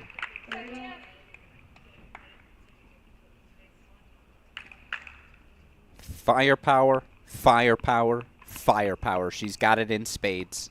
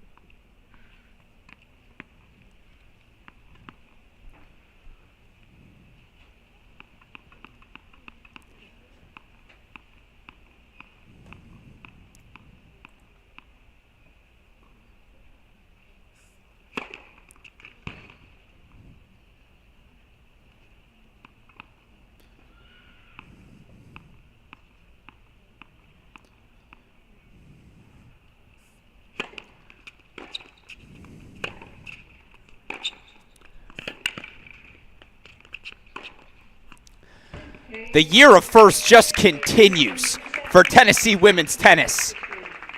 First, it was an NCAA semifinal.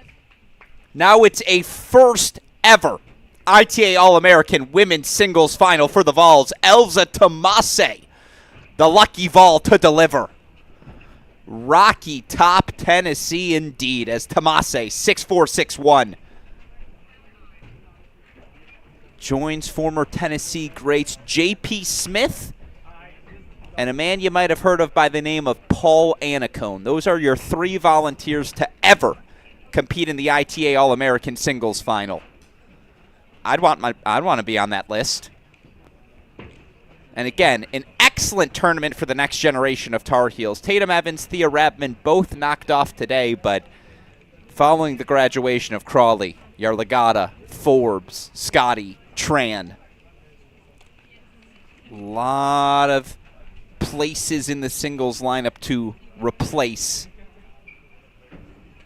A lot of new talent going to be asked to step forward. Certainly Evans and Rabman did that this event.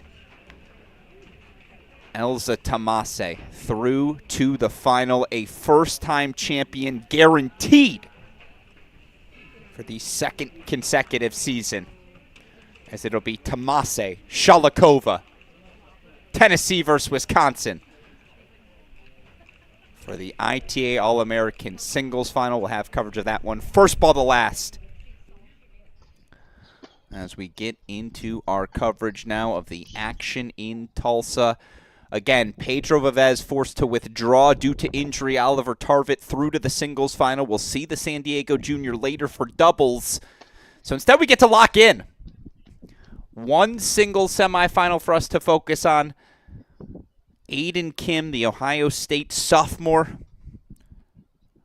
looking to join J.J. Wolf and Peter Kobelt as the only Buckeyes to ever reach the All-American singles final. He's taken on Texas junior Sebastian Gorsny. Of course, Gorsny would join an illustrious list. Elliot Spizzirri, your 2023 champion. Yuya Ito, 2019 champion. Chad Clark won this event in 1993. Made the finals in 94, as did Ian Williams in 93. Plenty of Texas success here at the All-Americans. Gorsny, the latest to add his name to that list, serving 1 all far side.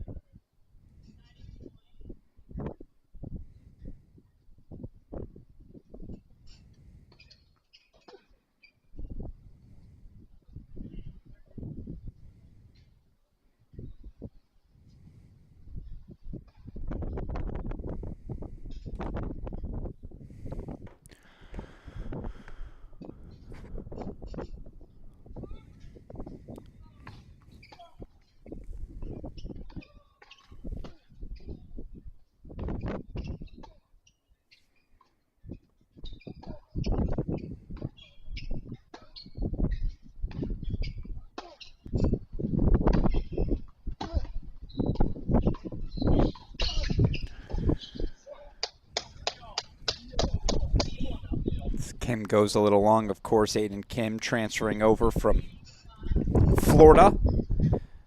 He's a highly touted recruit. entering his collegiate season, went 12-10 in his initial year in dual match play, 15-12 overall. Former 5-star blue chip recruit, top 50 junior in the world. Taking on a Sebastian Gorsny, who of course clinched an NCAA championship last season for the TCU Horned Frogs. Gorsny may be the win of the day yesterday in his 3-set win over Colton Smith.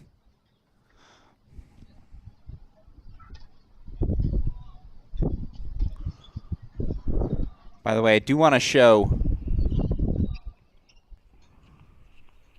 Oh, excuse me. Here we go. First double semifinal underway. Malmushika, Jessica El Solo in the yellow visor on the near side, taking on the pairing of Kimmy Hance, Elisa Wagle. I believe that's Hance serving on the far side for UCLA, already up an early break, 2-1. So we do have another semifinal for us to monitor at this hour. Keep an eye on it. Let's go full screen for the deuce point.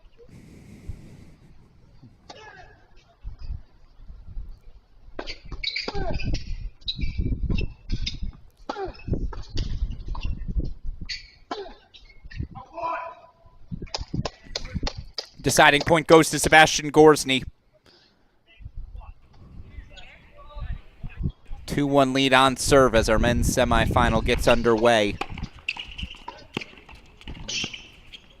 And there you see the quick hands from Wagle. Vidmanova, Connie Ma now out on court. Connie Ma participating in our second double semifinal, so obviously... Oh no, that's not true. Connie Ma got knocked out.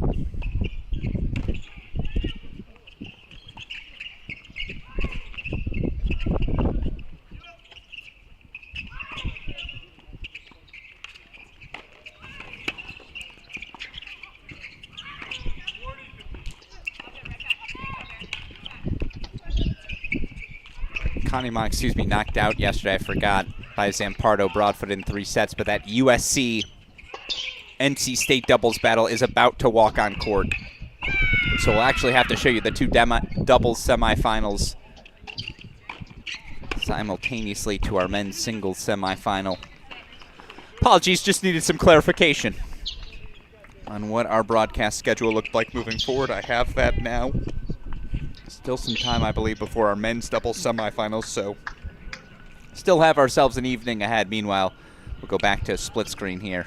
We'll keep our eye on the Stoyana honor match, keep our eye on Connie Ma, Dasha Vidmanova, but let's focus just on the main draw play. Hance Wagle serving 2-1, 40-30.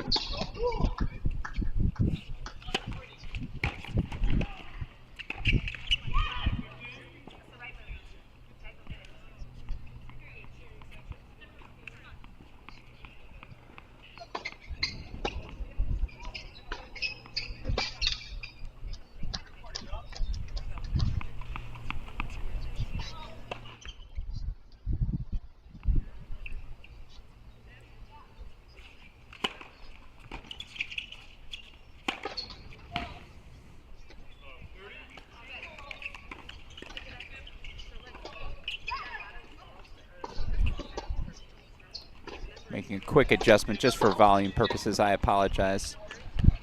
There we go.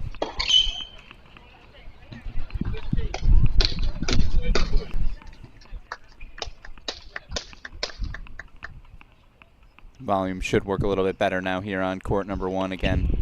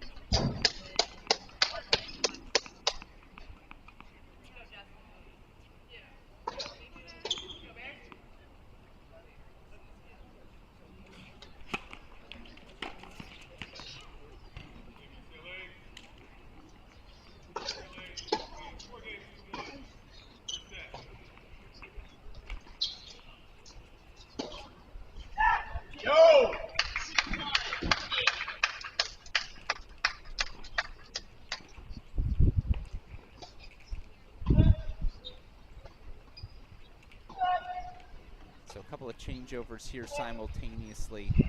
Joining us in a moment, finalist for our 2024 ITA All-American Women's Singles Draw, Elsa Tomas. Step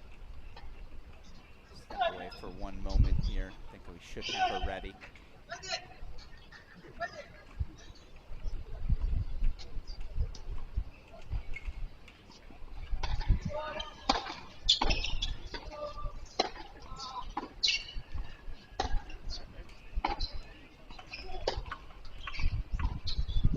4-1 lead for UCLA's Hanson Wagle.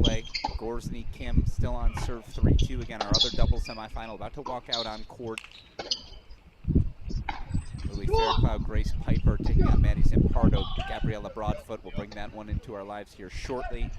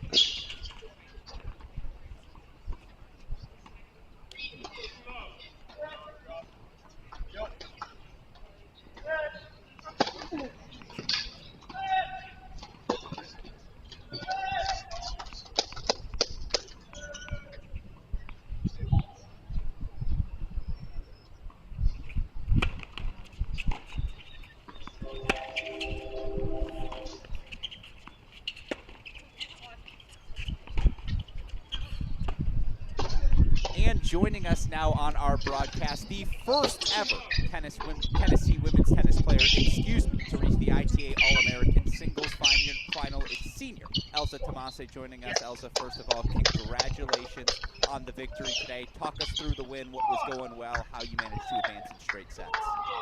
Thank you. I mean, today was a pretty good day. I feel like every day in this tournament has been a good day for me. My serves and my backhand definitely played my way, so that was really important for me. And yeah, I just enjoyed every single match, and today, like, I felt so free, but at the same time tired because this is my 8th day here. But yeah, I was just really excited to play. And no, it was impressive to see, and you kind of mentioned it. 8 days consecutively anywhere that isn't your house, it gets a little long. I'm curious for you what these 8 days have been like. You obviously advanced from qualifying into the main draw. Did you expect you could have this sort of success? Did you see a final on the horizon when you first got to Cary? I did expect that because I was feeling well. Like, I've been playing tennis pretty well the last couple of weeks, and yeah. No, again, it was impressive stuff off the serve. The backhand was firing, and obviously part of this new fall format, not only do you reach the finals of the ITA All-Americans, you're qualified for the NCAA Individual Championships in November. How much does that piece mean to you, and what do you think of this new fall format so far? This is not the right question to ask me.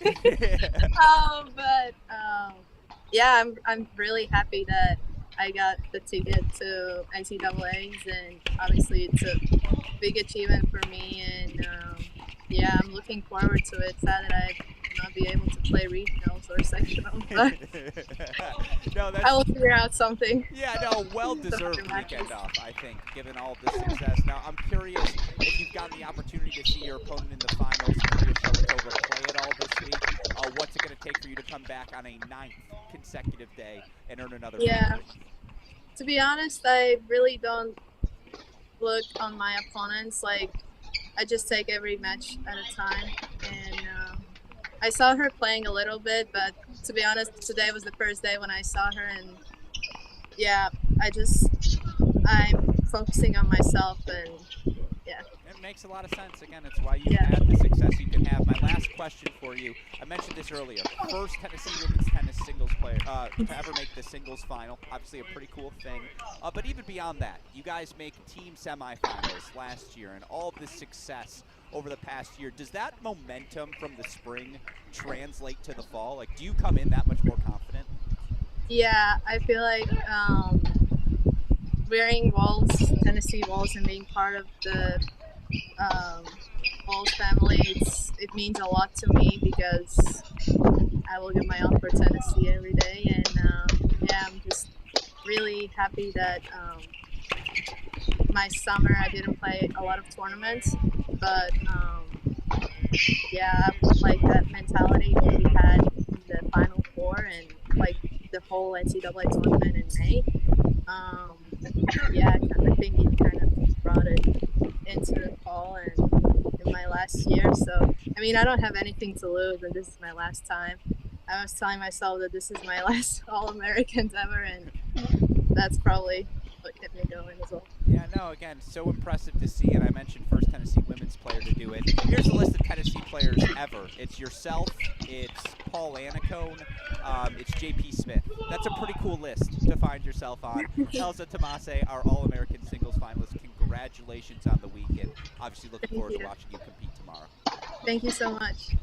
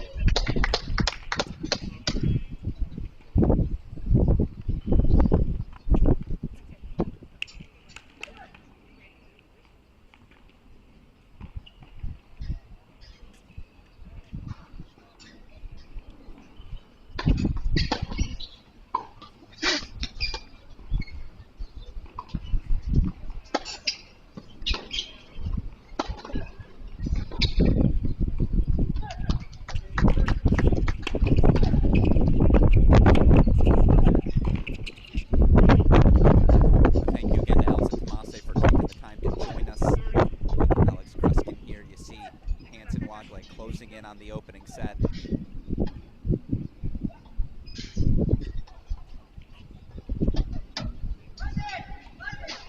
Meanwhile, Sebastian Gorsny, 3-all 40-30, serving the winner of that to face Oliver Tarvet, advancing after a Pedro Vivez withdrawal. Just a reminder, injury forcing the TCU senior out of competition this morning. Gorsny holds for 4-3. 5-1 30-all on court 13, so we'll put that in the big screen. Mary Stoyana down a set, but as you see, up 4-1 in the second. She looks to force a third. 3-2 opening set action between Vidmanova and Ma. Fligner and Evans about to get underway as well.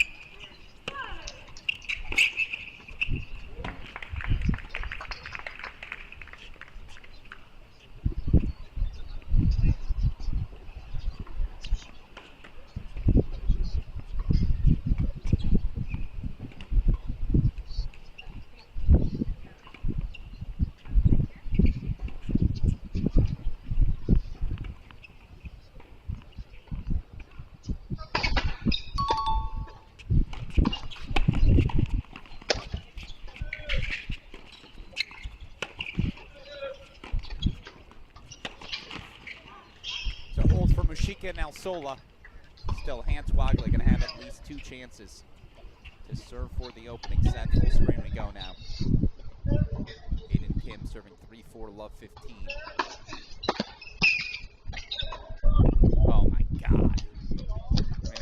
closer to find this short angle on the +1. Show it to you one more time. Gruskin connected well with that return, and yet that's the MO on Aiden Kim. Such an excellent ball striker. Is he the most dynamic in the outer thirds? No.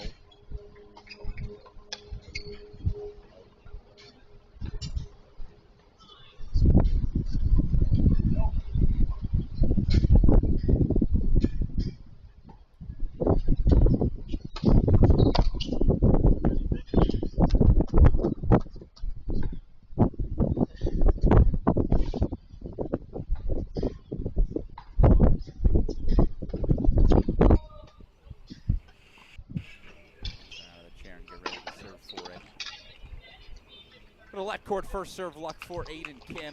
Not that he needed a game point chances for 4-all.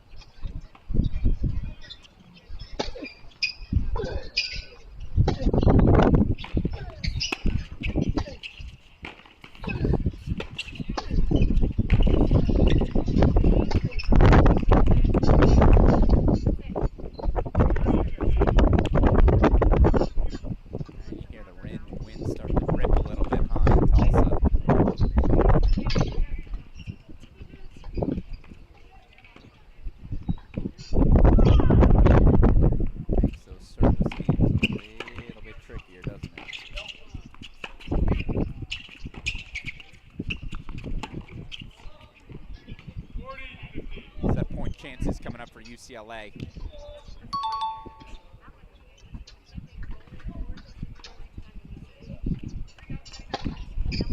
Of course, he kind of needed that freebie, didn't he?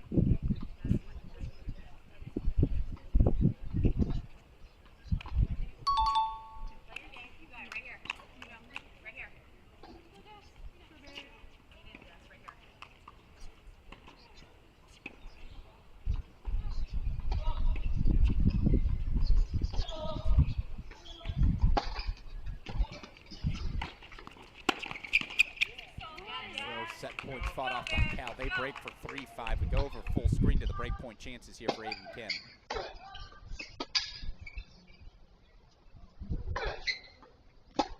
I mean, it's the pace, the heaviness of every ground stroke.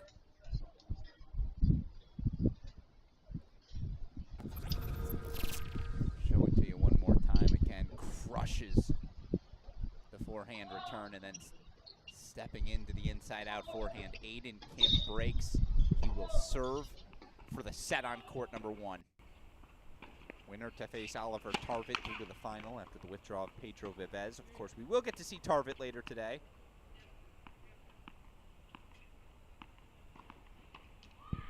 Tarvet in the doubles semifinal later with Stein Clausen.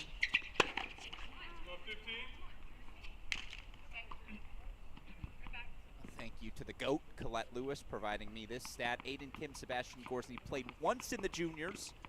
Third round 2021 San Diego J300 was a 6-4 win for Sebastian Gorsny, but certainly two of the most highly touted juniors to emerge from the American ranks over the last 3 years.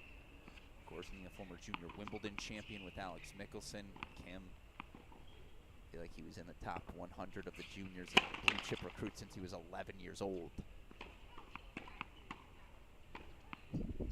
It's back to the split screen as they're out of the chair. Kim again, the Ohio State transfer from Florida after 1 season.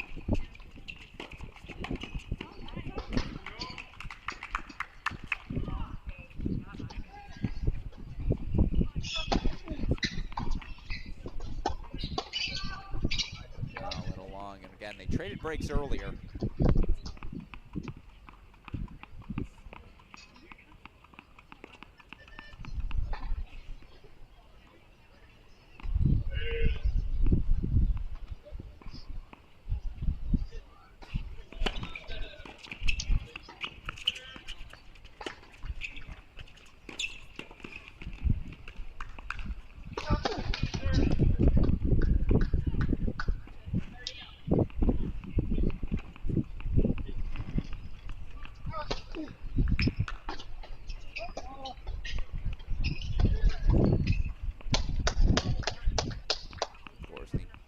Chops right back.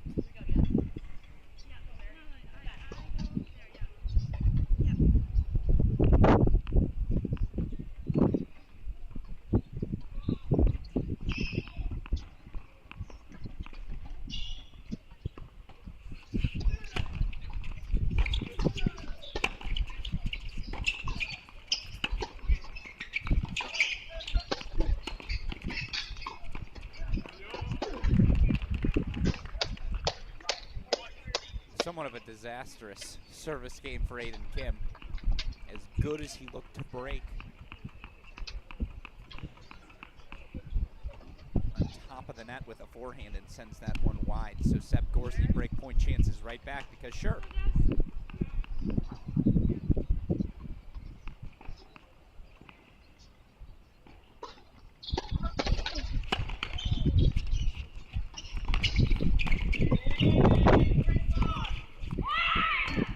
Solves the riddle.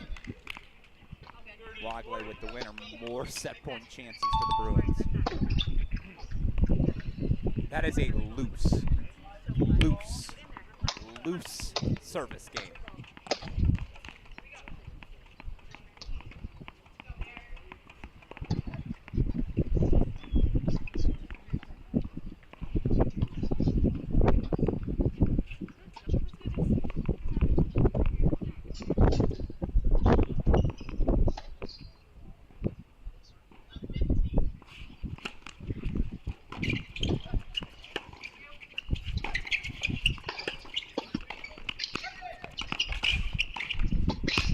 Middle solves the riddle again. Wagley.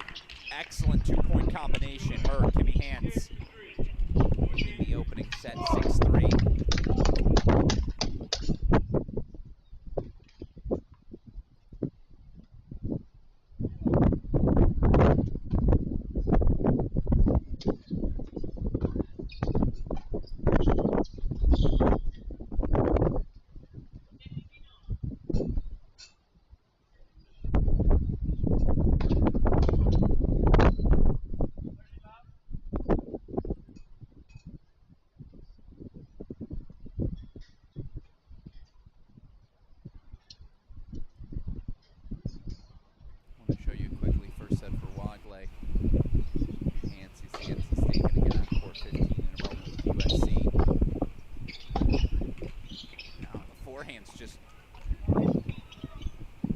Forehand's just gone astray. Maybe it's going against the wind.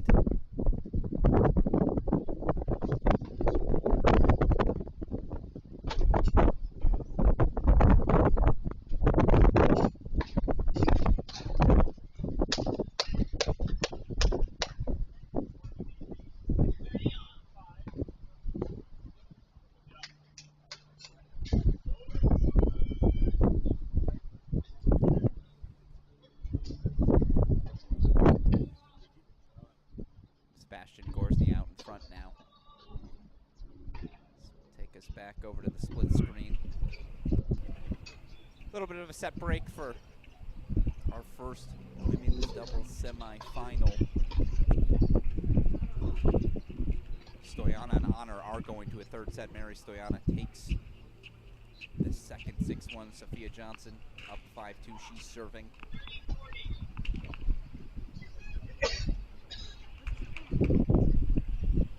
Second set 5-2.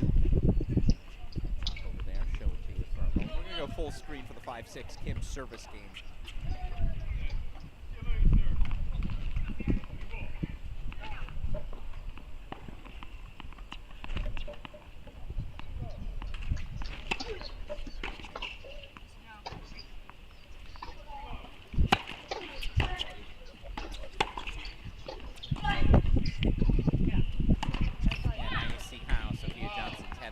Tournament she's had. Chances to force a third handspring, 6-3 and already making a move in Olivia opening service game. Meanwhile, here's Aiden Kim, the Ohio State sophomore, serving 5-6. Opening set.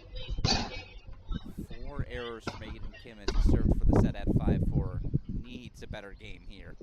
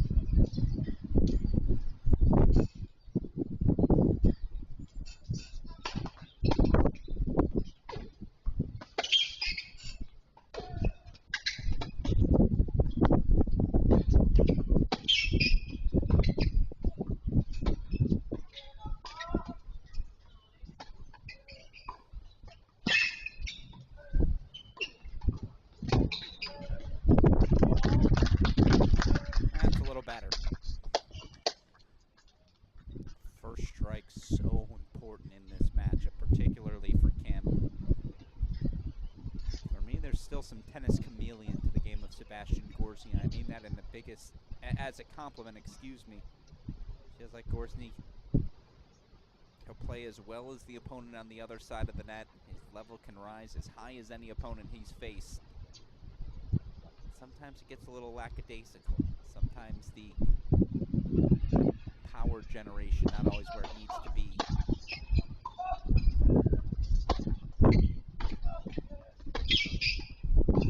It's why he's such a captivating talent, because the size, the speed, the technique is there.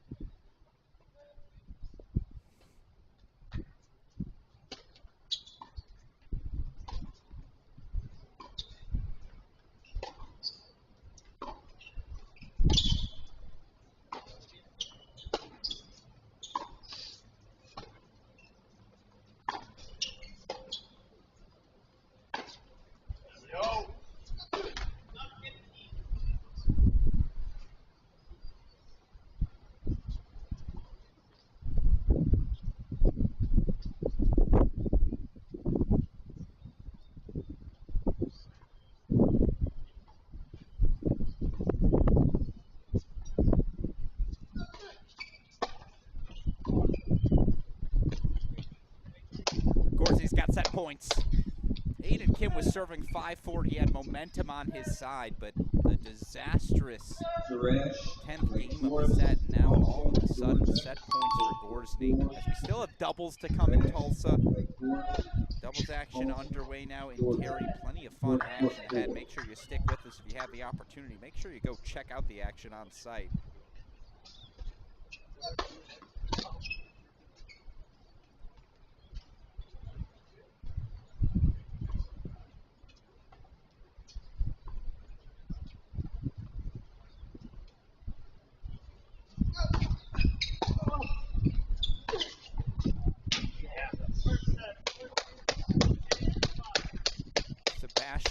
Gorsny takes the first set. 7-5, the Texas junior again looking to join the illustrious list of Longhorns. And ITA All-American success even in the recent past. Waziri last last year, Ito in 2019. Obviously, the Texas men's tennis team has been on quite the 5-year run, not looking to stop anytime soon. Gorsky, 7-5 opening set. As Johnson took a 6-2 second set to force a third. Vidmanova, 6-3 opening set over Connie Ma. Only one opening set left to go. It's on court 11. Let's go check in.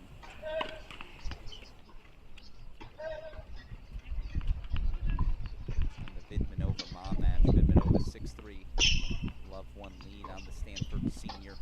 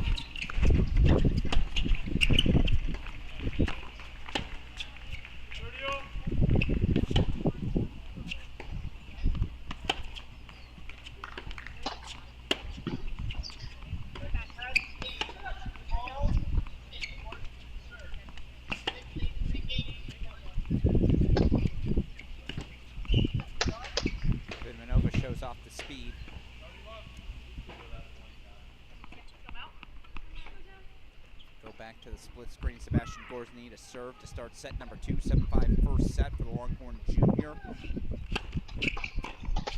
Stuck around, weathered the momentum of Aiden Kim.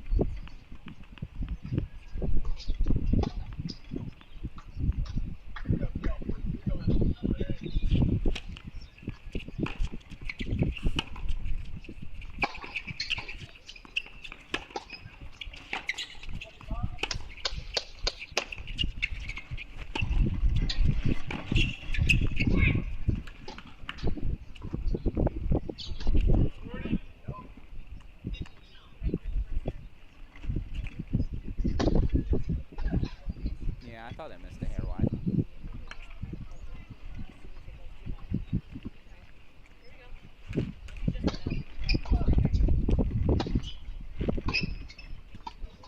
Gorsey holds for one love.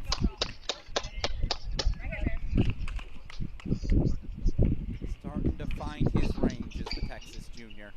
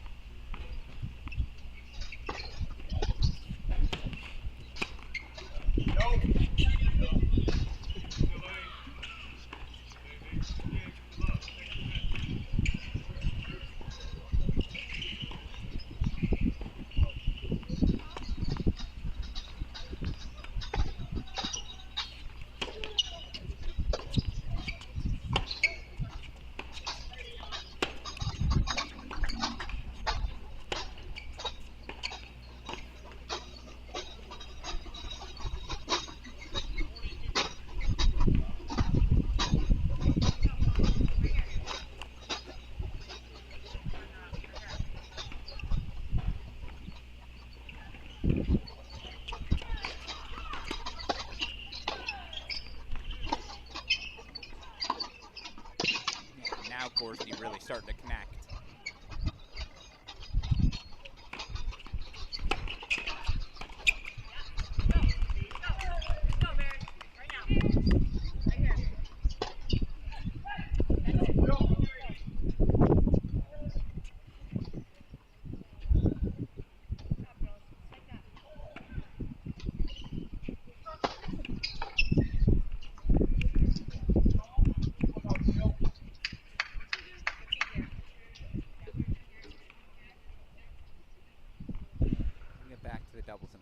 go full screen. It's a pivotal service game for Aiden Kim as he looks to steady the ship.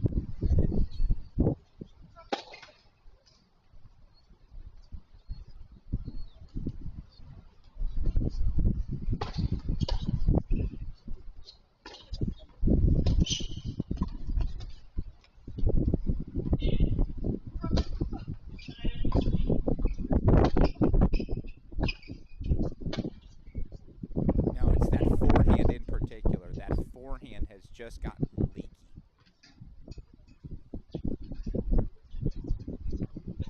Gorsny's biggest strength is he gives you nothing for free. He's got a counter, an answer to anything you throw at him.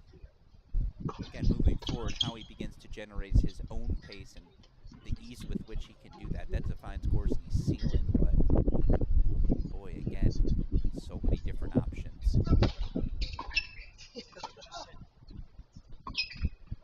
I have a case in point there. Yeah, he missed that backhand. Look at this return of serve.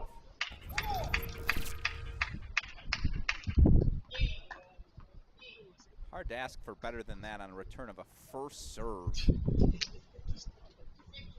Big 30-all spot coming up.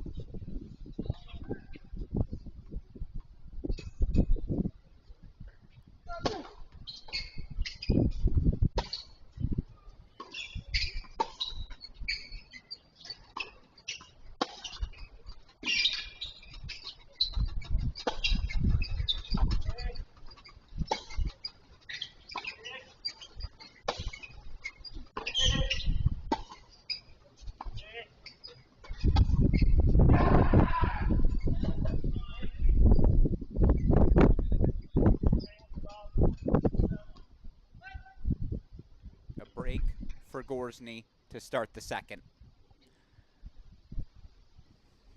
It's 5 straight games for the Texas junior. Now setting a break, 7-5, 2-love lead.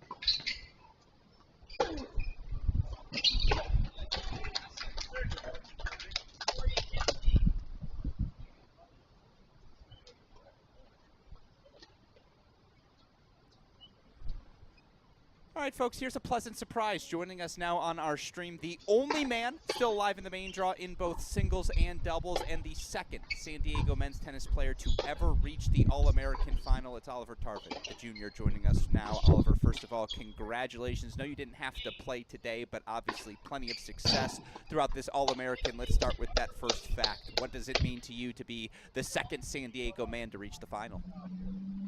Yeah, I mean, it means a lot. You know, we put a lot of hard work in it at San Diego, and it's nice to see that, you know, all the hard work we've been putting in, and all the coaches and everyone working outside, you know, the courts is, you know, the success is paying off. So it feels really good. Yeah, and you know, it was funny. You celebrated your singles victory yesterday, no doubt, and you earned 2 straight set victories. But I want to ask you about the doubles, because you and Stein yesterday, 5-2 down in that second set. You were able to flip the script. I think that's the biggest celebration I've ever seen from you, my friend. What does it mean to still be alive with Stein? Talk to us about the doubles you're playing this week. Yeah, I mean, I'll be honest, singles usually a priority for me, but I've been enjoying it out there. You know, Stevie's I have a great relationship with him on and off the court. I think we complement each other's, you know, game styles very well. And it's been really good. Like, you know, we were actually 5-1 down yesterday, double break, and we have a rule in San Diego that if you lose a set 6-love or 6-1, you have to run up a hill. So we were at 5-1, they were serving for it. We were like, Stian, like, we got to lock in right now. So we got that break, and then I was like, okay, then we got another juice hold at 5-2, and we're like, oh, 5-3 right now. Like, back in this. And then we just kept on clawing our way back in there, and, you know, ended up winning that 7-5. But no, it's been good. We've been playing some good doubles, and I'm looking forward to, you know, competing again. I like that from Coach Keckley. You have 2 choices. You can run up the mountain or the hill, or you can run up the hill of trying to come back from a 1-5 deficit. You guys choose the latter. Smart choice by you, my friend. Well, you know, I've been asking players this. Obviously, it's a new fall format. This ITA All-American, not just a fun individual event, but a qualifying event into NCAAs. What does it mean to you to have gotten that qualifying hump off your back this early, not just in singles, but in doubles as well? Yeah, I mean, for sure, it's a big relief. I think that was like everyone's goal coming into the tournament, is just to qualify for the NCAAs, because, you know, that's what everyone plays for. That's where the big opportunities are, you know, especially for me being from England. And yeah, it's just a relief. Like, after I beat Jonah, like, the nerves settled a little bit, but of course, like, you know, we're like, no one's done after the quarterfinals. You know, you want All-American status, so, you know, still a lot to play for tomorrow. Yeah, absolutely. And, you know, again, what I'm also starting to learn, not only that, but none of you want to play regionals. So to get that weekend off feels like something every player is searching for as well. But my last question for you, for those that didn't follow you as closely, you're this gem over on the West Coast, and you're really a top 10 player all season long, your sophomore campaign. Now you're back for your junior year. I'm curious to you, what does taking the next step look like? What are the things you're hoping to accomplish here in year 3 on the job? I mean, I definitely, first of all, I want to win tomorrow. I think that's the first goal, is to win here in Tulsa. And then, you know, obviously I want to become one of the nation. I was so close to it last year when I think I was 2, I believe. You know, it's still a great achievement, but it's not quite 1. So that's also a goal of mine. And then from a team perspective as well, like, we want to, you know, like, if you look at the UTR systems, like, we're right up there as a team. You know, we got some, you know, a lot of experience, a lot of age on our team, and, you know, we want to make, is it Baylor? We're playing we want to make it to Baylor. So, you know, some individual goals in there, and then also some team goals as well. So, you know, it's an exciting year for USC tennis, for sure. Absolutely, and looking forward to seeing it unfold. I lied. I have one more for you from our fans who want to know, because you're on court. They made the switch, Dunlop tennis balls this year. Talk to us about that switch. Talk to us about the conditions out in Tulsa as well. It certainly sounds windy coming across the stream. Yeah, I mean, I love the conditions here. Like, I love the change for the balls. I know that a lot of people don't like them as much, especially people who play more offensive tennis, and especially people who like playing in altitude. But I like how they just fluff up more. It just makes it a little more physical, the rallies, and that's what I like. That's kind of the brand of tennis that I like to play, you know, making a lot of balls in court. I think I'm definitely developing my offensive game, but it's I'm much more of a naturally defensive player. So I'm a big fan of the switch to Dunlop, and then also the conditions here are tough. It's kind of weird. In the morning it's quite quiet, like there's not a lot of wind, but especially now, like at 1, 2 p.m., like it's picking up. In my match in my quarterfinal match yesterday, it was tough conditions. I'm playing a ball maker when I'm having to like play offense, and it's not easy to be precise with like transitioning and playing offense when there's a lot of wind going on. So yeah, it's the same for everyone, and it's just what you make of it. Can I say that was a fantastic answer, my friend? I appreciate the in-depth look from you. And yeah, you versus Corey Craig yesterday was a little bit of the Spider-Man meme, except you were using your right hand and he was using his left. Like, that was the difference. It was certainly a grind down the stretch. Looked fun. Yeah, it was. I definitely lost a bit of sleep, yesterday about those, 4 or 5 match points that I didn't take. Yeah, that was a tough one to swallow, but I think I did a good job of keeping my head.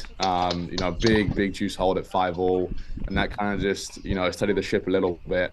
And then the breaker, it was just I just told myself to get off to a good start and then just keep on him, and that's what I did. And I think freshman year, like I would have not had that clarity that I did, but wasn't like I could have made my life a lot easier. But at the end of the day, it was I did well. To get through that when I did make my life a little more difficult than it needed to be. Yeah, no, I mean, again, it made it more fun for us at home to watch through, and certainly I like to try and mirror my schedule to you players so we're all going through the same pain. I love the fact that it kept us an extra 3 hours at night waiting for the doubles to start, my friend, but no, seriously, through to the finals in singles, still alive. We'll see you compete later in semifinals. Oliver Tarvet, he's not French, folks. Oliver Tarvet, the junior for San Diego. Appreciate you taking the time, as always, to chat, and good luck to you this afternoon in doubles. No, thank you, Alex. Appreciate it.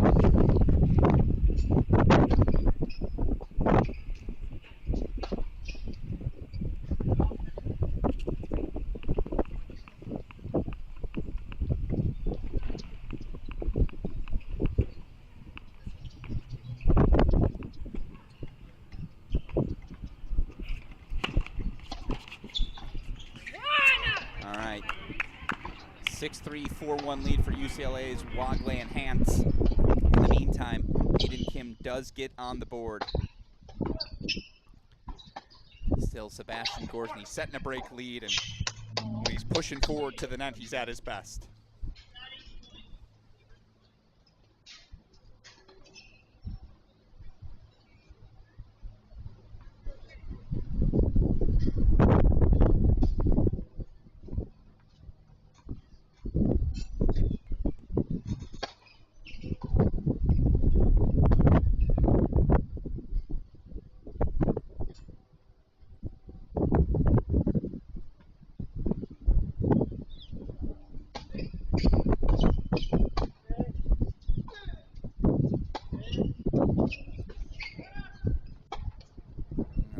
A little risky. And what has Aiden Kim done over these last couple of games? He's slowed down. From 5-4 up in that first set to 3-love down in the second. How many forehand errors did he make? Cannot give Sebastian Gorsny freebies ever.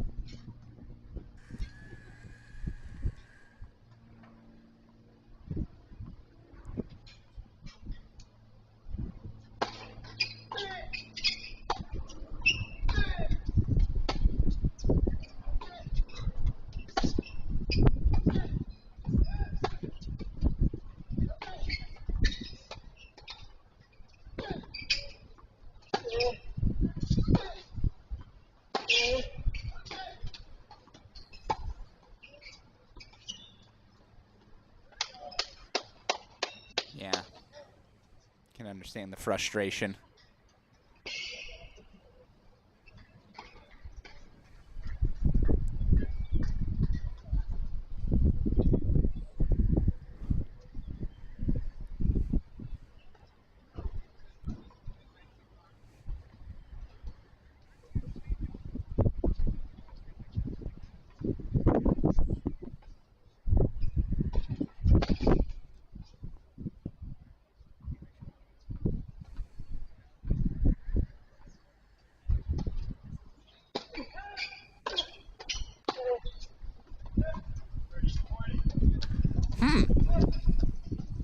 It's an opening.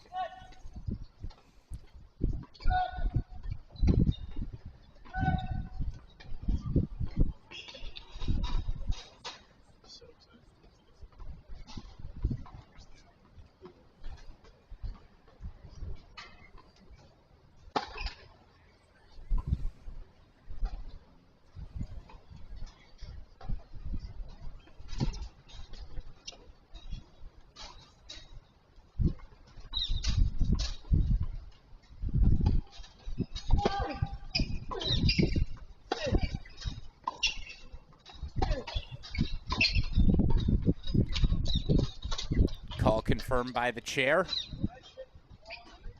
No, it's an overrule. Wow. I think Coach Cronach can't believe it. Almost stunned by the delay in that overrule. Didn't say anything to the chair, though. Interesting. Deciding point coming up as, again, we are monitoring, of course, UCLA 6 points away from the All-American final.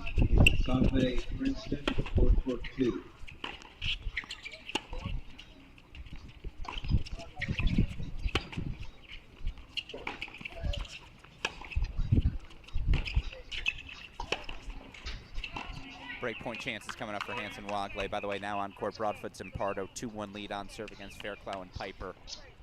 We got to go full point, though. Deciding point for Seb Gorsny. He might have missed that serve by a little bit.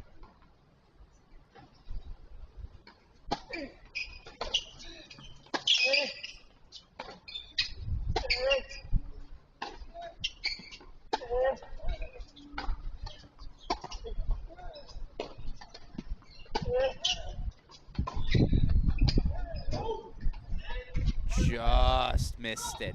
Just missed it. Show it to you one more time. Kim had the forehand combination he wanted. That forehand inside out has just leaked on him. Gorsny holds for 4-1, keeps his break lead. Call this a de facto match point. What a pass from Hance. Kimmy Hance, Elisa Wagley.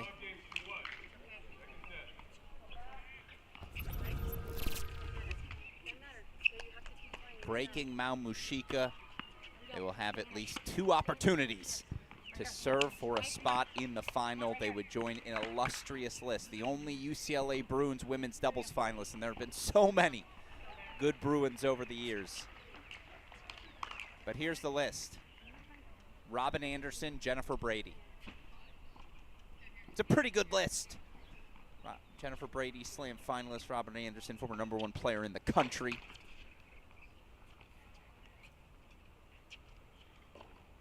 Not to go Larry David on you, but pretty good. Well, I mean, it's just ridiculous. It's a heat check. As they're out of the chair, so we'll go back to the split screen. Remember, only one men's singles semifinal today. We just spoke with Oliver Tarvet.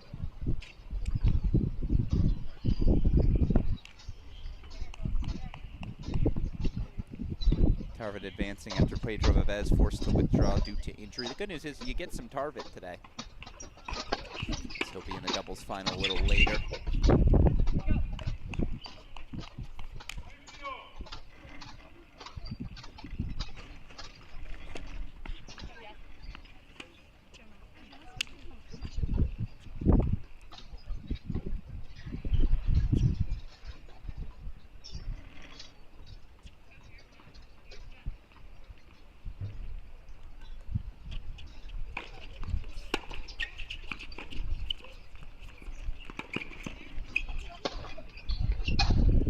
It's a little better for Aiden Kim.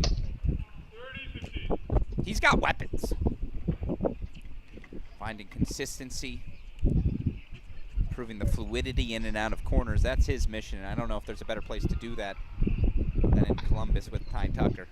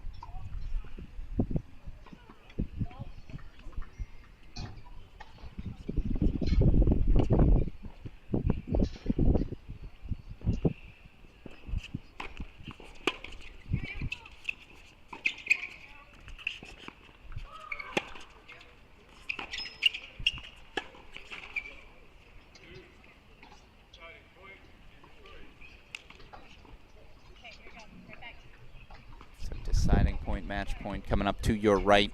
1-4-30 all. Aiden Kim serving to just stay alive, but to no avail. Gorsny again, he's got a counter for every counter. A de facto match point to the left, an actual match point to the right.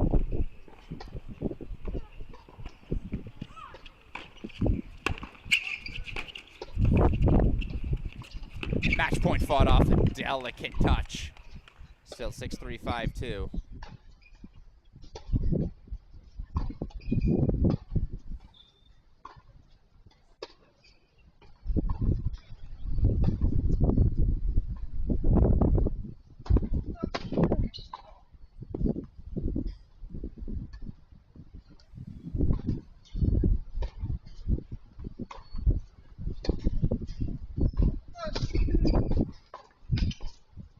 Had to have it.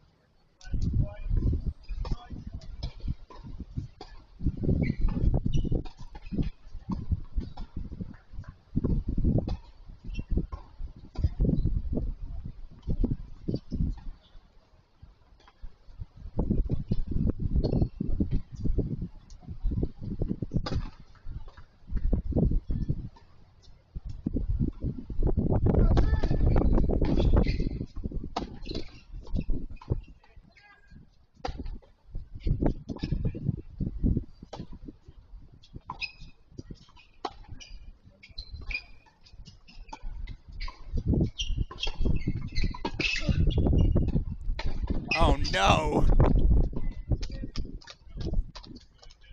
Gorsny played the counter perfectly, and again, size, speed, technique, skills. Gorsny's got serious upside. Crazy part is, where does he play in the Texas lineup? That's a discussion we can save for the spring. Aiden Kim gets the must-have hold to stay alive. So we head back over to court 13.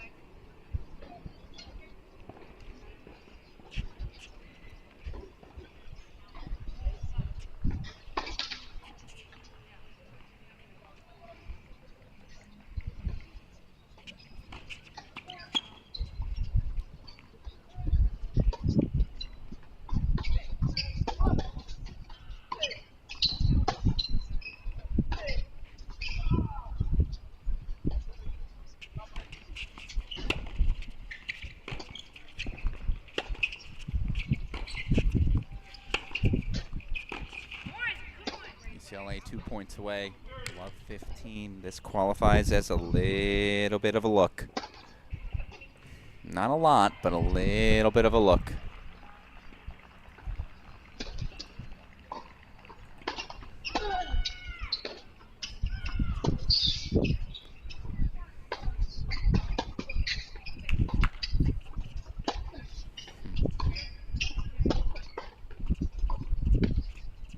Love 30 now.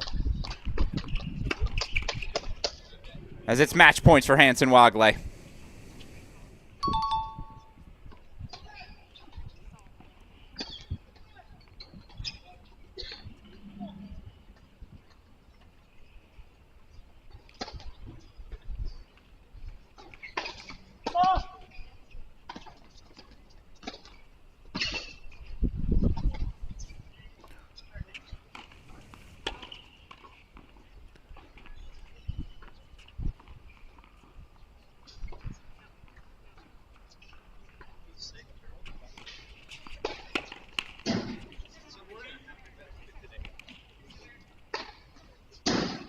No, scoreboard was frozen, excuse me. Now it's match point for UCLA.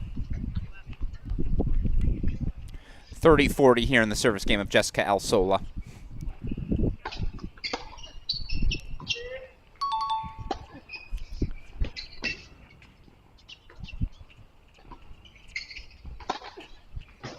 The little adjustment steps.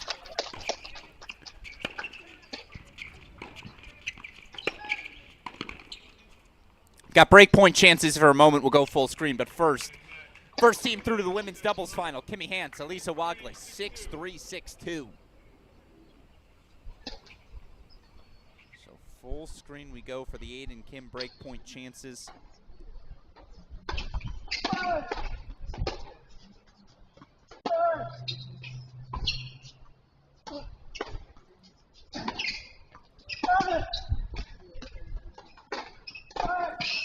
No, missed it wide. Oh, what an effort.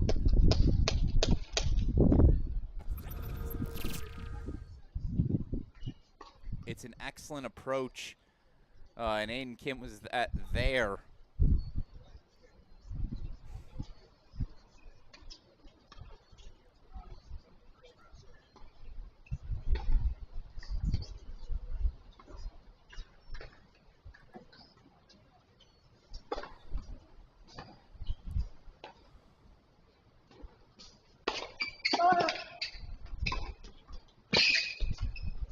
The 2 break points fought off by Sebastian Gorsny.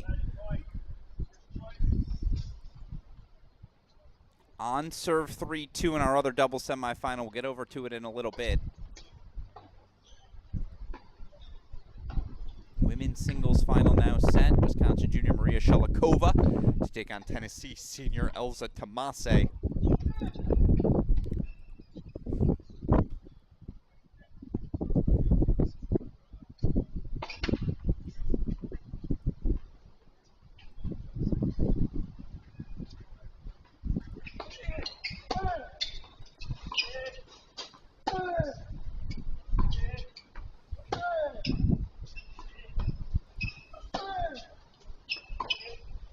Gorsny goes wide. We're back on serve.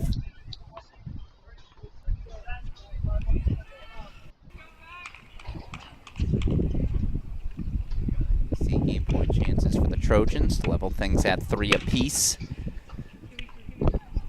Consolation quarterfinals heating up. 4-all third set between Johnson and Charney, 4-3. Third set between Stoyana and Honor. Vidmanova 6-3, 4-all lead on Connie Ma. 6-4 first set to Julia Fleetner. 4-all and Stoyana Honor. 4-alls everywhere.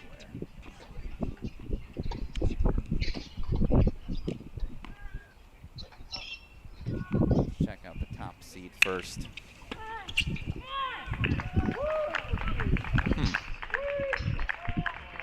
Did we lose the camera?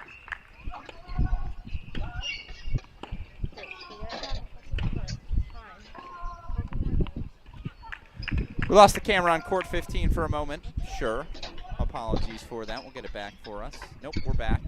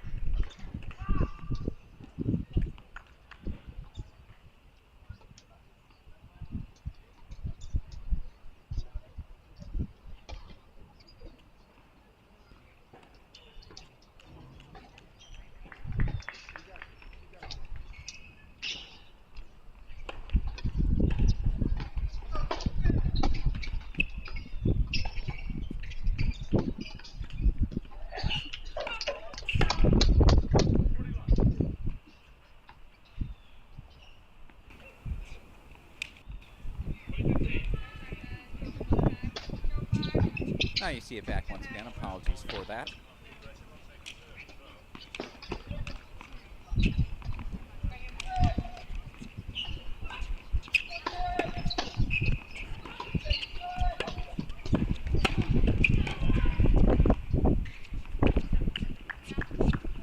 back full screen here. Aiden Kim maybe finding a little bit of momentum. We saw him yesterday, was down a set and a break to Martine Katz of Miami. He was able to turn things around.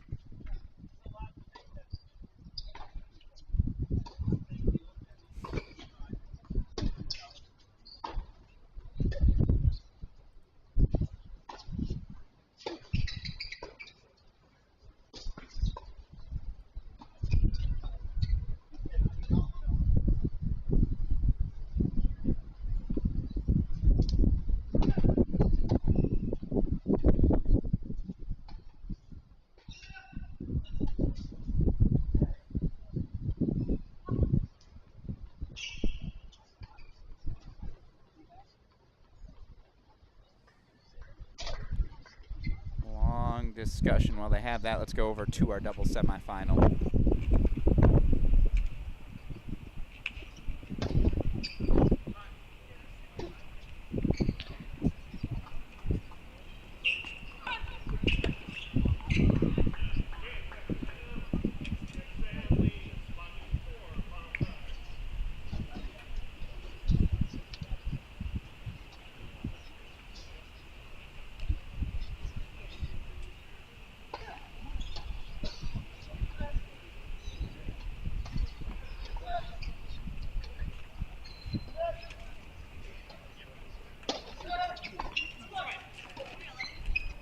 Gorsny pleading his case. I apologize. I missed out on what it was. Was it an overrule?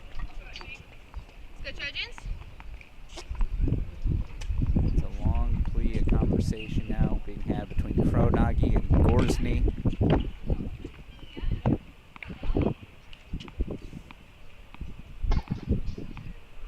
So while we wait for play to get underway, we'll go back to it. Lily Fairclough serving on the near side for USC. Again on serve 3-4, winner of this to face Hans Wagle in tomorrow's final.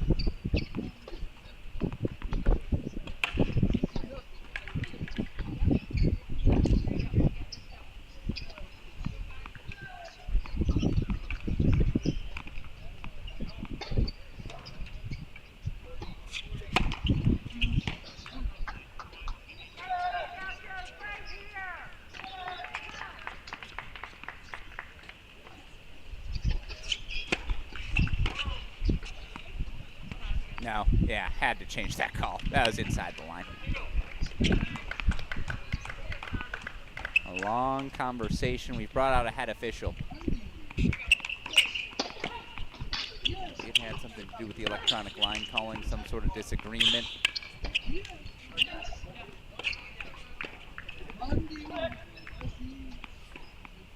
No reason to waste our time on it when we've got other good matches. Again, we'll wait for them to resume play. 5-4, Piper Charney leads, but Sophia Johnson 30 love in that 4-5 service game. 5-4, Mary Stoyana leads bottom left. Serving.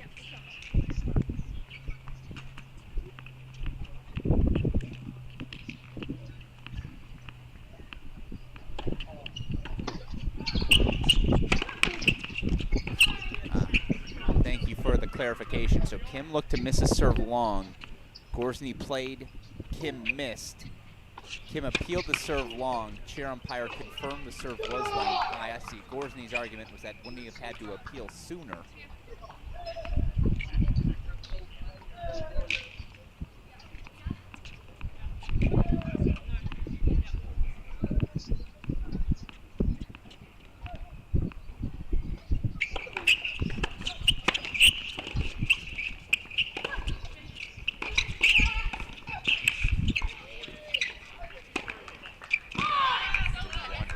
Overhead from Fairclough.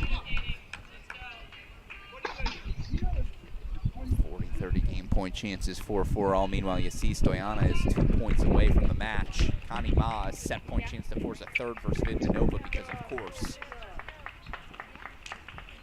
All right, they're ready to resume play. So we'll go back to the split screen. Sab Gorsny was up a set and a break. Of course, Aiden Kim getting that break back. Now a long pause of play.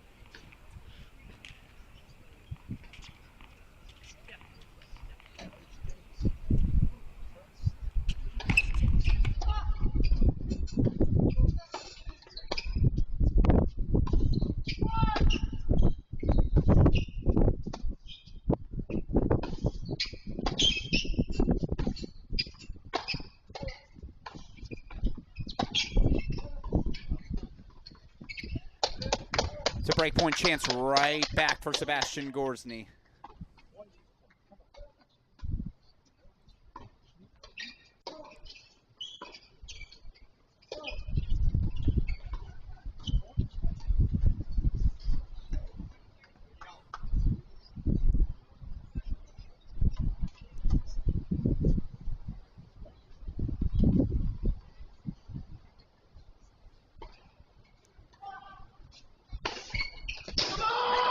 Kim finds the ace after a controversy about a service line call. No doubt about that one, 4-all.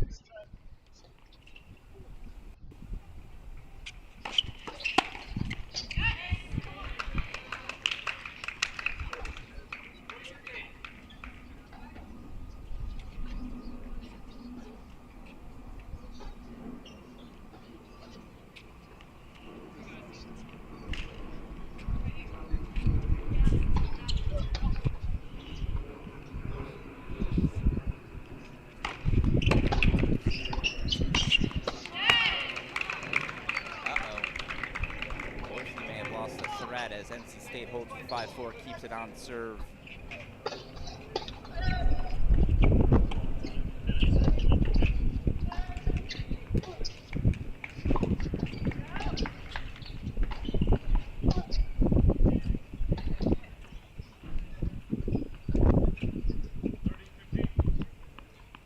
Stoyana on her 5-all, Charney up 6-5.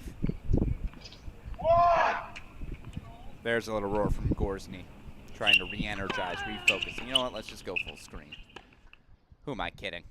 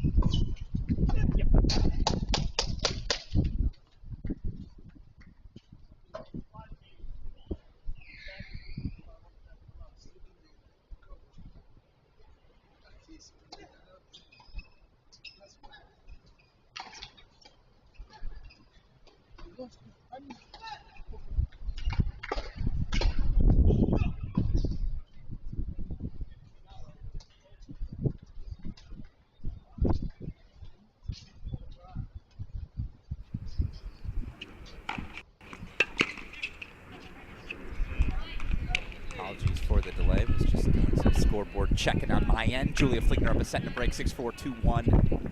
5-all in the third. Stoyana Honor, 6-5. Charney over Johnson. Dasha Vidmanova to serve 5-6. As Seb Gorzny does get the hold and stays out in front, 7-5.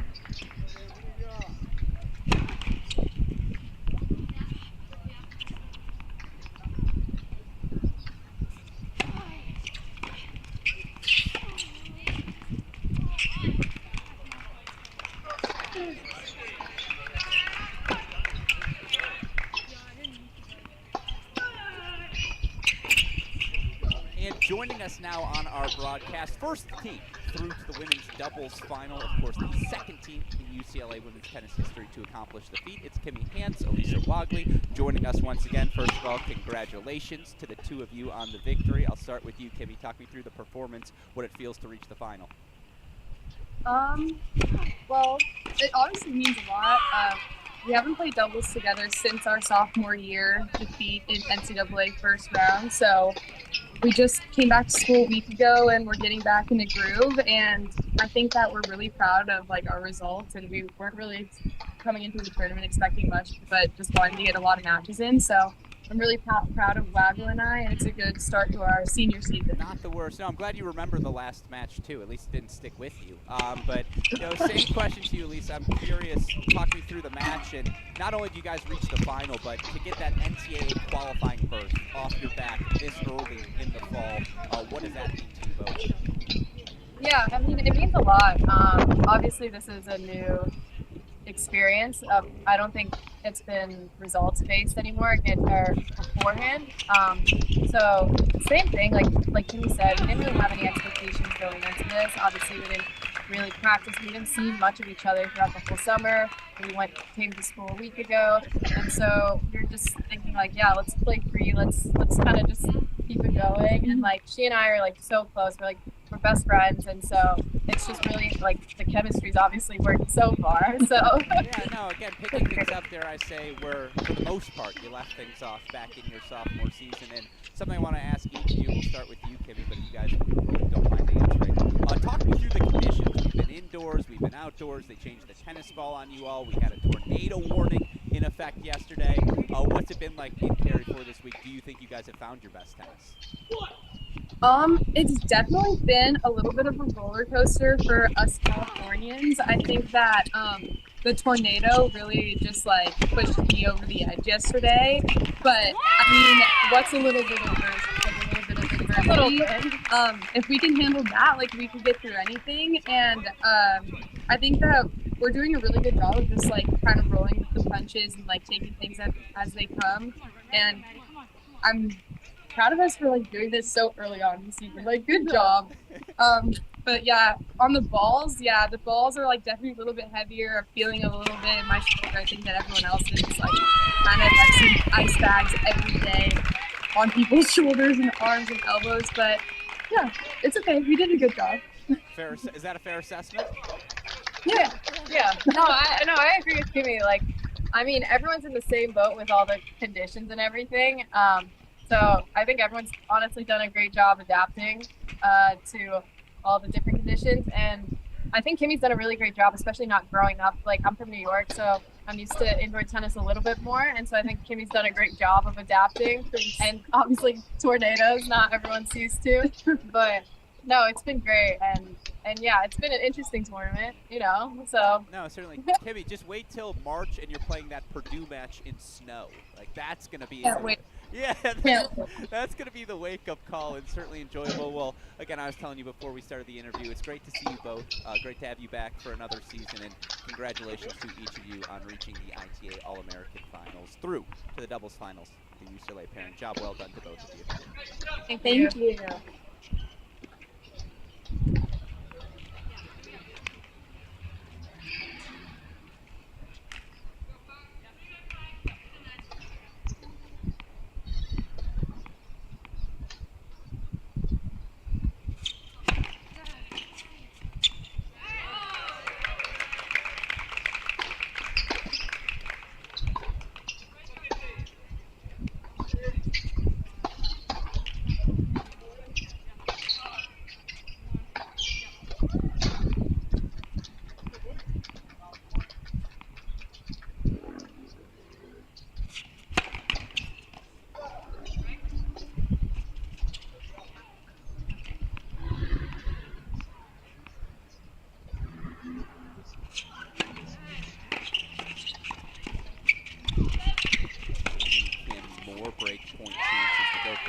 To it.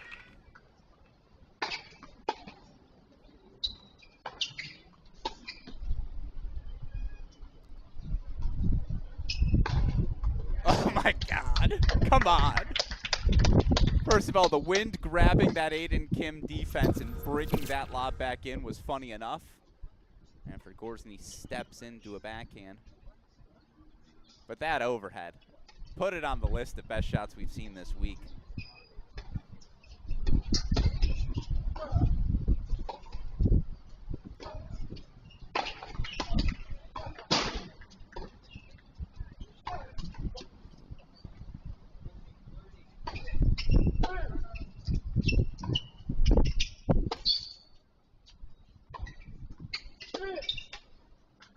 Another great approach. Want to quickly go to a triple box. Here's why. Mary Stoyano's got match point.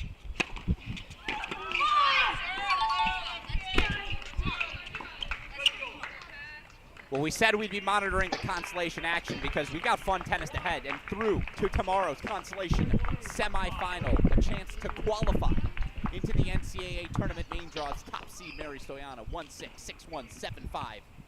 She knocks out Amelia Honor. Back full screen we go for another break point for Aiden Kim.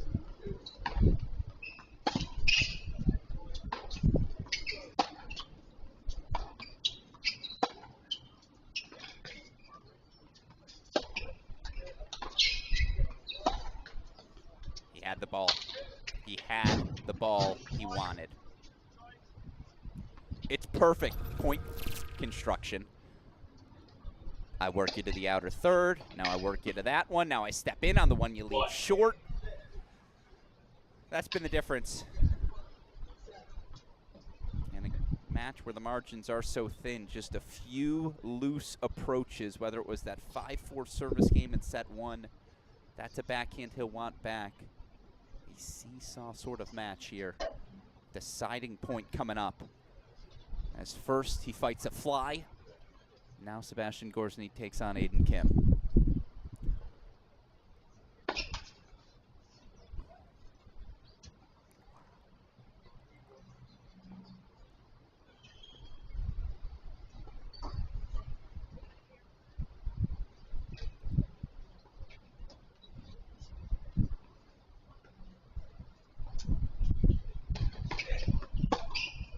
And it's a double fault to seed the break.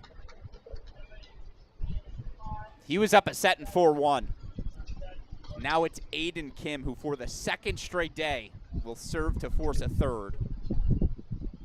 Kim served for the first set up 5-4, so maybe this is just a righting of the ship. It's been an either-or sort of match. Get back to it as you see 7-5 first set for NC State. Hand up, that's on me. Missed that action when I shouldn't have. But we got other matches we got to race over to right now, including court number 10. Sophia Johnson, 5-4 third set breaker.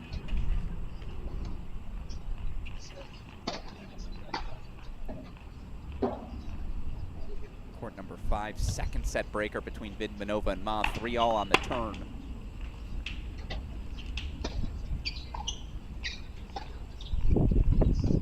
Stoyano's victory means she'll face either the winner of Fligner and Evans. That's a match Julia Fligner up a set, but down 2-3 in the second.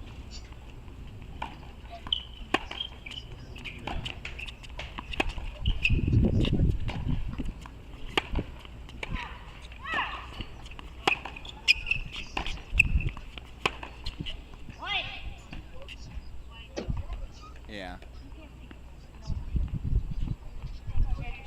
Pulled it a little wide, so match point coming up. Obviously, Kim serving for the set. First serve wide, he takes that opening point. We'll hold for this match point, then we'll go back to it. This Vidmanova ace T for 4-3.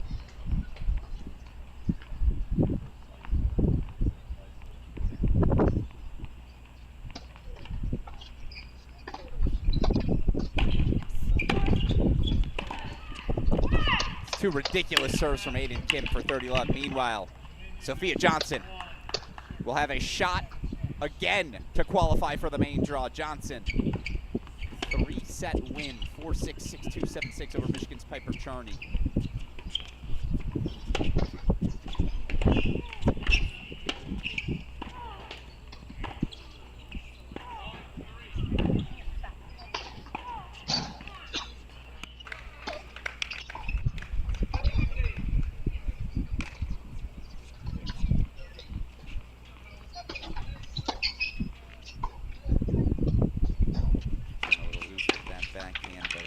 aggression.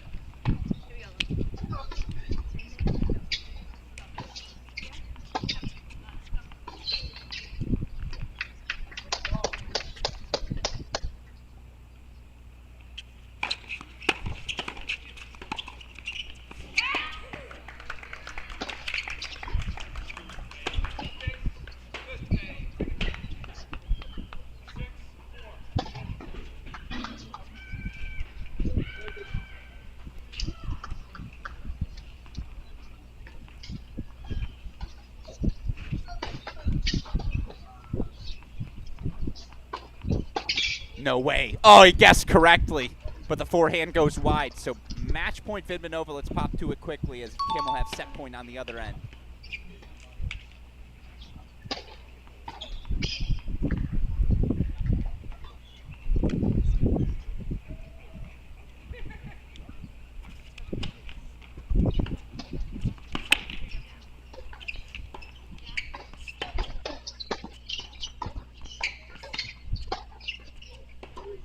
Gruskin goes long.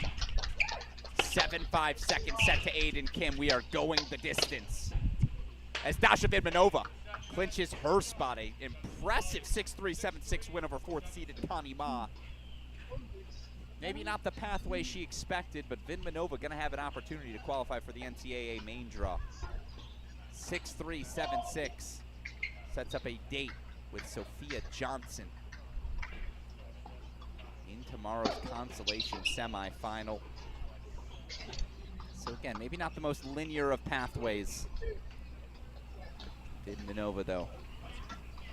Shout out to the NCAA qualifying round. Meanwhile, 2 matches to go on the day in Cary.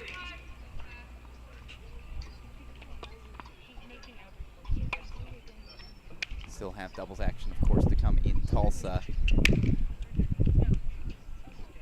While I have a moment, I'll answer the question for you, Hayden Maxwell. I don't know if you saw, but announced earlier today, Pedro Vivez warming up for the match. Felt some lower body pain. Now, it sounds like he's going to be okay moving forward. But a lot of tennis ahead this spring. As a precautionary measure, Pedro Vivez withdraws from the ITA All-American Semifinal to Oliver Tarvet through via the withdrawal.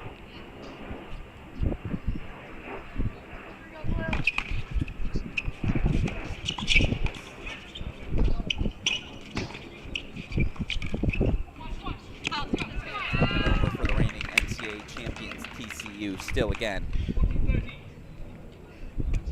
certainly a successful start to the Horned Frogs' new year. Meanwhile, here's Zampardo Broadfoot, looking to be the second team in the last 3 years, joining NC State's Miller and Rayetsky to reach the finals of this All-American tournament.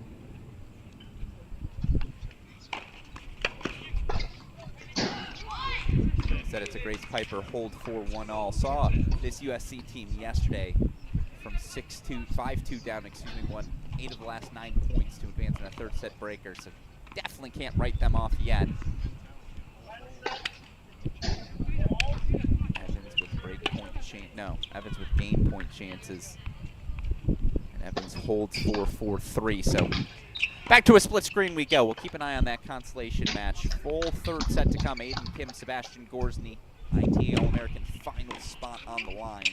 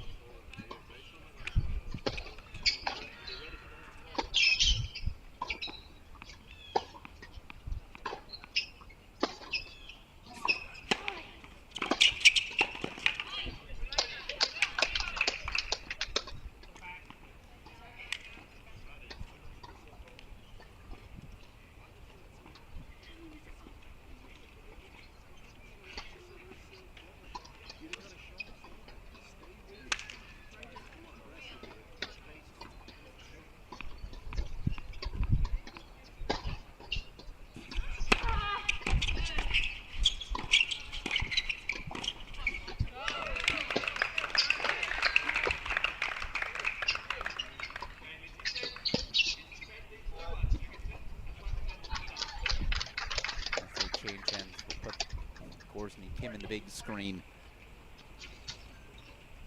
On serve they stay. Second set, an easy hold for Broadfoot, 2-1. Meanwhile, Sebastian Gorsny, 40-30 opening service game. Again, Gorsny was up 7-5, 4-1. Aiden Kim got a little hot.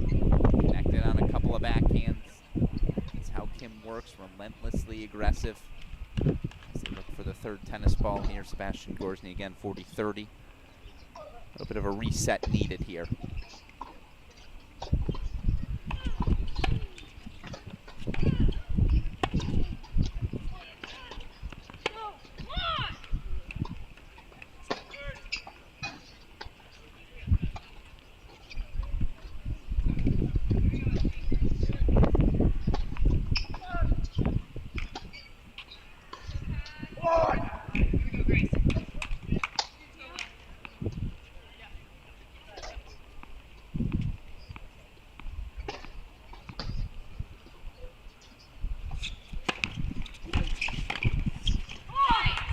Gorsny hold 4-1 love.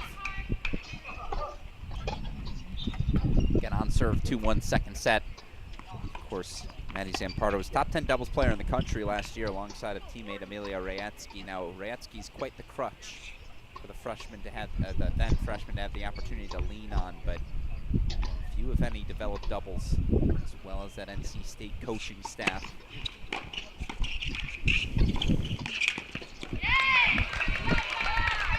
Standard system, right? They're going to play low cross court. If you're 2 up, they're going through the center. They're going to try to get 2 up whenever possible.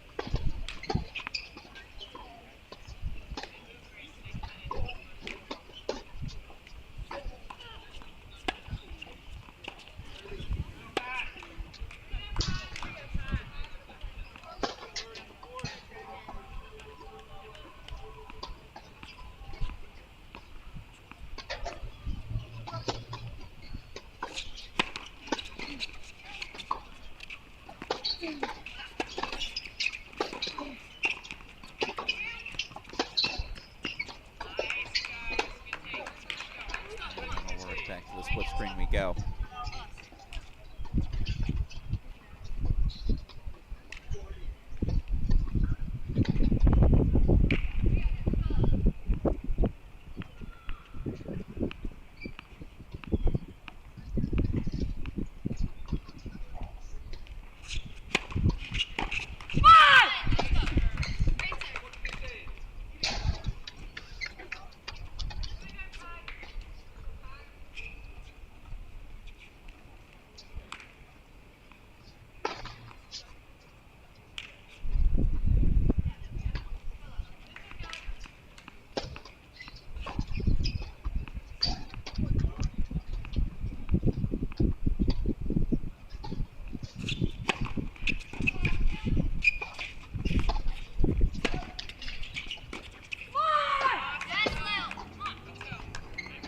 Fairclough holds for 2-all.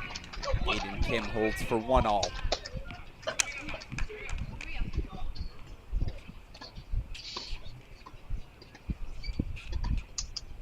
For Aiden Kim, it's avoiding the big dips.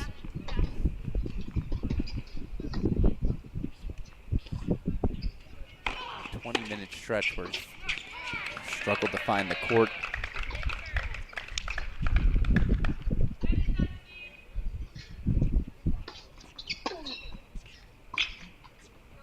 When he's locked in like he has been these last 20-25 minutes, you get why the upside so immense. You get why so many think so fondly about his future.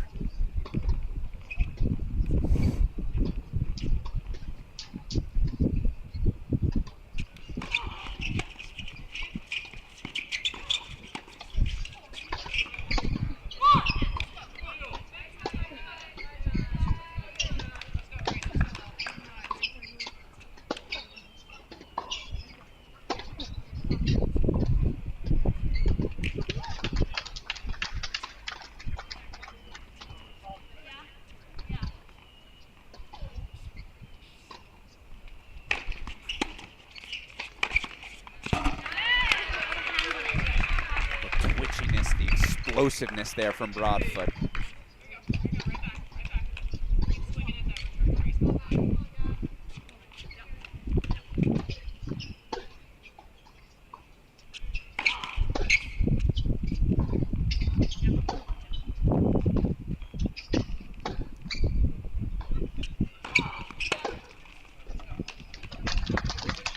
finds his form.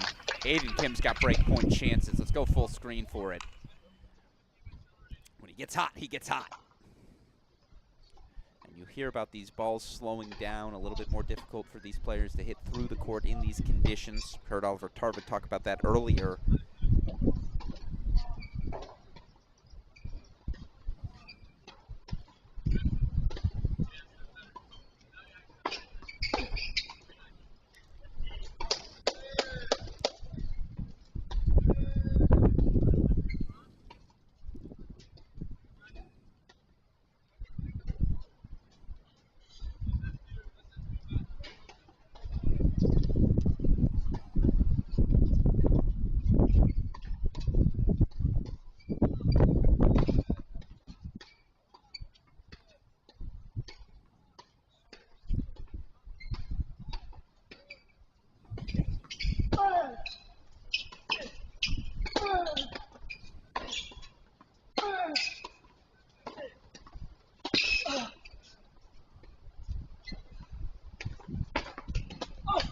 That's been the default for Gorsny. When in doubt, attack, attack, attack.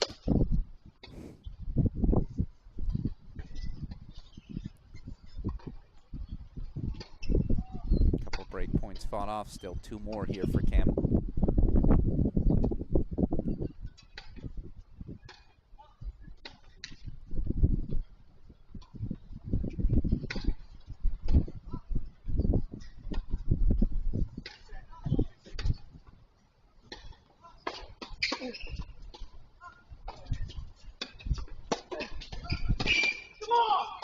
Kim breaks. Two 2-1 third set lead as we head over NC State now. 3-2, they remain out up on serve. They're going the distance in Fligner Evans. 6-3, second set for the San Diego senior, winner of that. Oh, just a date with top seed Mary Stoyana. Nothing serious, just casual with the spot for the NCAA tournament on the line. Alex Gruskin here. What a day it's been. As we have an opportunity, I guess I'll quickly flash what we've seen so far today. As you look at our women's singles draw, our final is now set. Earlier today, Maria Sholokova from a set down comes all the way back and just rode her weapons into breaking down the defense of Tatum Evans. Sholokova, 4-6, 6-2, 6-3, the first Wisconsin Badger to ever qualify for the ITA All-American singles final. Of course, we're guaranteed a first-time champion as Elsa Tomase accomplishes the same feat for the Tennessee women. Tomase, straight set win, 6-4, 6-1. Just, again, her power overwhelming Thea Rabman. And certainly, these are two of the best stories we have of the 2024 ITA All-American. Tomase coming from qualifying. She's been there 9 consecutive days in Cary. Sholokova, the Wisconsin junior. Yeah, 18-5 at the top spot last year, but never this sort of national success. I'm amped for the final. You should be too. We'll have coverage first ball to last here on our Crack Brackets and ITA YouTube channels, of course. 2 separate broadcasts tomorrow. Want to make sure both the men and women play the sort of featured level matches they deserve.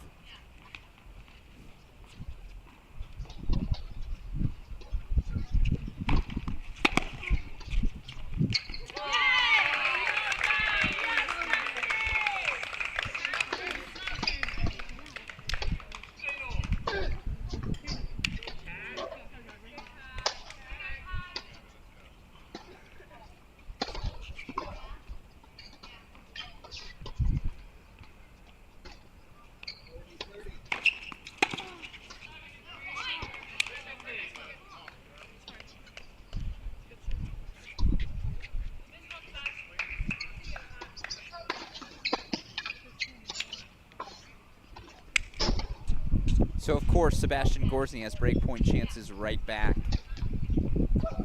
That's exactly the sort of game, again, if you're associate head coach Justin Kronagi, who has coaching duties with Kim today, that's the exact sort of game you just don't want to see him play. A loose, early backhand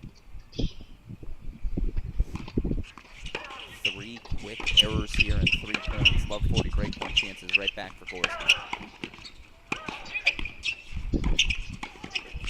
What a cross broad foot. Let's show that to you one more time. They're just springy. Broad foot springy, explosive. Ready to play a role for this new next generation, next era of Wolfpack women's tennis players.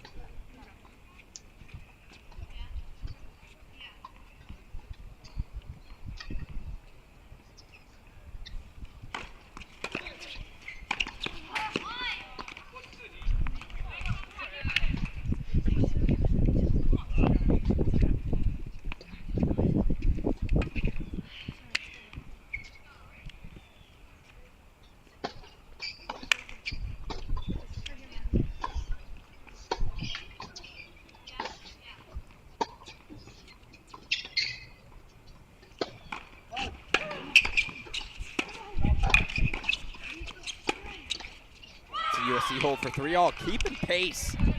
The sort of level you'd expect in a double semifinal.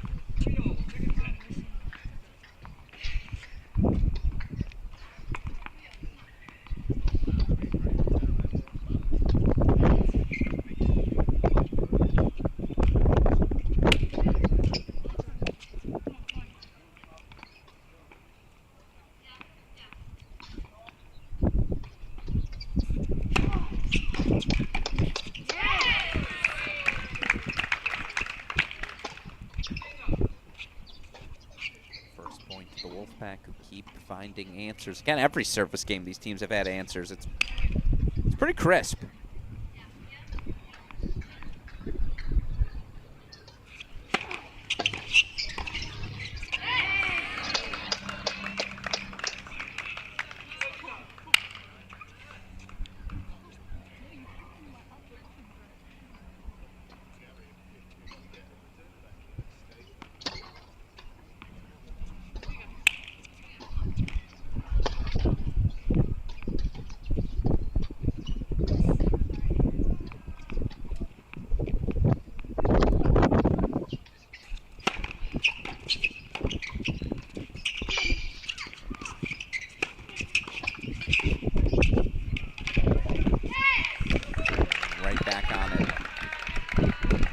With such intensity.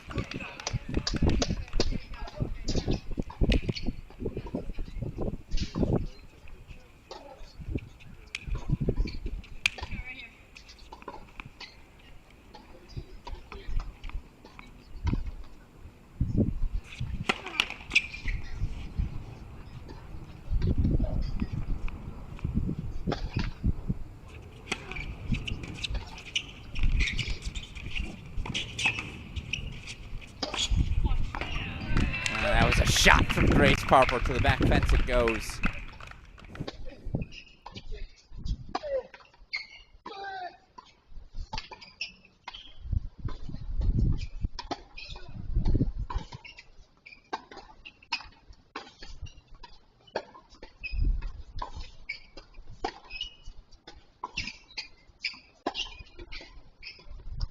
But it's breakpoint chances again for Aiden Kim.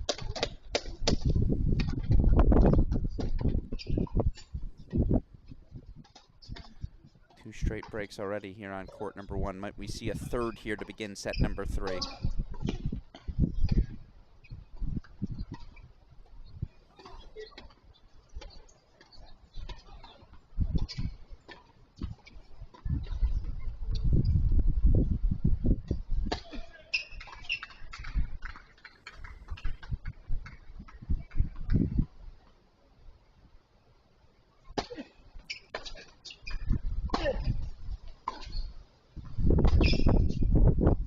Kim breaks for 3-2. Now his pace is starting to get into the court. Sebastian Gorsny maybe losing his legs a little bit in the third.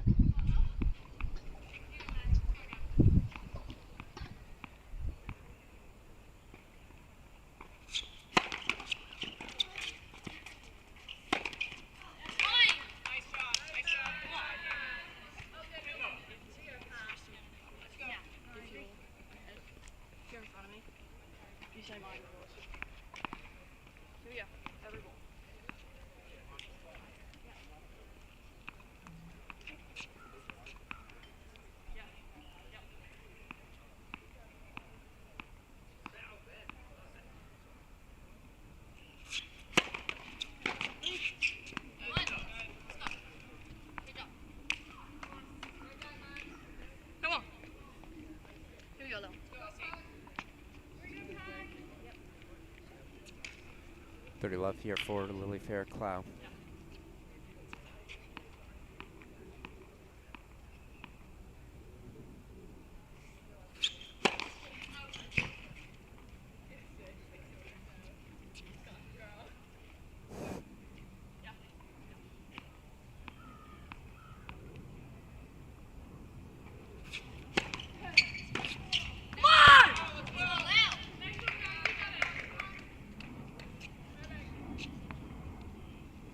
Let's go. Come on. Back to the split screen we go. They're out of the chair. Aiden Kim serving up a break 3-2 deciding set.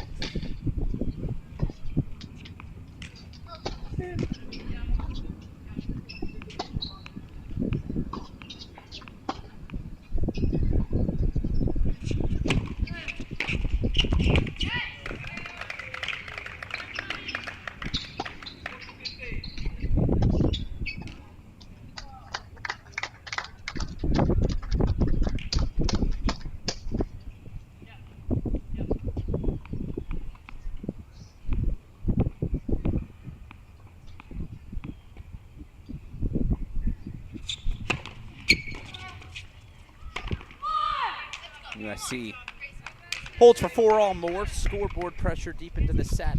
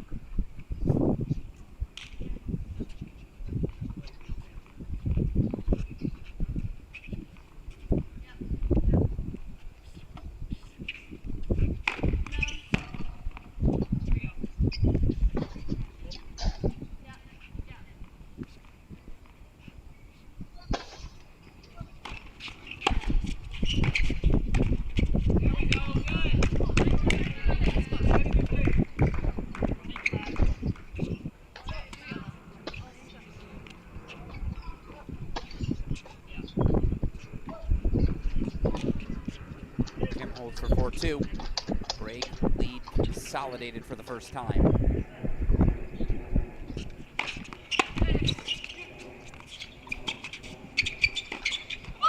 That's such a good return from Fairclough. Let's show it to you one more time. How low she kept it, the depth, the drive. That was a great serve.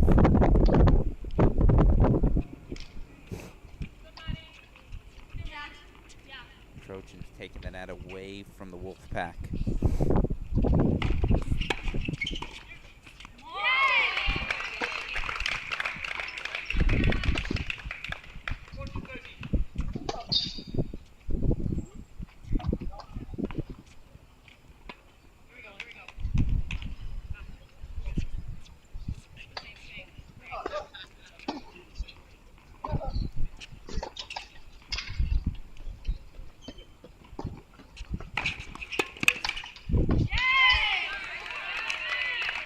NC State does hold for 5-4, so let's go full screen to what is obviously a must-have service game for Seb Gores, and he's seen the match just get away from him.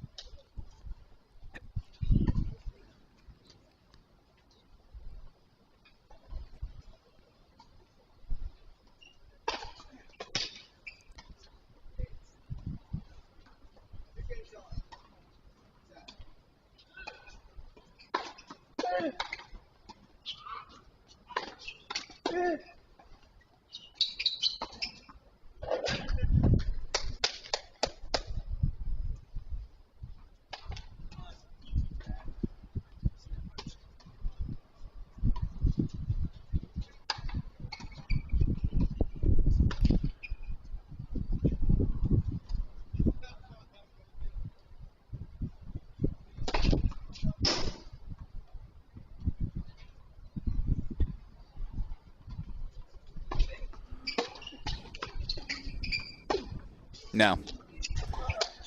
It's good depth from Gruskin. Has to get solid. I honestly don't hate that play. Just depth down the center.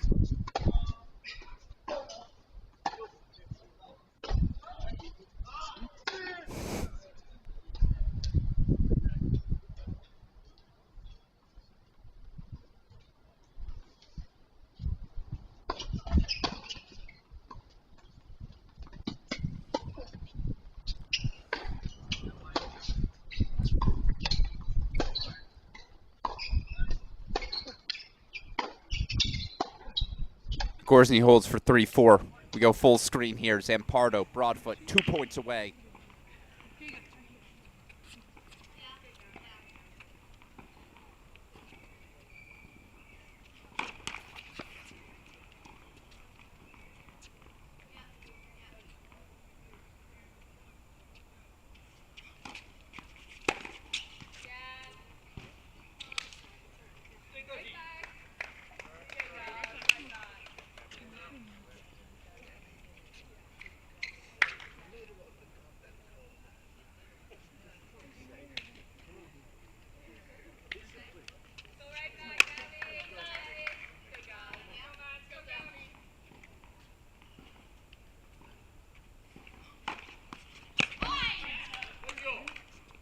Right off the line. Nice response. Love 30-30 all.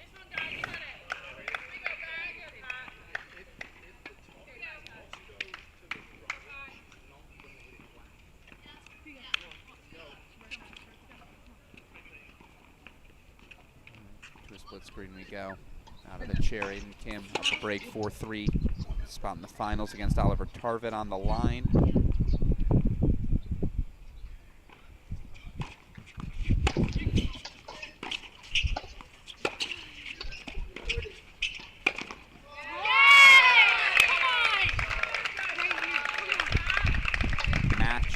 Point, NC State.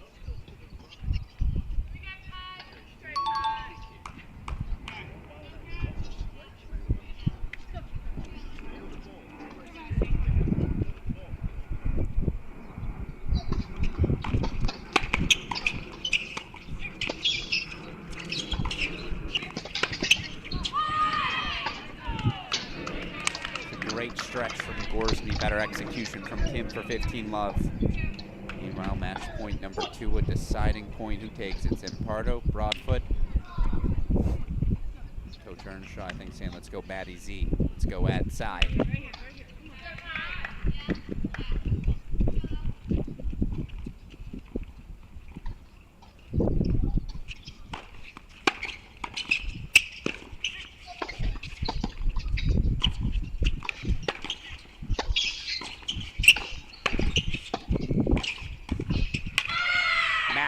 Points fought off for 5 all.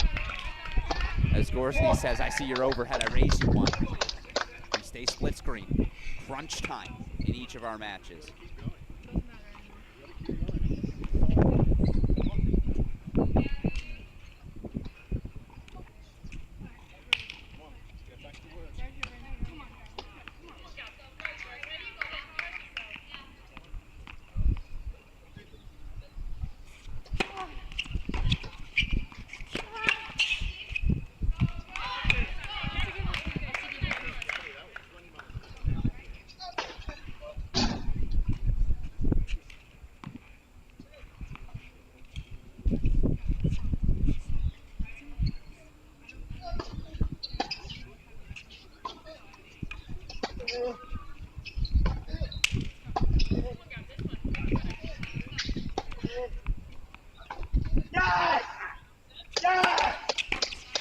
In case you were wondering, is Gruskin going to roll over? The answer, absolutely not.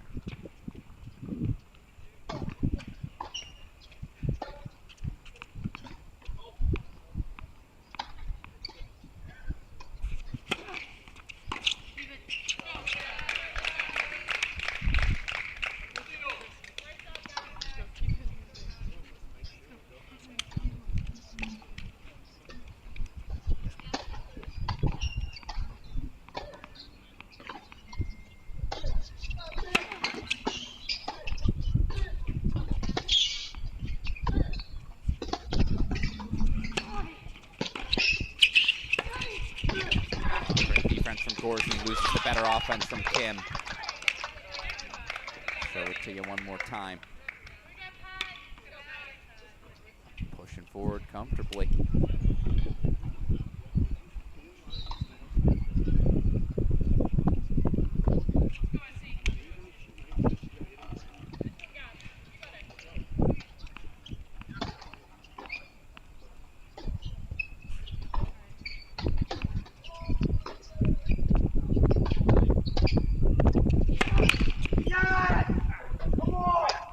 Gorsny's got breakpoint chances back. Might have missed the replay, I apologize. Let's see if we caught it. Yeah, I mean, again, the depth on that return, just to get him stretched in the outer third, you have to. You have to do that against Aiden Kim. We go full screen for the break points.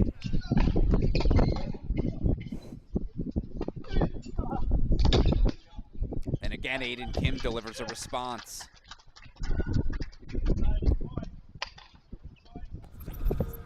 That's how you hit a +1 forehand. He had time, he set, exploded through. How's this for a significant point? Deciding point coming up.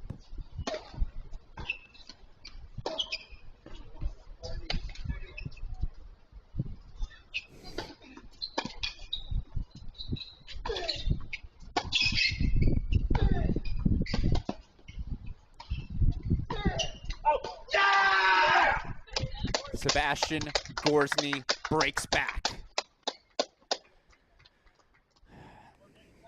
I don't want to say, again, outstanding defense. Certainly from Gorsny, but Kim had the looks he wanted on his racket as we go back to the split screen. No, we do not, as NC State holds for 6-5. We'll get you back to it here on the other end of the changeover.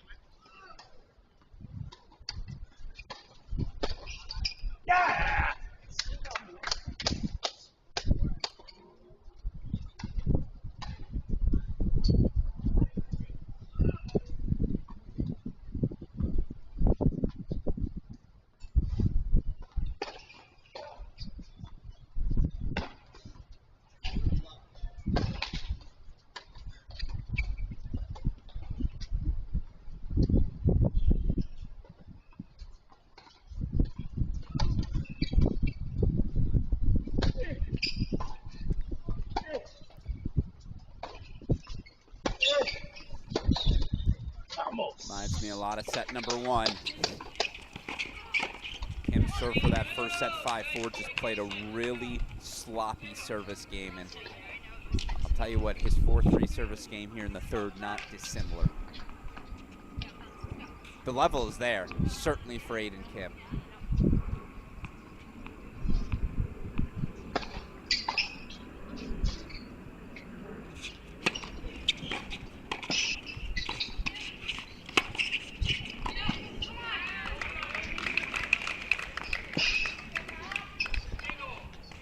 Oh, this sport. This sport.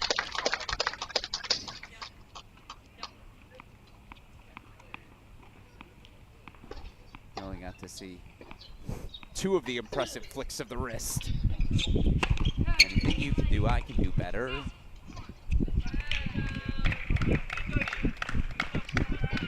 Point chances for Gorsny.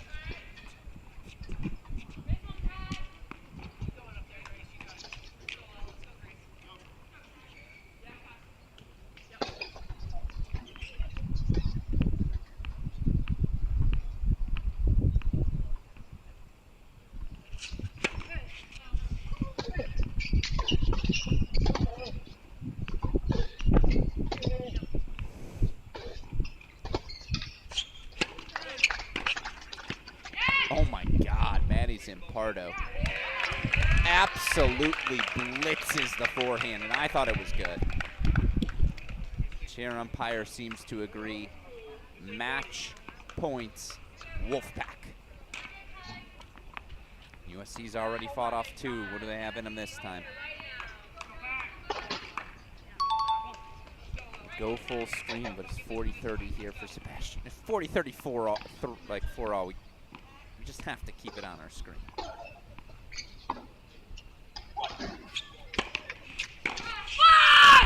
Another big answer. Here we go, come on, right here, let's go. Big serve from Lily Fairclough.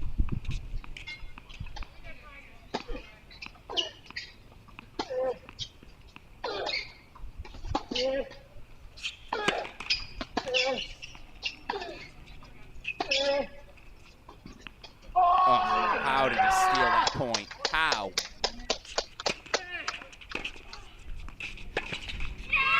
They're through. Your doubles final is set. It'll be Elisa Waglick, Kimmy Hance of UCLA, taking on NC State's Maddie Zampardo and Gabriella Broadfoot. The second NC State team ever to reach the ITA All-American Final, second in the last 3 years.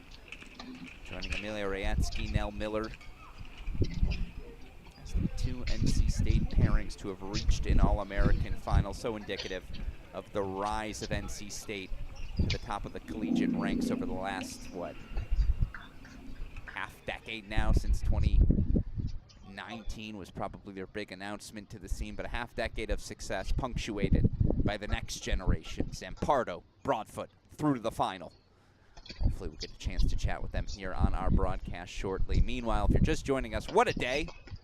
Already 6.5 hours in. First match of the day, a 2.5-hour battle. Maria Sholokova becomes the first Wisconsin Badger to reach the All-American Final. 3-set win over UNC's Tatum Evans. Of course, she'll take on Tennessee senior Elza Tomase as Tomase. Straight set win over Thea Rabman, 4-1 to become the first Tennessee women's tennis player ever to reach the singles final.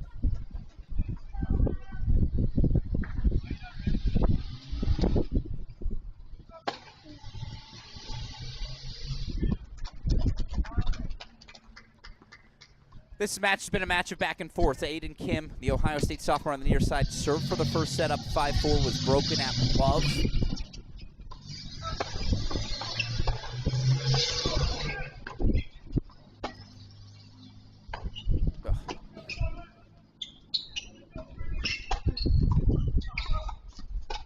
I love this sport. Show you the replay one more time. The quick hands defense turns into offense for Seb Gorsny. Good anticipation from Kim. It's better offense. Gorsny, that down the line forehand, unload and explode. Again, Gorsny from 4-5 down takes that first set 7-5. Was up 4-1 in the second. And then here came Aiden Kim.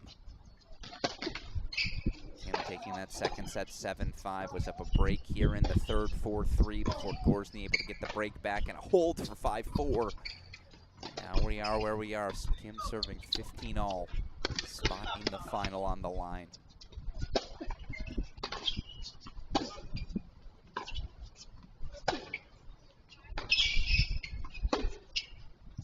Nope, missed it wide. Yeah, he pulled it.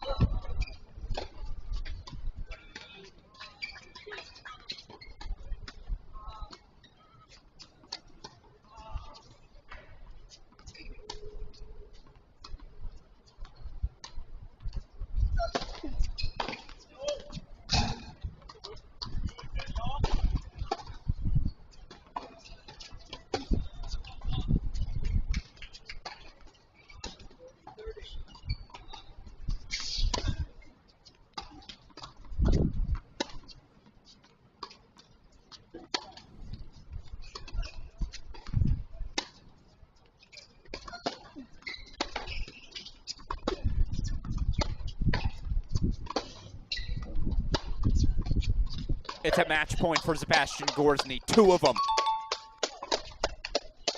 Can just do a little bit of everything.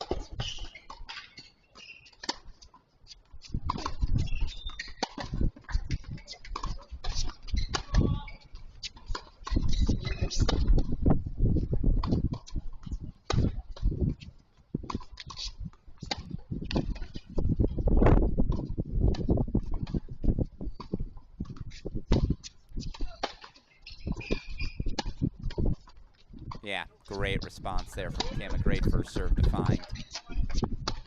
Gorzny looks to his new coach, the new associate head coach at Texas, Ben Becker.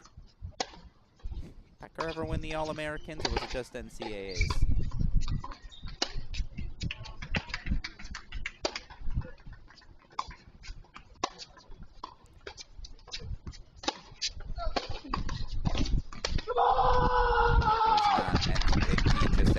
Success for Ben Becker.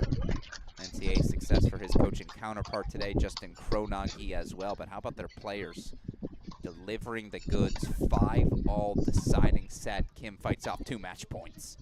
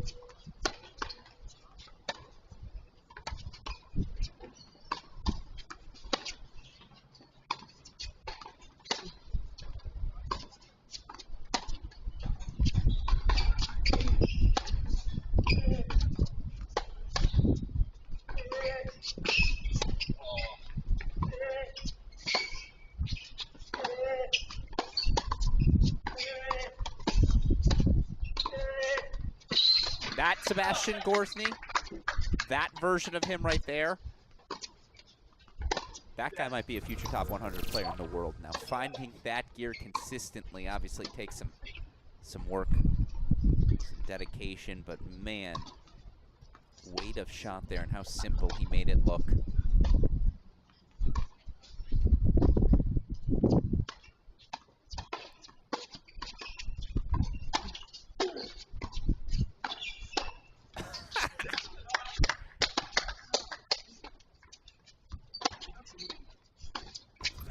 Is there anything to do but laugh?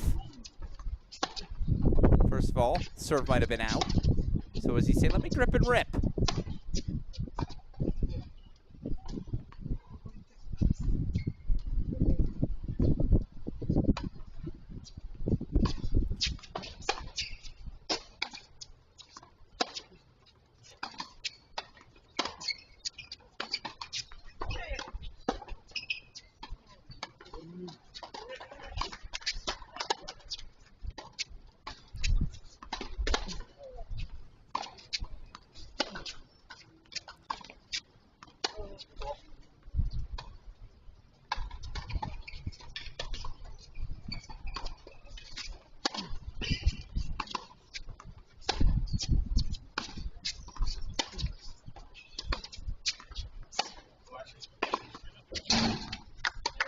That's a nice way to close out a service game. So Sebastian Gorzny at least asks the question. Aiden Kim will serve to stay alive in the match.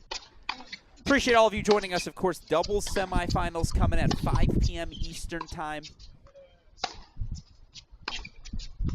Bunch of really fun matchups ahead. 2 Baylor Bears teams in action. One facing San Diego's Tarvet and Clausen. The other taking on Columbia's Zhang Hashimoto.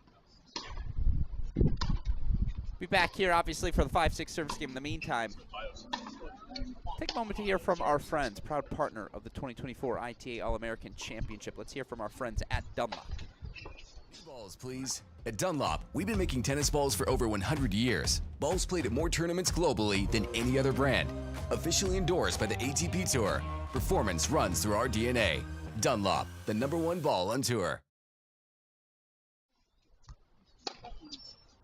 #1 ball on tour indeed. Again, if you're just joining us, Women's singles final set, Elsa Tomas of Tennessee to take on Maria Sholokova of Wisconsin. Alex Gruskin here. Our consolation semifinals are set. You're playing, that's not true, 3 of the 4 spots set. Kaylee Evans of San Diego up a break 4-3 in the third on Julia Fliegner, winner of that. Oh, just a date with top seed Mary Stoyan. In the meantime, here's sophomore Aiden Kim, 5-6, deciding set.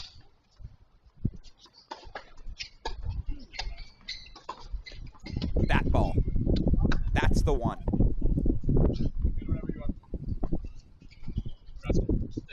He's been about, I'll say 60-40 with it today. And that 60 is why we're at 5-6 in the third, why he was able to overcome the 4-1 second set deficit. But the 40 has been a factor too. Oh. Because there's the 60. Show me that short angle one more time. Look at this little flick. How well he gets outside the ball here. Gorsny had a reset after the return, so you wanted to work him into the outer third. Goes angle instead of pace. Love that.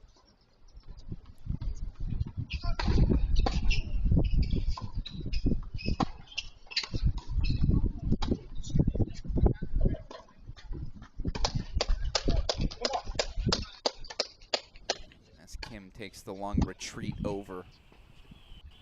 15:30 now in the Evans service game. Michigan senior Julia Fliegner trying to will herself back into this match. Both these players, Evans, Fliegner, they understand the opportunity to compete in one more NCAA tournament. Too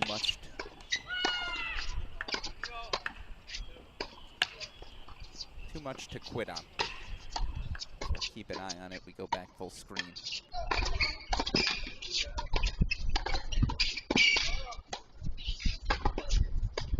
Ridiculous.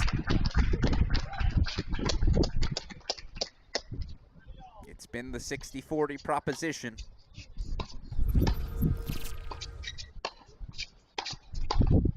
Isn't it 60% of the time it works all the time? That's the quote, right?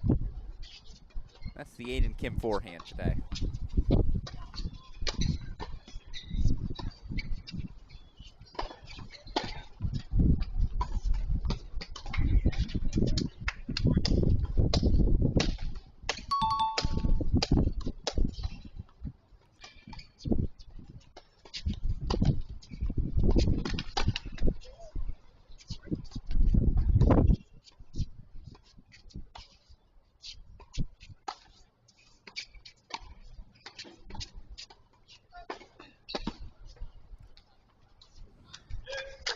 Three match points fought off by Aiden Kim.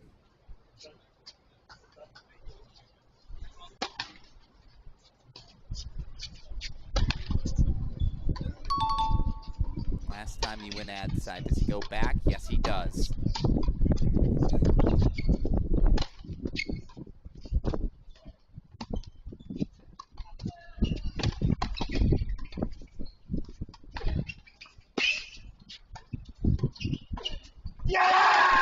Sebastian Gorsny is through. From a breakdown in the third.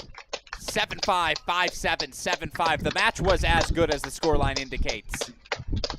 Gorsny joining elite company.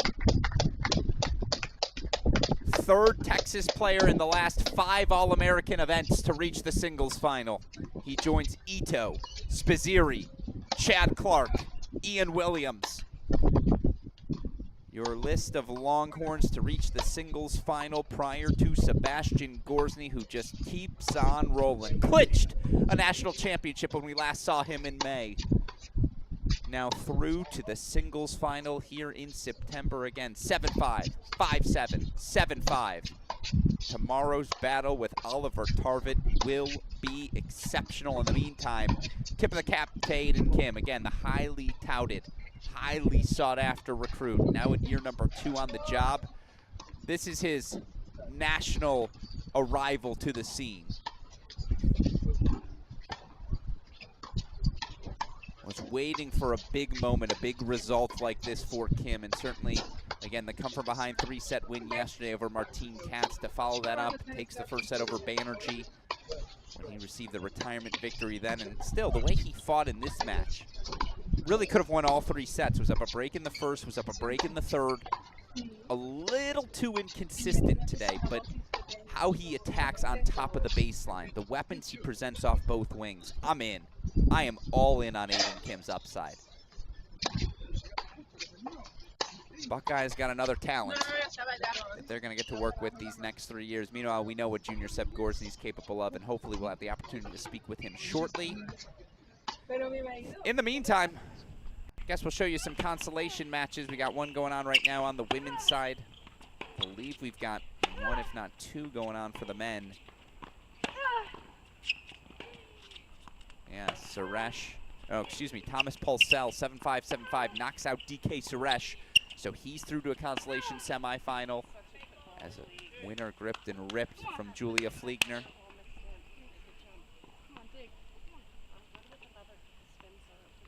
Colton Smith, 2-2 over Paulin Schauspe. Yeah, we only got one other active match. Jay friend Daniel Sancho Arbizu, friend of course, the Arizona sophomore. Sancho Arbizu, senior for Denver, had a breakout season last year. Sounds real windy on their court.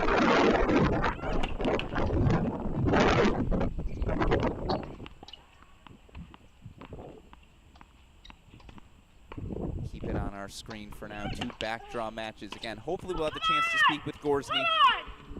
Sure, he's going to stretch, recover. In the meantime, I'm going to step away for a moment. I'm going to leave these on your screen, and I'll be back here shortly. But again, we still have doubles main draw play to go, so of course we're not signing off anytime soon. Still 2 more fun matches for all you in College Tennis Nation to enjoy.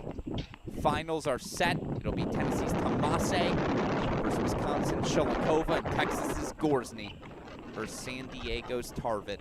Those matches, of course, tomorrow featured here on our Crack Rackets and ITA broadcast. Julia Fliegner holds for 5-4.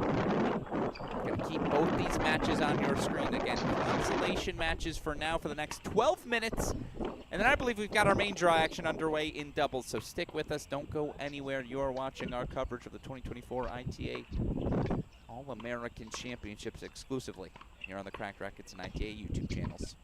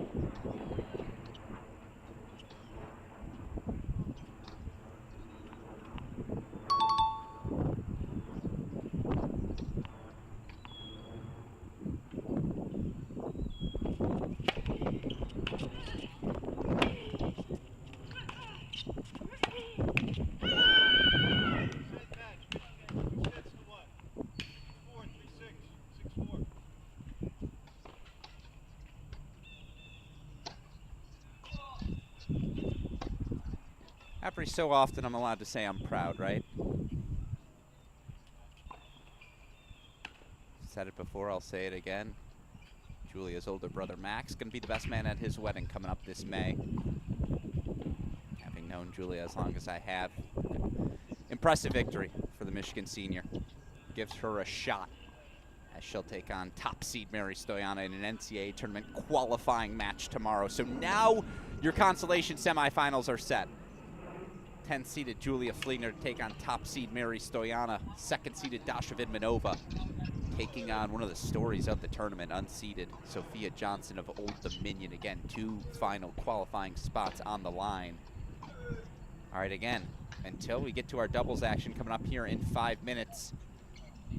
Going to hold on our final match. Singles match of the day. Jay Friend taking on Daniel Sanchez Bizu. Again, Friend for Arizona, Sanchez or Bizu. Tarvet, Boston, San Diego, Baton Horse, Les, Baylor, Fort 1. Thriving for that University of Denver team.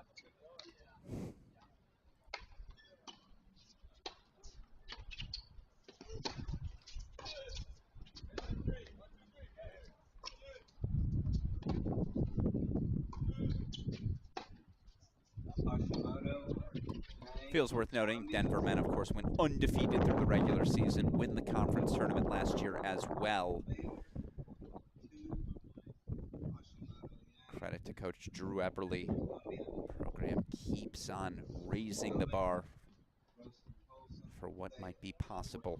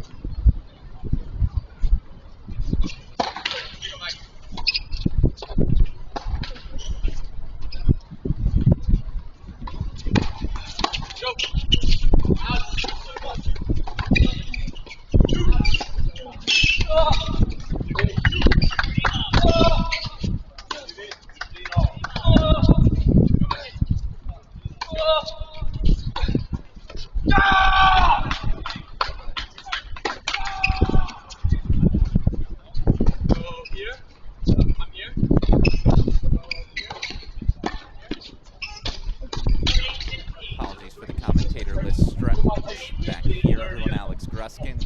Our finals are now set. For those of you asking the question, women's final, Elza Tomase, the Tennessee senior, to take on Wisconsin junior Maria Sholokova on the men's side, surviving in 3 sets. Texas's Sebastian Gorsny will take on San Diego's Oliver Tarvet, currently on court and far side of your left screen.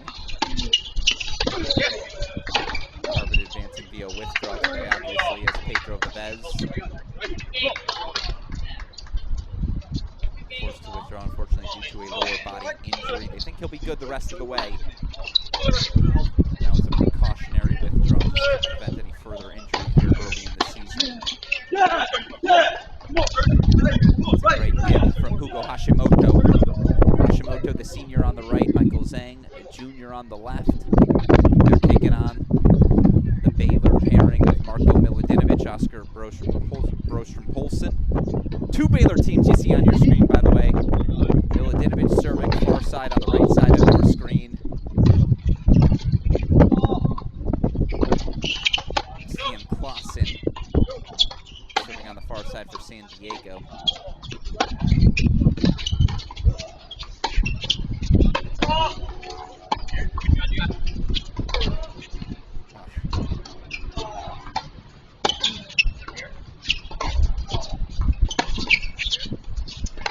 Well, there are lobs and then there are lobs. The defensive lob off of Michael Zhang falls into the latter category. Columbia broken, they break right back. Let's show you that replay one more time. Long cross-court rally, right? You see Hashimoto pinching forward. Milutinovic said, hey, I'm going to take a swing. And by the way, Milutinovic has that shot in his bag. But that one into the net, so 2-1 back on serve we go.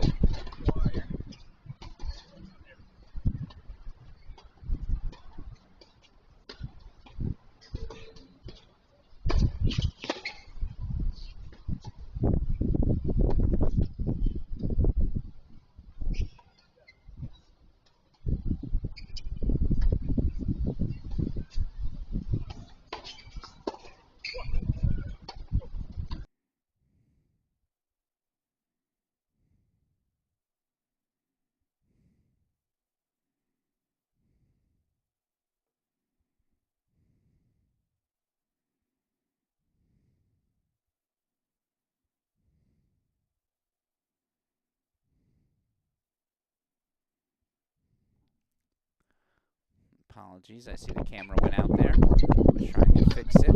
Just go over to court number 2 in the meantime.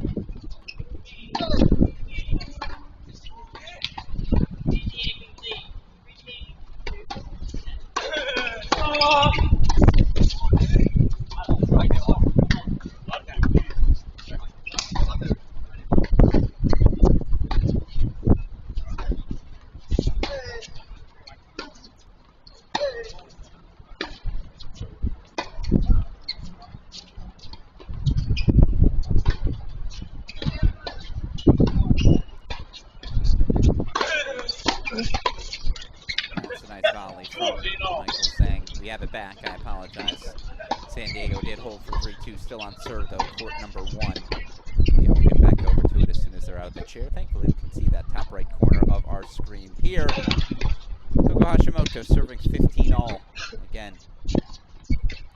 seniors here for Baylor. This is Oscar Poulsen. Turning to do so. That's such a good close. It's a great reaction. And it's a lesson to take note of at home. Notice how Zhang hands her up. But the moment he sees that volley's up, and you know Oscar Brostrom-Poulsen's going to have to pop something up there with how low he's taking that ball. Zhang senses that, pinches forward, crosses. 30-15 now for Columbia.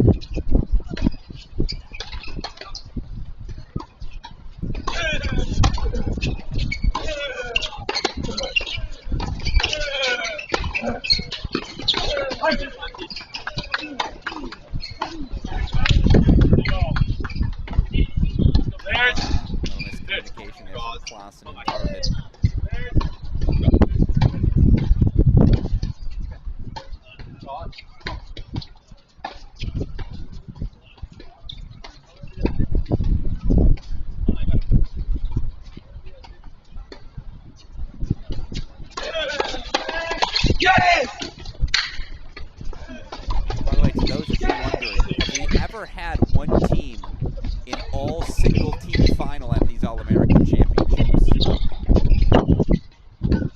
sure about the answer in doubles. We had one recently in singles. 2022, Ethan Quinn, Phil Henning, both of Georgia, competing in that singles final. We had an all-Texas final back in 1993. Chad Clark defeating Ian Williams.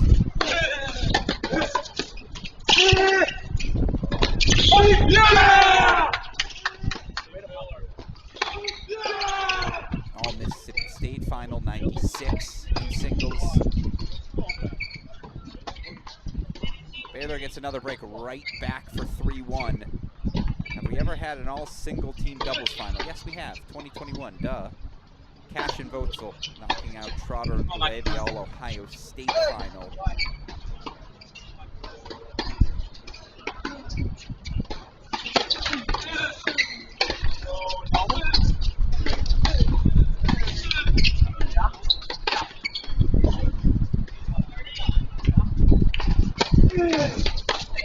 Beautiful serve there from Jean Bourvelt for 30 yards.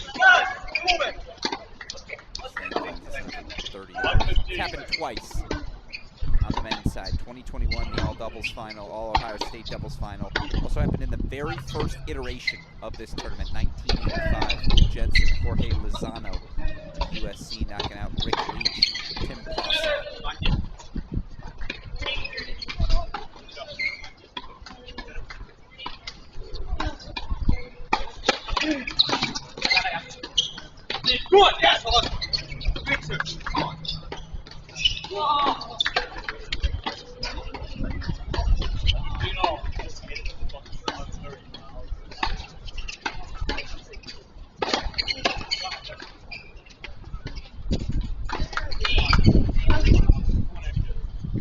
Phelps must have just been off the back line with that serve. It's a Baylor hold 4-3 all.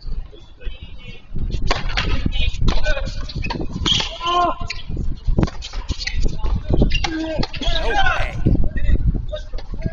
How does Hashimoto find that return off a lead cord?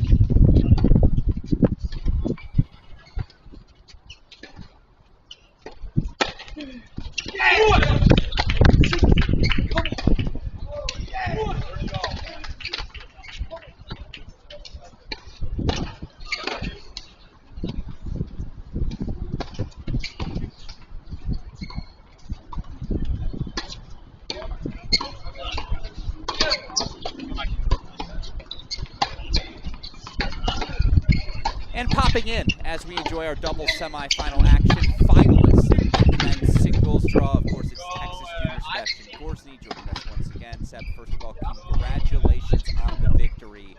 That was a little bit of a seesaw affair. You're down a break in set number 1. You're down a break in set number 3. You're up 4-1 in set 2. And yet, obviously, set scores going in reverse order from there. Talk me through how you were able to survive today. Talk me through that match today.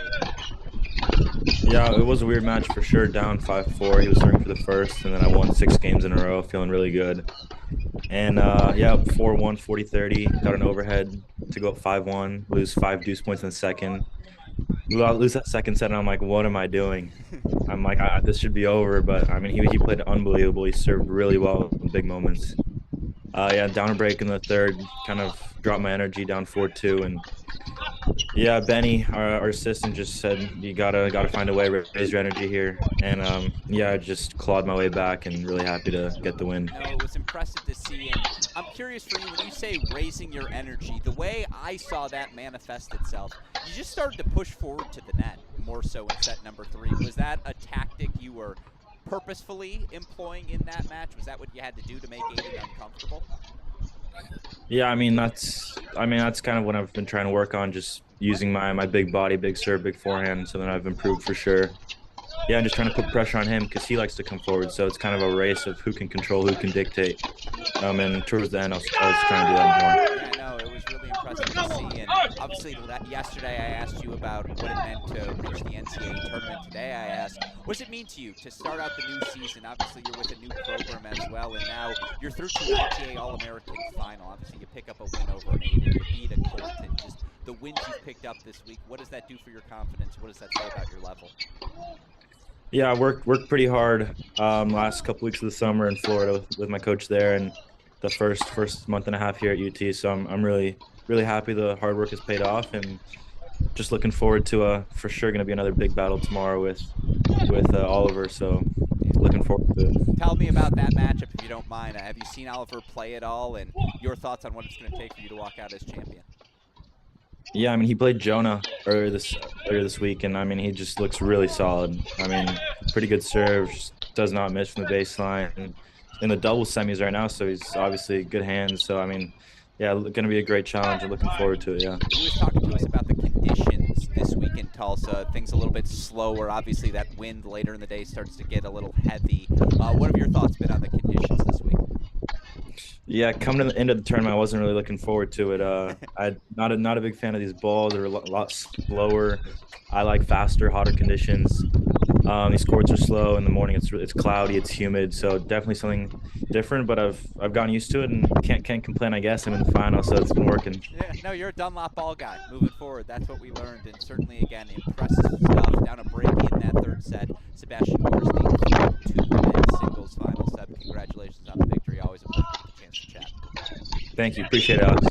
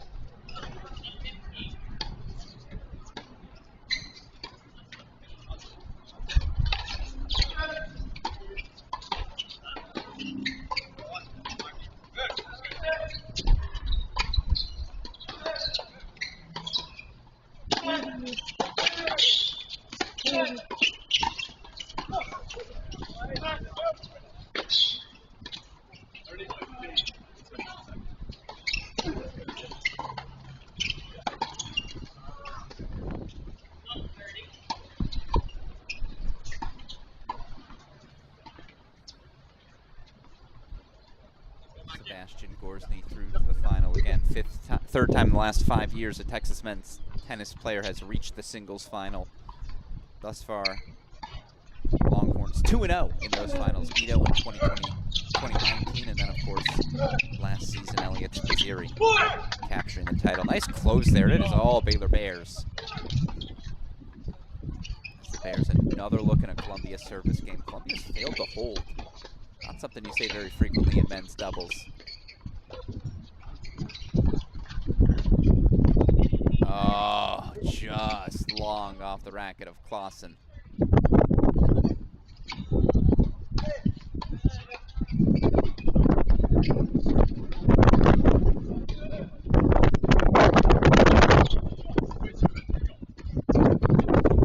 Had to have that if you're Michael saying. Just something easy.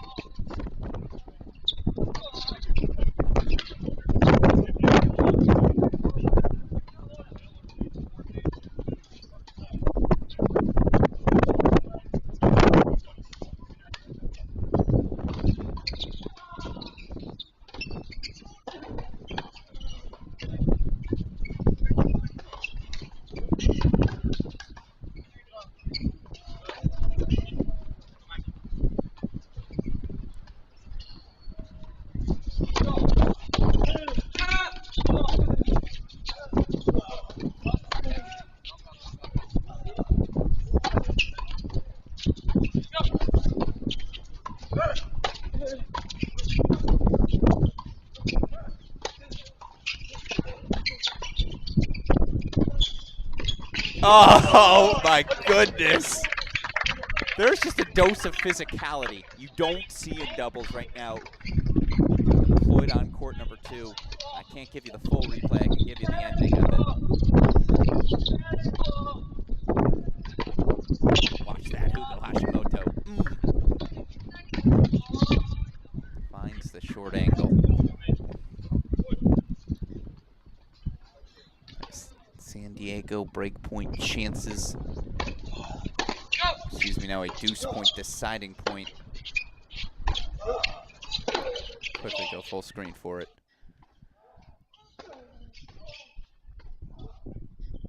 This is the sophomore Badenhorst serving on the near side.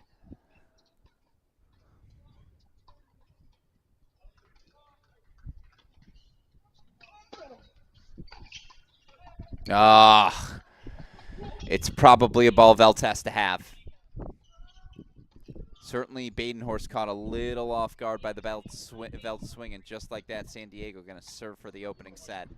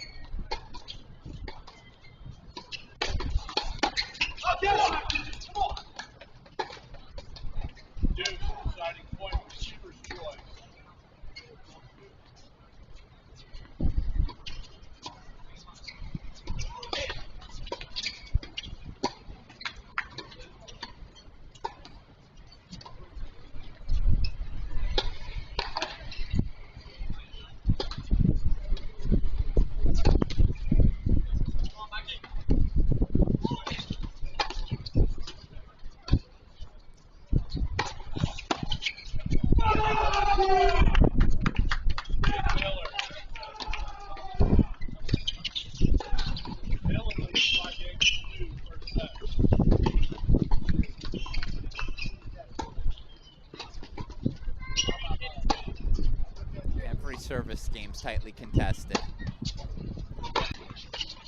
Baylor Bears do consolidate 5-2. Another break point fought off. Meanwhile, here's San Diego's. Is it Clausen? No, it's Tarvet serving for it. Makes sense.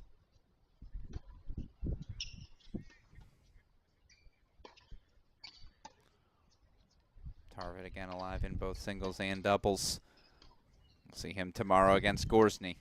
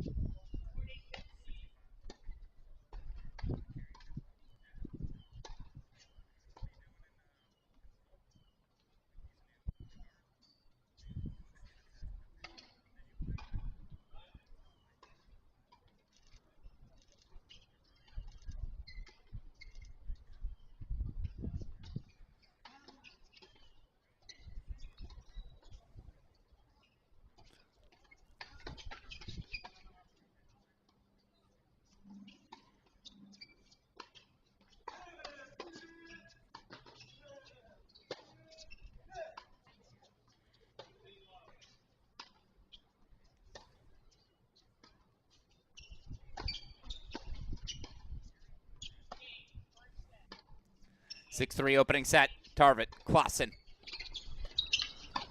Just smooth.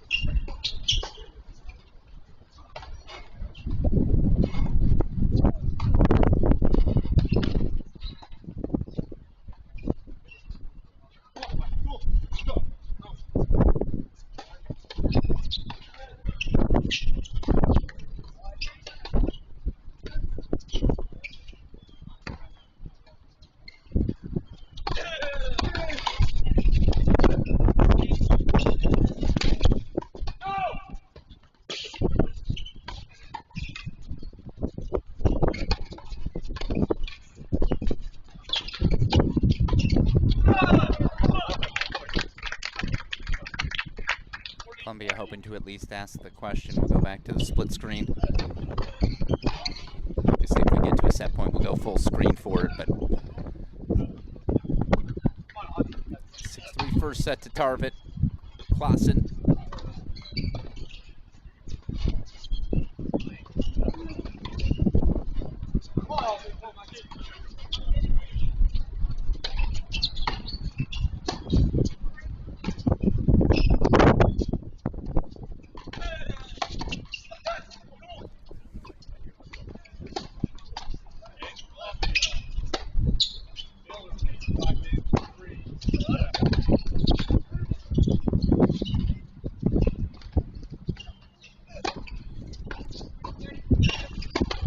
Columbia holds 4-3-5. Baylor's Oscar Poulsen to serve for the opening set. You know what, let's just go full screen for it.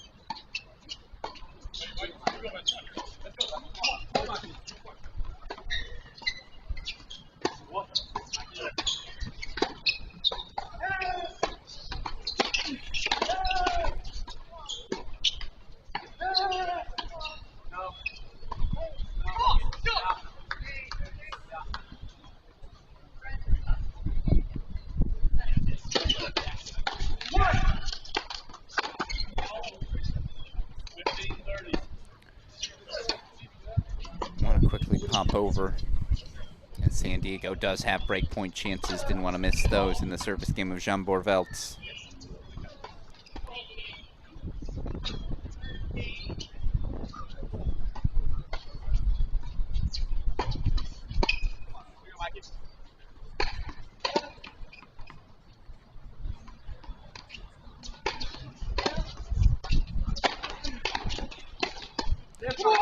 Perfectly put away by Milodinovic, so now 2 points away as San Diego does get the opening break.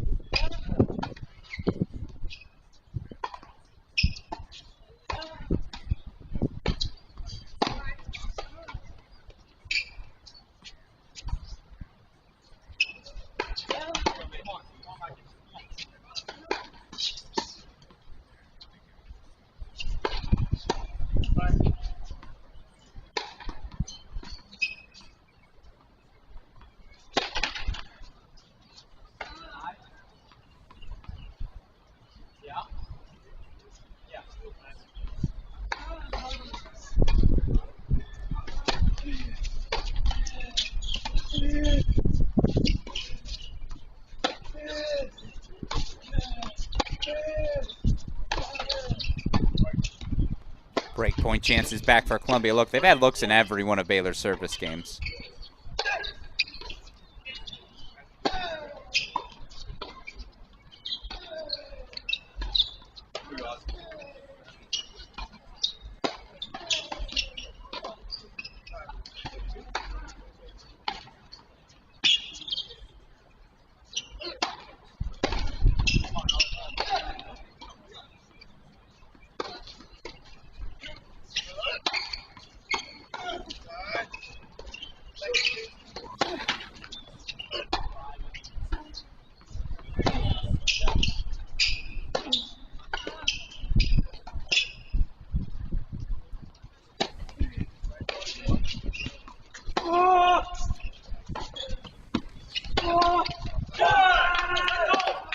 First set extended. Columbia breaks back 4-4-5.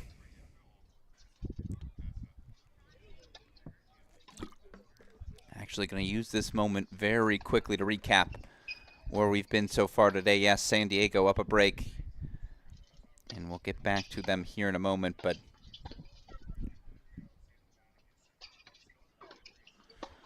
just a quick look at our results from earlier today. Women's singles final set, Sholokova 3-set win. She'll take on Elza Tomase. Of course, in our men's singles action, Oliver Tarvet through via the withdraw due to the Vivez injury. He'll take on Gorzny, a 3-set winner. Women's doubles final already set as well. It will be UCLA's Hans Wagle taking on the pairing of Broadfoot and Zampardo. And then, of course, all we got left to decide are doubles. Columbia will serve now to stay alive in the first set 4-5. You hear time has been called.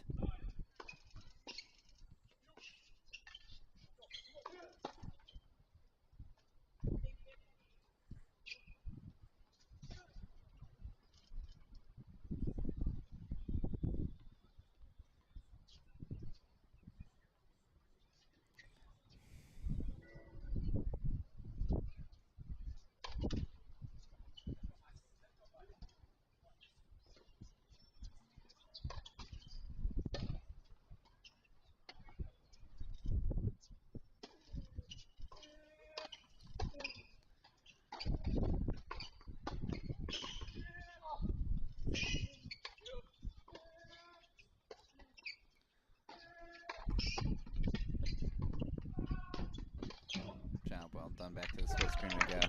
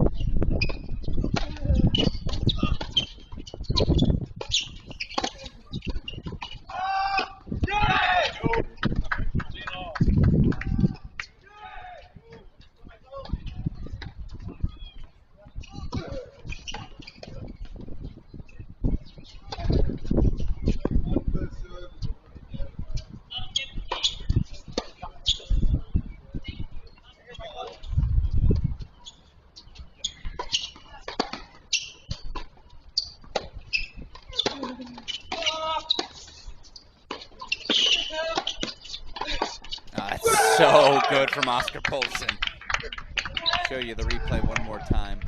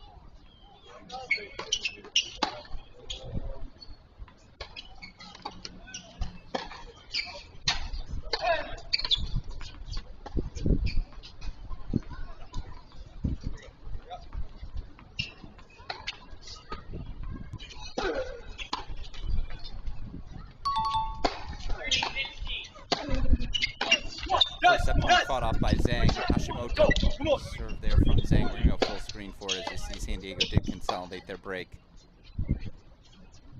Another set point to come.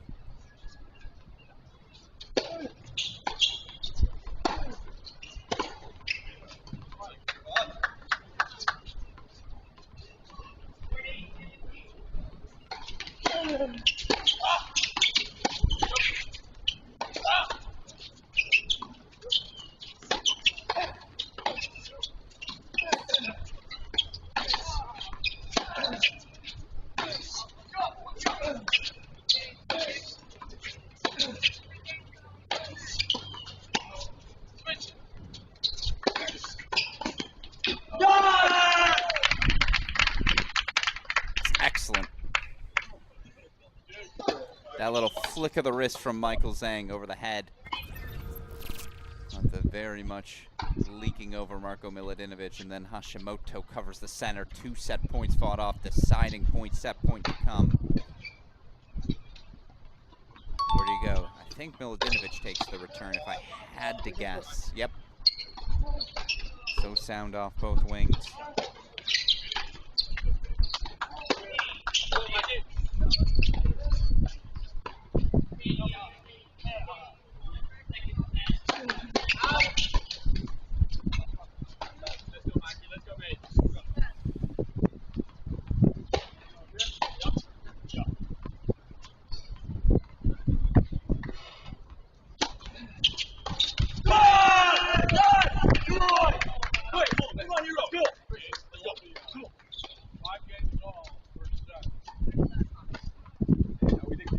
Play on 5-all. They break to extend the set. Now they fight off set points in Zhang's service game.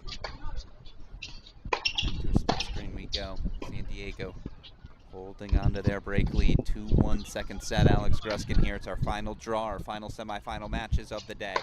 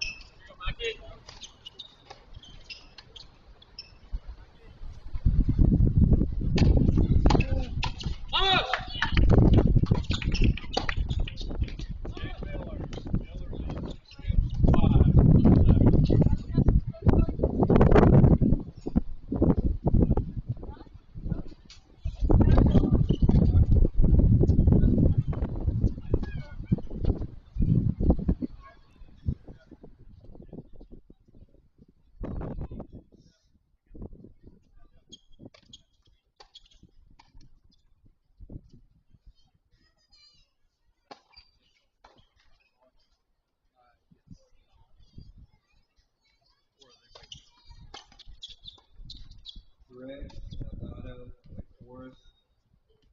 Wichelagan, Darren Washington, report to court 6. Suresh Delgado, Wake Forest. Wichelagan, Darren Washington, report to court 6.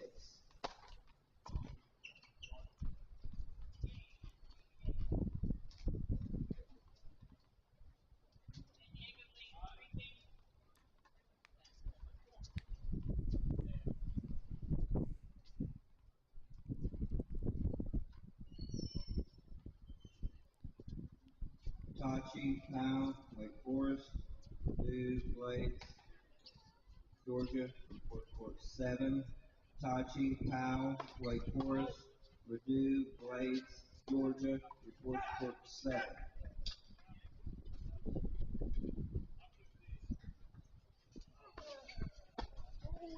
That one sails. I apologize. Back to the split screen as they've changed ends.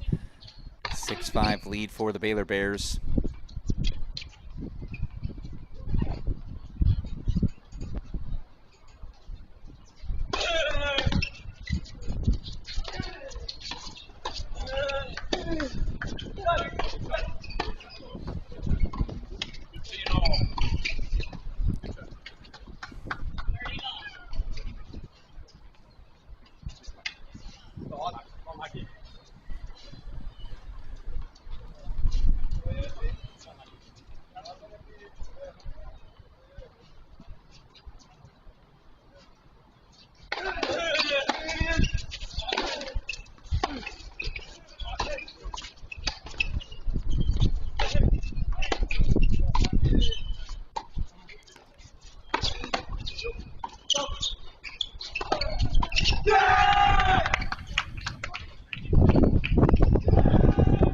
Baylor 2 points away from the opening set.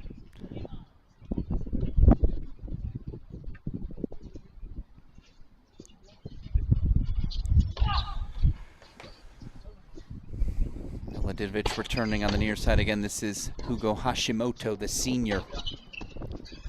As Michael Zhang said yesterday, just their second time playing together. To have this sort of success this early certainly bodes well.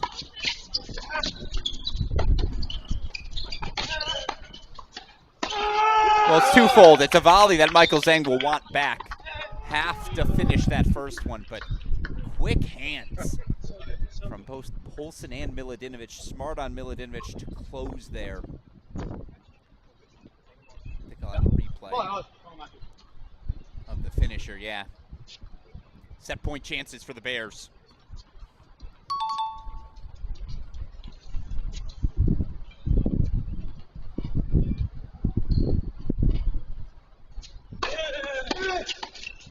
It's an opening set for Baylor. Got a little complicated there at the end, but Oscar Brostrom, Polson, Marko Miladinovich, 7-5 first set over the Lions. Back over to court one we go. 6-3, 3-2 lead for San Diego's Tarvet and Klassen.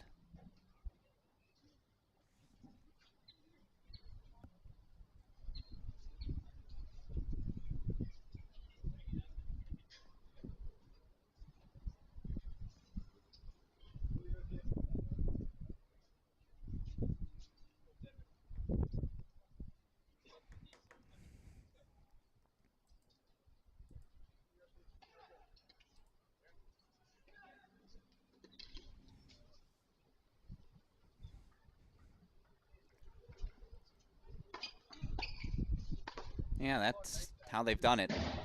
Makes a lot of sense.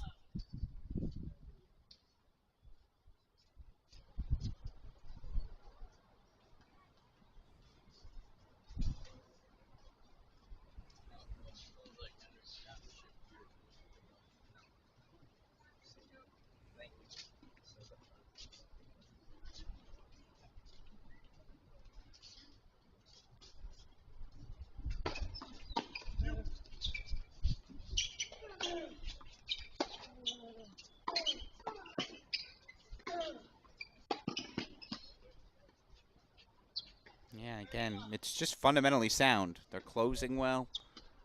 First serves to big spots. Volleys snapped off accordingly.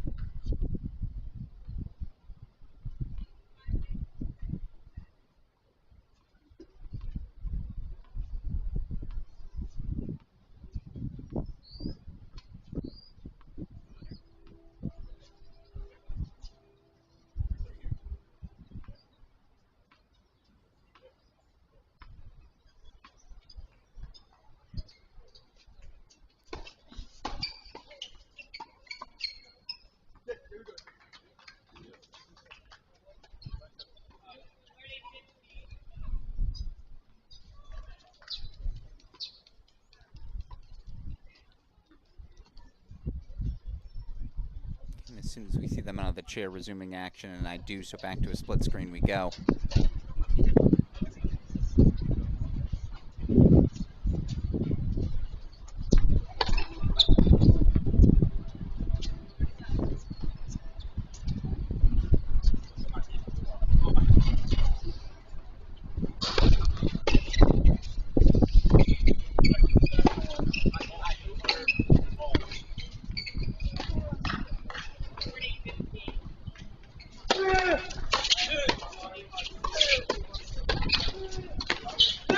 They're serving well, they're closing well. It's just been smooth. And there's an energy Milutinovic, Polson seem to play with. It's just so impressive.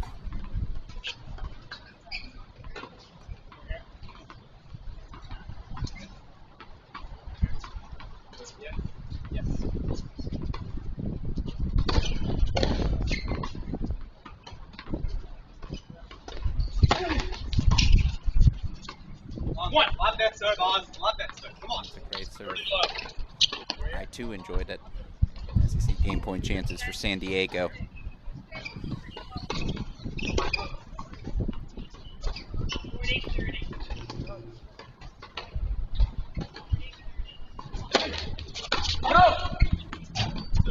It's good serves to good spots. For the first time in a while, a routine-looking service game for the Bears. 40 love, game point chances on 2.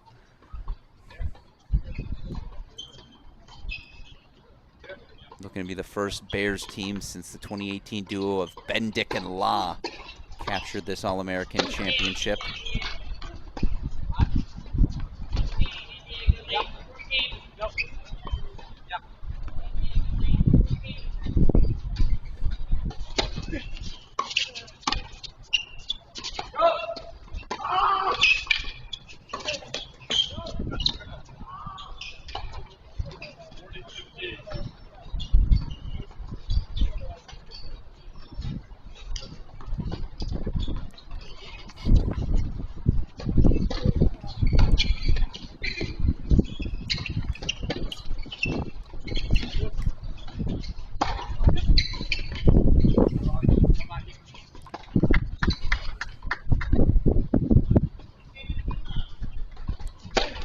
San Diego maintains their break lead.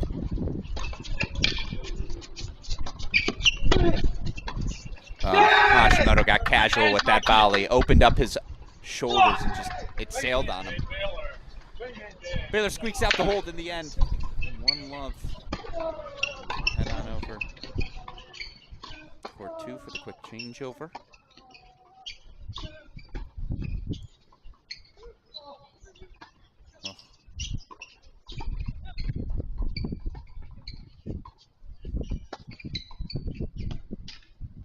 That's fun.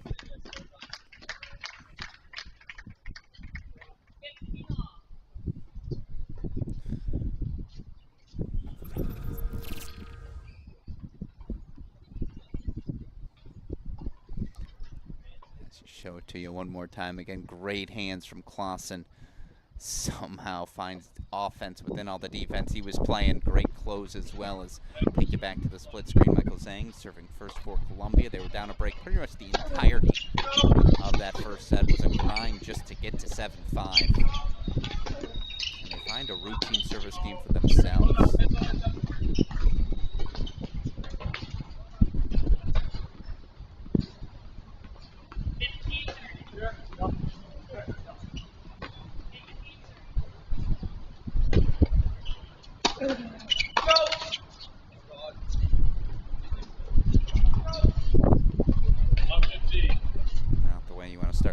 Service game if you're Michael Zhang.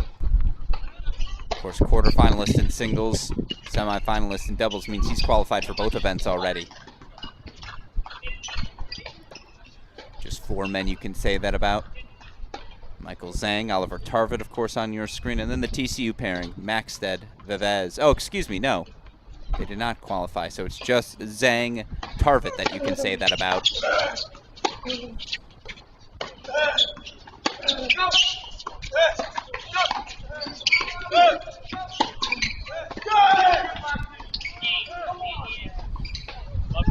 I'm after as San Diego double break 5-2 lead. They'll serve for the final. It's a new format here this fall in the college tennis world. ITA All-Americans, regionals, sectionals, the ITA Masters event. They're all qualifying events for the NCAA Individual Championship. Semifinalists in doubles, quarterfinalists in singles, and the 2 consolation finalists in singles, all qualifying for this year's event.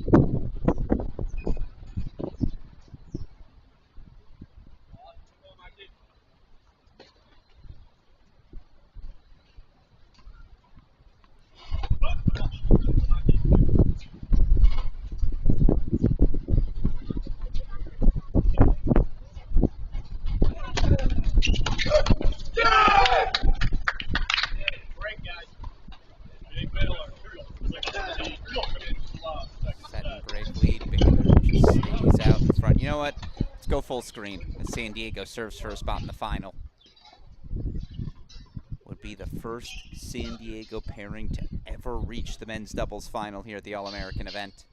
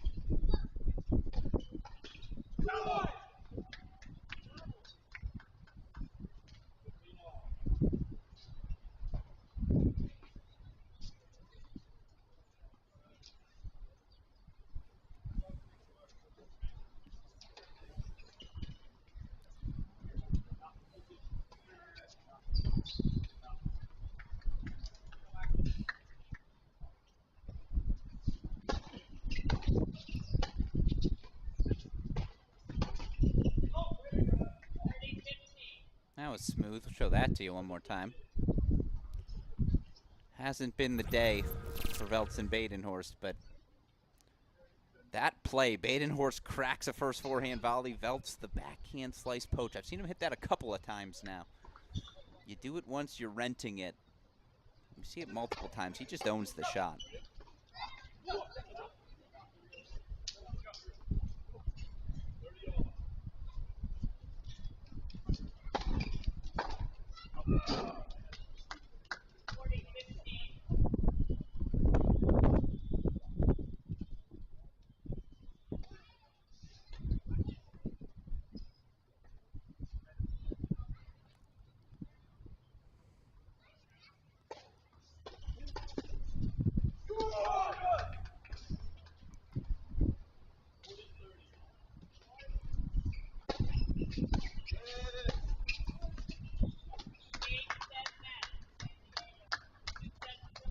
San Diego, your first team through to the ITA Men's All-American Doubles Final.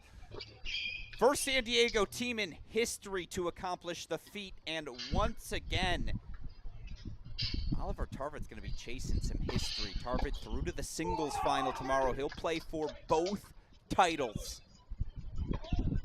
Who's the last player to play for both titles at this event? 2017 Will Blumberg. Guy you might have heard of, the only 10-time All-American we'll ever have in college tennis history. Blumberg, a winner of the singles title. He and partner Robert Kelly knocked out in 3 sets in the 2017 doubles final. So it's been since 2017 since we've had someone reach both finals. Oliver Tarvet, the next to add his name to that list. Tarvet can become the first San Diego player to capture any sort of title here at this All-American Championship event, and certainly staking his claim. He might just be the guy here in the 2024 season. Meanwhile, Baylor Bears, Miladinovic, Brostrom, Poulsen do consolidate. 3-love second set lead. Next changeovers will recap where things stood on the day here. Let's see if they can maintain that energy. No foot off the gas. Miladinovic, Poulsen, they've played with a freedom. They've played with an intensity all week long. It's why they are where they are.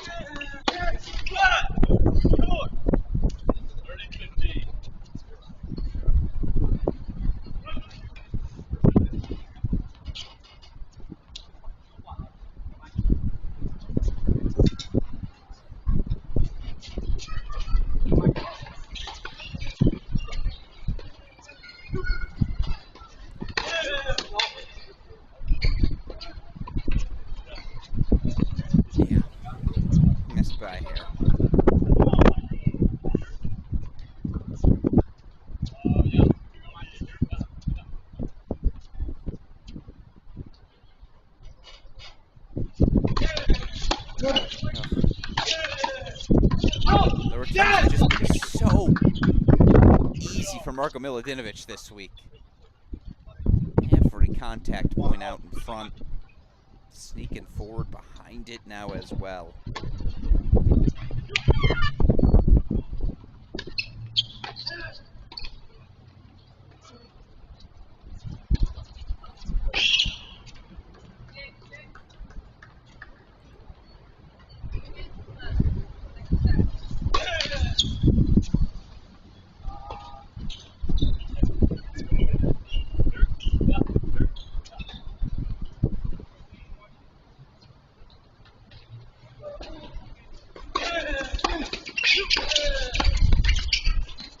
I mean, it's a de facto match point. Miladinovic with the cross, 30-40 breakpoint chances for the Bears.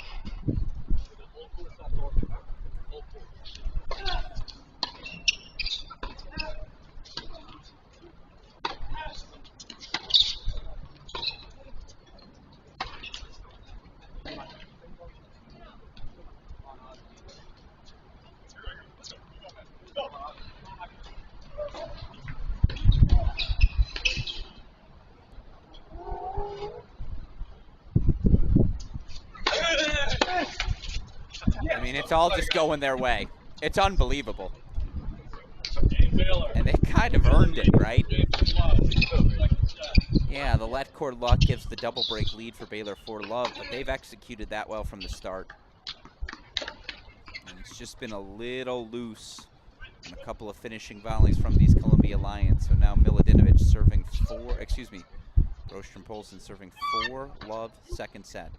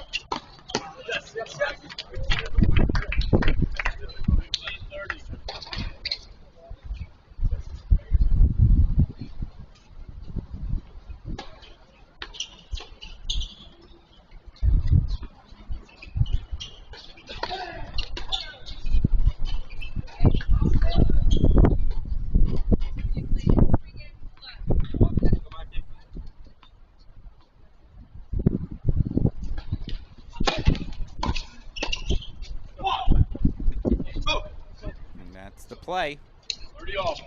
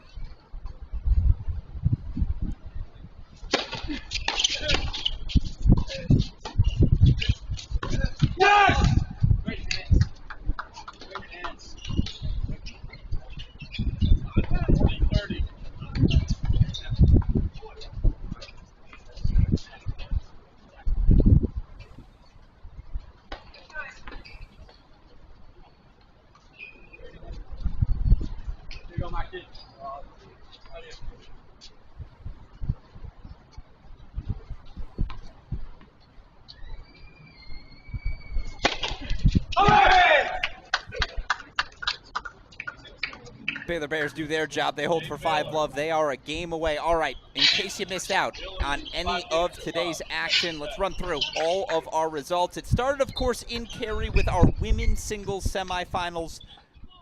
Longest match of the day was our first, Maria Sholokova, 2.5 hours, 4-6, 6-2, 6-3. Hits her way through UNC sophomore Tatum Evans. It was a similar story from Tennessee senior Elza Tomas, and she's been there 9 days now, had to work her way all the way through the qualifying singles draw. 4-1 was so good, particularly on the return of serve today against UNC sophomore Thea Rabman. So Tomase Sholokova, the women's singles final, guarantees a first-time program champion, as both the Wisconsin women, Tennessee women competing in their first All-American finals tomorrow. On the women's doubles side, some familiar faces, certainly. UCLA's Kimmy Hance, Elisa Wagle. We've seen them be a top 10 team in the country. Now, they haven't played together in a little bit, but certainly picked things up right where they left things off. 3-2 win. Today, they're going to take on the NC State team of Broadfoot Zampardo, the next generation of Wolfpack stars, picking up on head coach Simon Earnshaw's doubles system real quick. Second time in the last 3 years, NC State will be competing in an All-American Championship match. Back over to the action. We don't want to miss out on anything. First point to Michael Zhang. It's Columbia. They were down 7-4 in a third set breaker in the quarterfinals. No, in the round of 16, excuse me. This would be a different caliber of comeback today, but never say never. That said, if Milutinovic is going to keep returning like this, another line painted, I don't know what you can do.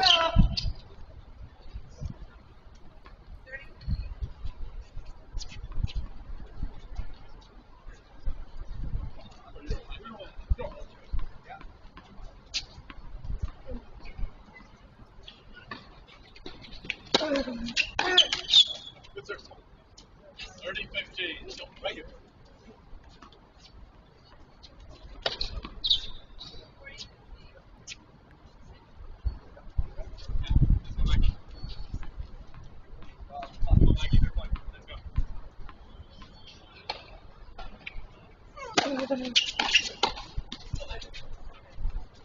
Hand up. Not personal, simply business. Game point chances for Columbia. I'm sure somewhere deep down they're asking, where's this been from us?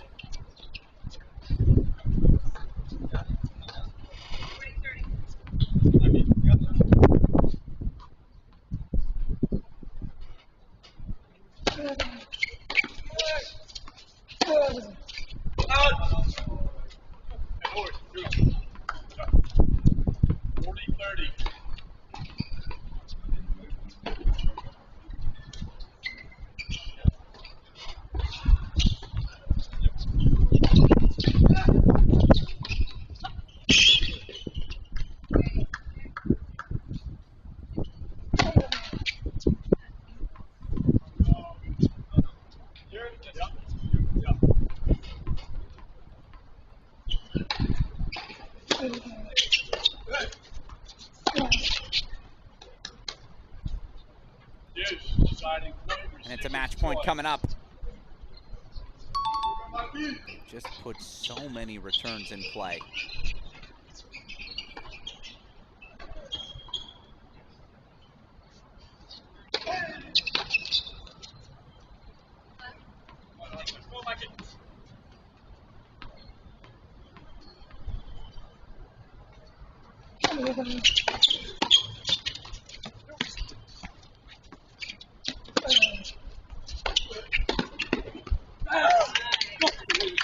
Match point fought off. Question has been asked. It will be Marko Milutinovic, the Baylor senior, serving on the far side for the All-American final.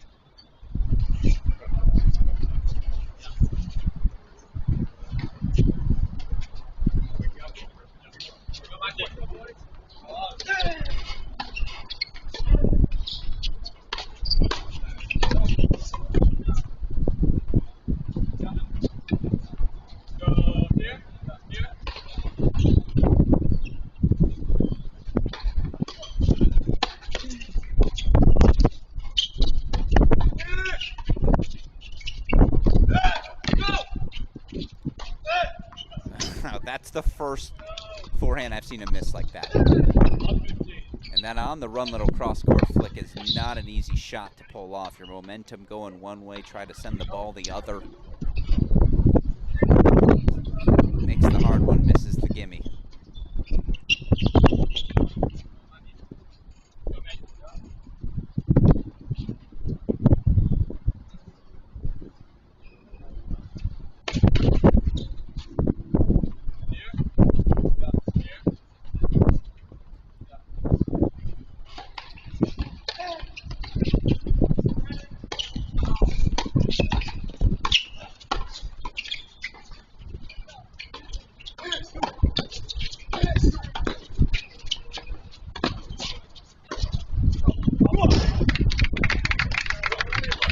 All right.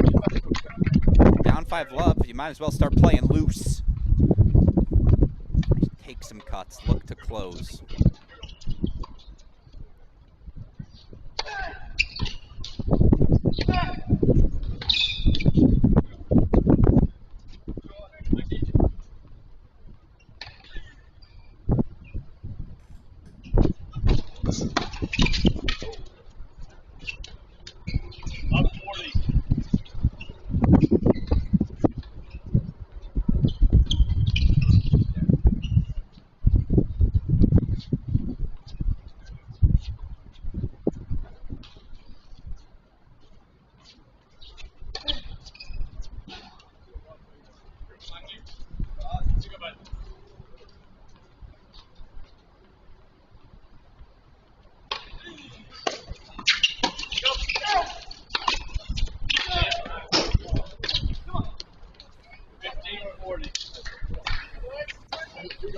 Sure.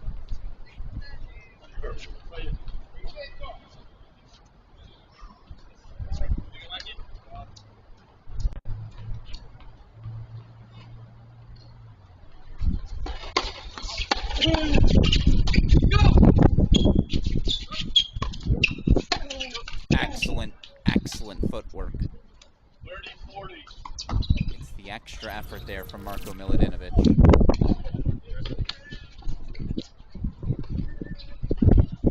you're going to call your partner off the overhead, you better hit that forehand. 2 break points fallen off. Still 2 more to come for Columbia.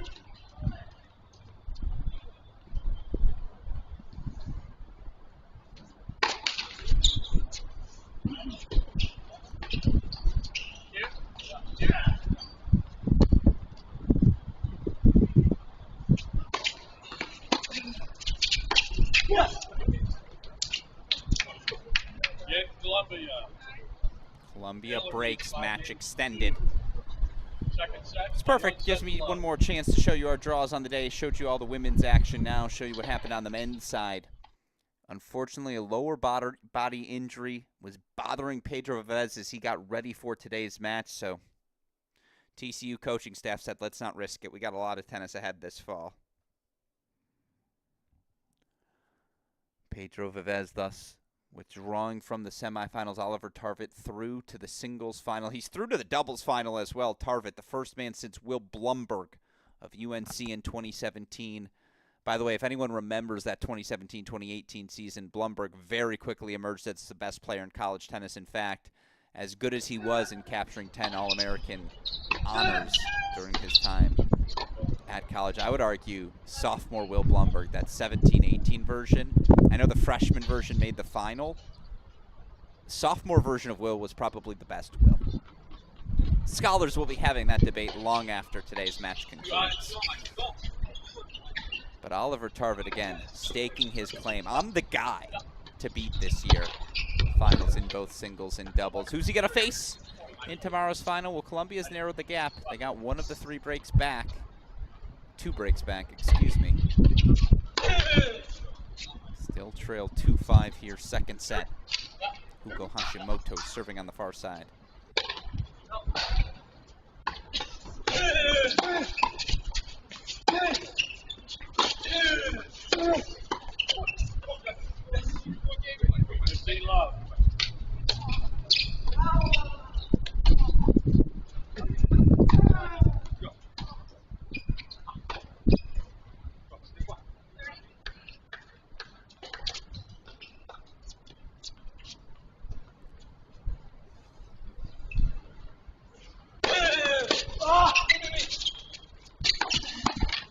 That's a ball from Hashimoto. Did the only thing he could do. Jammed the closing Poulsen with pace.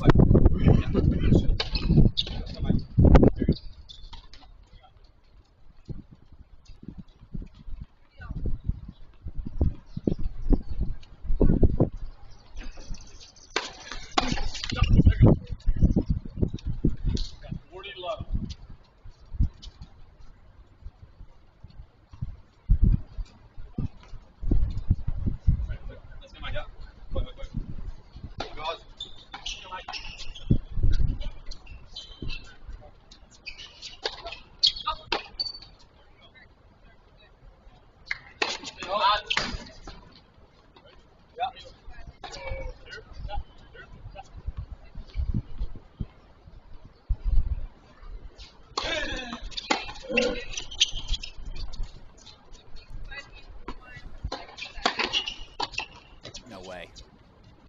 Oh! I love how deeply Columbia immediately retreats. You see Zhang's back. Hashimoto says, I'm just going to stick here. Milutinovic unable to connect cleanly on the overhead. So Columbia holds, and now things get interesting. It's crunch time. Poulsen to serve. 7-5, 5-3, break still in hand. What has Baylor got?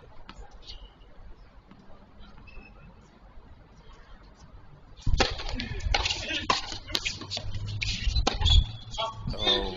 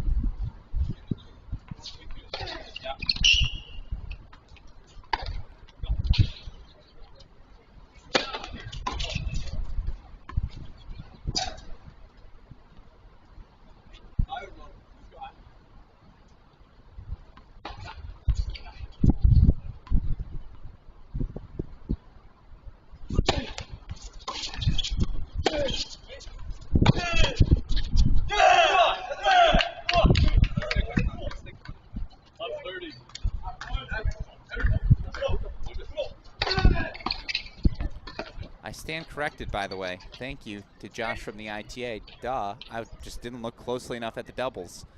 Elliot Spizzirri not only capturing singles last year, he made the doubles final with Cleve Harper. But that's a good list. If you're on a list and it's you, Will Blumberg, and Elliot Spizzirri over the last 7 years, I'd like to be on that list, please.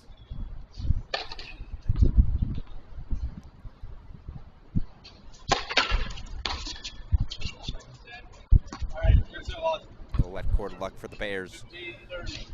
Just when needed. 15-30 now for Baylor.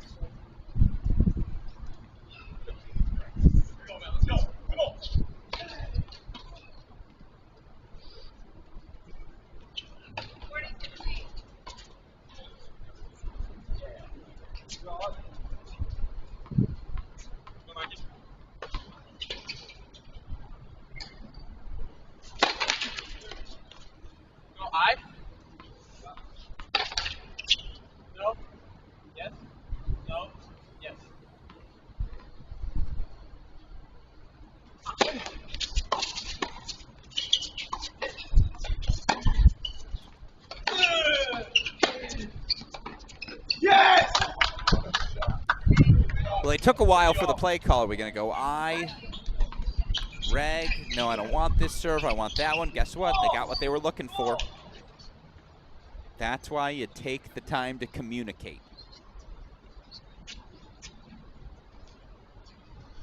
Baylor 2 points away.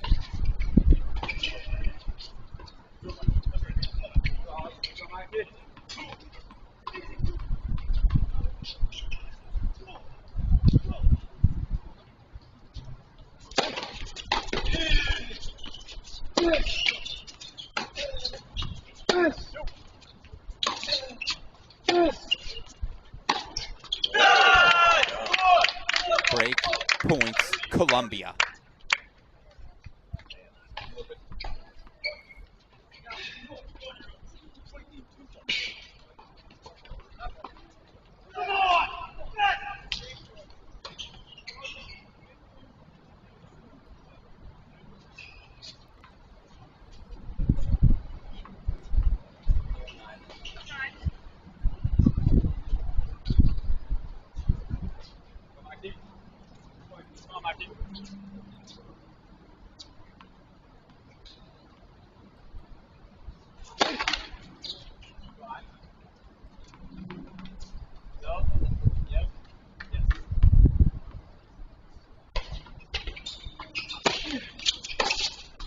Zhang gripped and ripped. It was 5-love in this second set. But after this Michael Zhang sequence, forehand return ripped. And the reigning NCAA singles finalist keeps himself and Hashimoto alive. Back on serve in the second. We'll be back for the Zhang service game. In the meantime, quick word from our sponsors, Tennis Supply.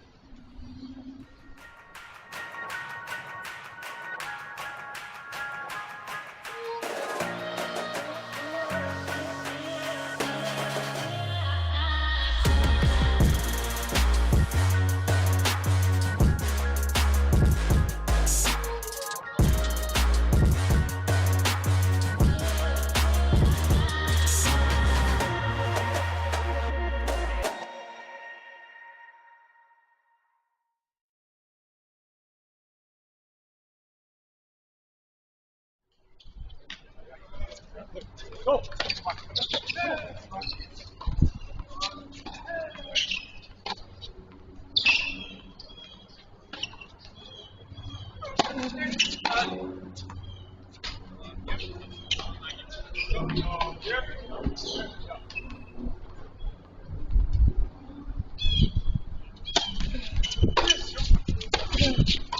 Come on, Jay! Come on! Sweet! Here we go! Come on! Back to the court we go. Columbia now with momentum, with confidence. Yeah. Come on! Go!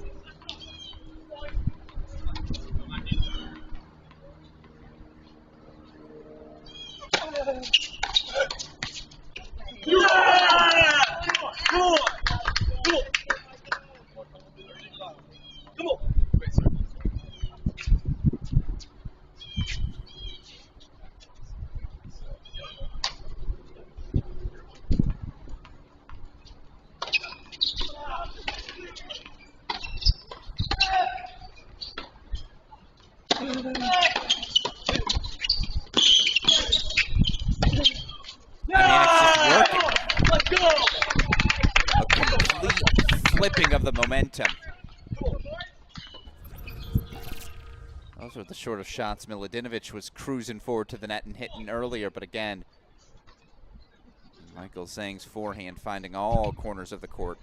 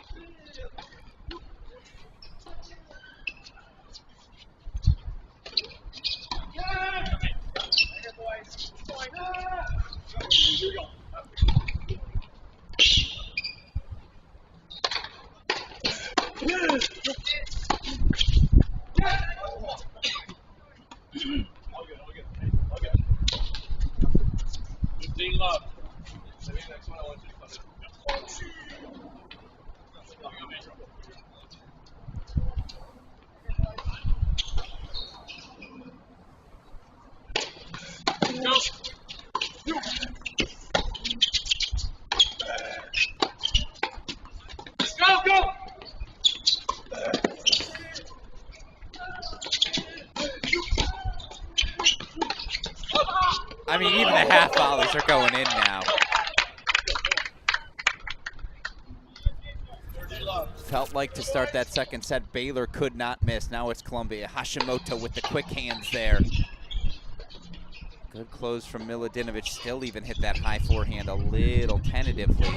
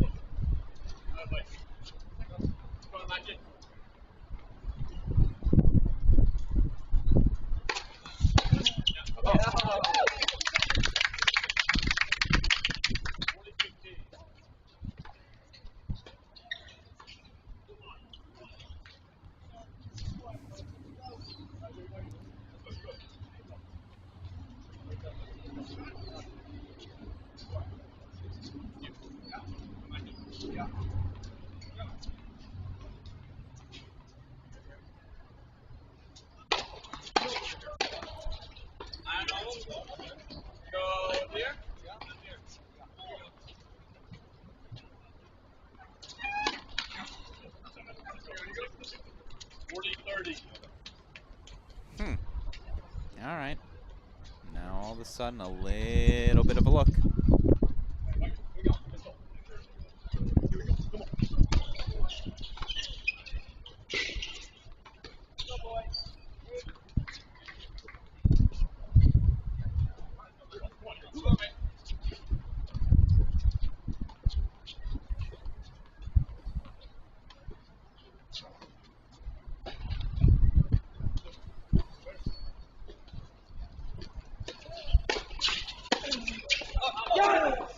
Had to have it. Ship steadied for now. Baylor holds ends the run of 5 straight games for the Columbia Lions, but again, Columbia from 5 love down, back on serve, still alive here in our final. Alex Gruskin here. If you're just joining us, it's our final main draw match of the day. We'll rip through our results here thus far, show them on your screen. Sholokova Tomas through to the women's singles final. Sholokova, her power tennis down the home stretch, particularly impressive. Guarantees a first-time women's singles champion. First program. Guarantees a program wins its first title. We'll work on English as we go. Meanwhile, women's doubles draw. Hans Wagley looking to be the first team since Brady Anderson for the UCLA Bruins. Of course, Jennifer Brady, a slam finalist. Rabman Anderson, former college #1. Bruins will take on Maddie Zamparda, Gabriella Broadfoot of NC State. Again, Wolfpack, second team in the last 3 years for NC State to reach the All-American women's doubles final. Who's going to take our final men's spot? Tarvet, Clausen, qualifying earlier.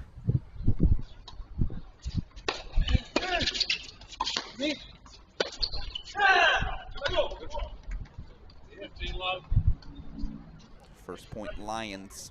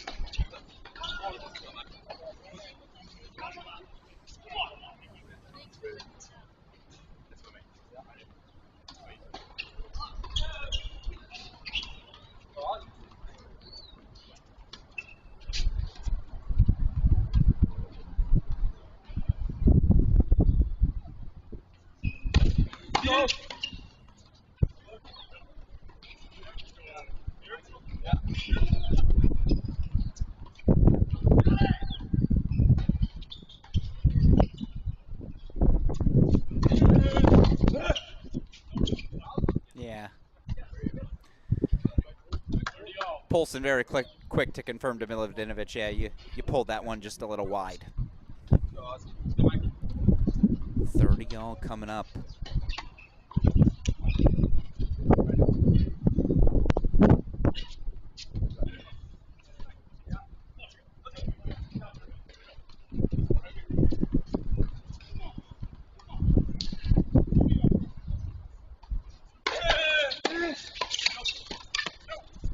Zhang says thank you very much. He's been a little less than tidy with those first volleys. Again, those first volleys, the ones you got to put away. My favorite stat I was given a couple of seasons ago. Coach ran through the data, had 72% of doubles points. Ended in the first 3 shots. Serve, return, first volley.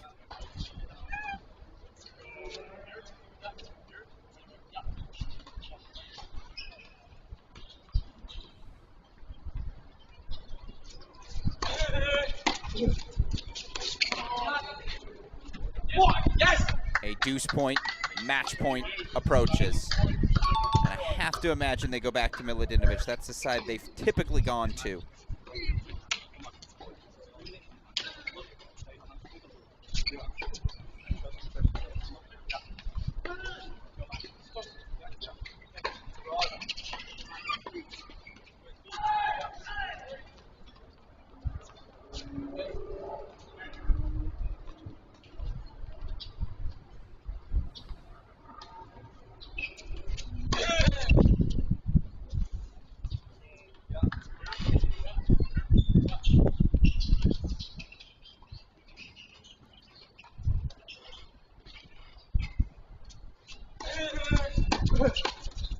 Zhang sends it long. And the racket goes flying. Oscar Poulsen, Marko Milutinovic are finalists, the first Baylor Bears team to reach the final since the 2018 fall. 7-5, 7-5. I guess those last two games were for the extra rep.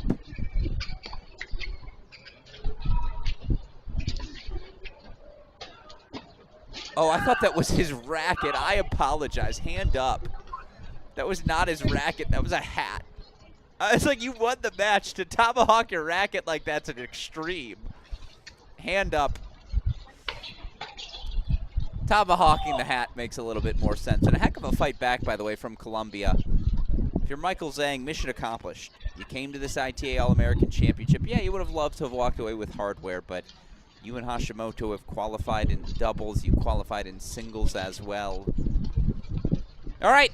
All our finals are set, so one more time, let's show it to you. Results from a busy semifinal Saturday here at the ITA All-American Championships on the women's side. And congratulations to Wisconsin junior Maria Sholokova. A congratulations to Tennessee senior Elza Tomase, each the first in program history to reach an All-American singles final. That will be a big hitting bout, scheduled for noon Eastern time start here on our Cracked Rackets broadcast. Of course, immediately following that, we'll have the women's doubles final. This is going to be fun. Different game styles, but a lot of talent on the court. UCLA's Hans Wagle looking to be the first pairing since UCLA's Robin Anderson and Jennifer Brady to capture the women's doubles title. They'll take on NC State's Gabriela Broadfoot, Maddie Zampardo, again, second NC State women's team in the last 3 years to reach the doubles final. On the men's side, Sebastian Gorsny, 3-set winner earlier today, becomes the third Texas man in the last 3 All-American Championships to reach the singles final. Hopes to join former Longhorns Ito Spaziri as champions of this event as well. 7-5 in the third. He was down a break deep into that third set, ultimately able to overcome and prevail. He, of course, will take on Oliver Tarvet. And here's the list since 2017. Will Blumberg, Elliot Spaziri, Oliver Tarvet. Men to reach the singles and doubles final at the same ITA All-American Championship. That is an impressive list to find yourself on. Tarvet, of course, going to take on Gorsny in our men's singles final. And then, of course, men's double. Going to wrap up play. Milutinovic, Poulsen able to sneak through with that 5-5 win over Hashimoto and Zhang. They will take on Oliver Tarvet, Stian Klaassen, after suitable rest, of course, for Tarvet following the singles final. With that said, that, of course, will do it for our coverage here of Semifinal Saturday. A thank you, as always, first to all of you who tuned in from the start. Again, another 9-hour day of coverage beginning at 10 a.m. Eastern Time. We're wrapping here about 7 p.m. And again, the numbers continue to grow each and every season. We are so grateful to all of you in the college tennis universe who keep coming back. Grateful to all of you joining us for the first time as well. We have so much fantastic college tennis ahead this year. Your reminder, it is a new pathway here this fall. The NCAA Individual Championships moving to late November in Waco. You got to qualify your way into the championships. ITA All-American Championships already naming 12 of our 14 qualifiers. Still 2 more singles qualifiers to be named tomorrow with our Consolation semifinals. Again, finalists earning those qualifying spots. After that, regionals, sectionals, and the ITA Conference Masters event. Excited to have coverage of that Masters event here back on our Cracked Rackets and ITA YouTube channels. Of course, NCAA Division I Individual Championships we'll have coverage of later this fall, as well as the new pathway to the NCAA Division I Individual Championships emerges. So much fun tennis in the rearview mirror from this week. Even more outstanding tennis ahead, including tomorrow, Championship Sunday. We hope you'll join us again. Our first championship match starting noon Eastern Time at the Cary Tennis Park. It will be Maria Sholokova taking on Elza Tomase. We'll actually have separate feeds tomorrow for both the men's and women's singles action. All that coverage available here on the Cracked Rackets and ITA YouTube channel. So make sure you join us then to tune in. Again, a thank you to all of you who tuned in throughout the course of the day. A thank you, of course, to the team at the ITA, whether it's Zach, Josh on site, everyone behind the scenes, Tim Russell, Dave Mullins, Corey Brooks, and so many more. Thank you to the ITA for all the work they do in hosting these All-American Championships. Just one more day to go. Again, our coverage begins at noon Eastern time here on the Cracked Racquets and ITA YouTube channels. We hope you all join us then. A thank you, of course, last but not least, to our producer, Daniel Westoff, who here in Indianapolis makes everything you see on your screen possible. With that said, we'll sign off with our sponsors, as we always do, but that will do it for me, for everyone who contributed to Day 4 of the ITA All-American Championships. I'm your host, Alex Gruskin. We hope you all enjoyed Semifinal Saturday, and we will see you at noon Eastern time tomorrow for the start of Championship Sunday. Welcome back, college tennis. A new year and a new look to the fall season. A clean slate for student athletes to write their names into the history.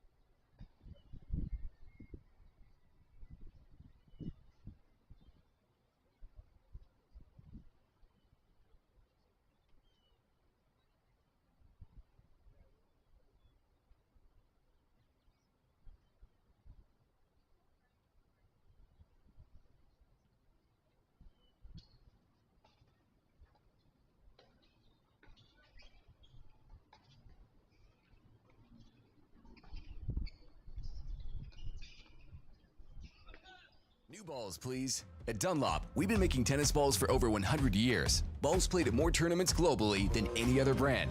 Officially endorsed by the ATP Tour. Performance runs through our DNA. Dunlop, the #1 ball on tour. I've always loved the game of tennis. Everyone's a big family here. It's about camaraderie because it's family. I consider my tennis family part of my overall family. That's what I like about it most. The friendships you develop. I look so forward to coming to these events and seeing my friends that I've made through the years. If you love the game, give back to the game. You become the calm in the storm. You can decide how much you want to work and how much you don't want to work. You never stop learning. Every time I work an event, I always learn something. It takes time, it takes experience. Find your niche. We need you, and I think you will find it very rewarding. Get out there, start trying to do it, and see if you like it.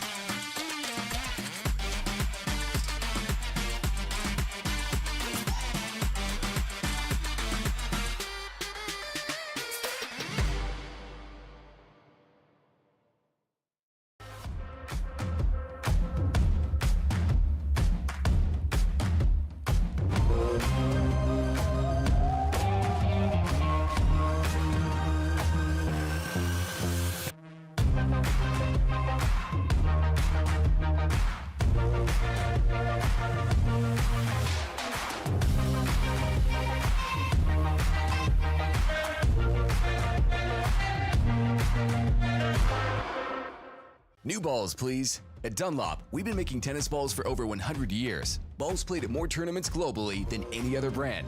Officially endorsed by the ATP Tour. Performance runs through our DNA. Dunlop, the #1 ball on tour. I've always loved the game of tennis. Everyone's a big family here. It's about camaraderie because it's family. I consider my tennis family part of my overall family. That's what I like about it most. The friendships you develop. I look so forward to coming to these events and seeing my friends that I've made through the years. If you love the game, give back to the game. You become the calm in the storm. You can decide how much you want to work and how much you don't want to work. You never stop learning. Every time I work an event, I always learn something. It takes time, it takes experience. Find your niche. We need you, and I think you will find it very rewarding. Get out there, start trying to do it, and see if you like it.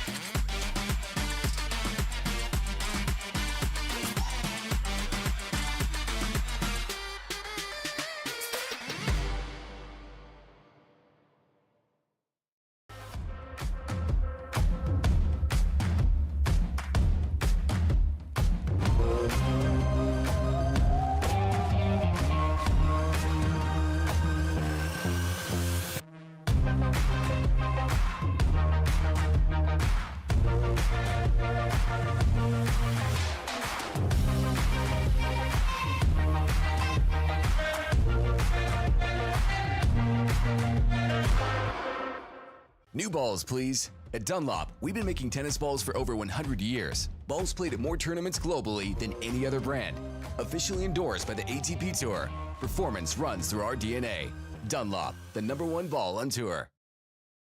I've always loved the game of tennis. Everyone's a big family here. It's about camaraderie because it's family. I consider my tennis family part of my overall family. That's what I like about it most. The friendships you develop. I look so forward to coming to these events and seeing my friends that I've made through the years.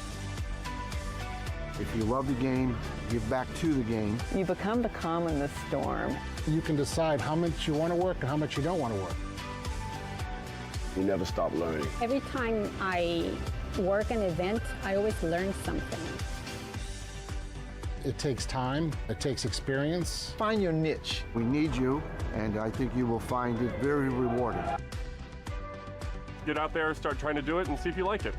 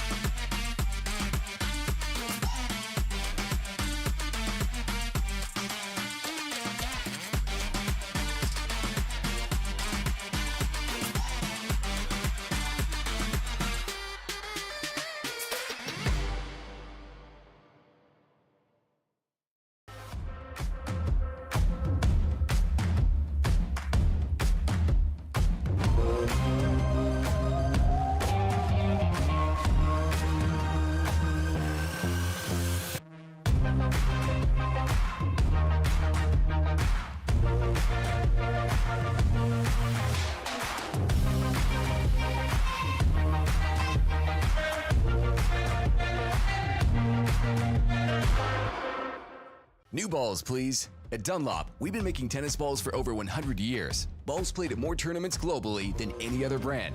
Officially endorsed by the ATP Tour. Performance runs through our DNA. Dunlop, the #1 ball on tour. I've always loved the game of tennis. Everyone's a big family here. It's about camaraderie because it's family. I consider my tennis family part of my overall family. That's what I like about it most. The friendships you develop. I look so forward to coming to these events and seeing my friends that I've made through the years. If you love the game, give back to the game. You become the calm in the storm. You can decide how much you want to work and how much you don't want to work. You never stop learning. Every time I work an event, I always learn something.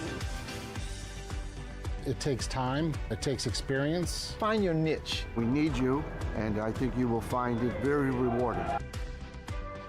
Get out there, start trying to do it, and see if you like it.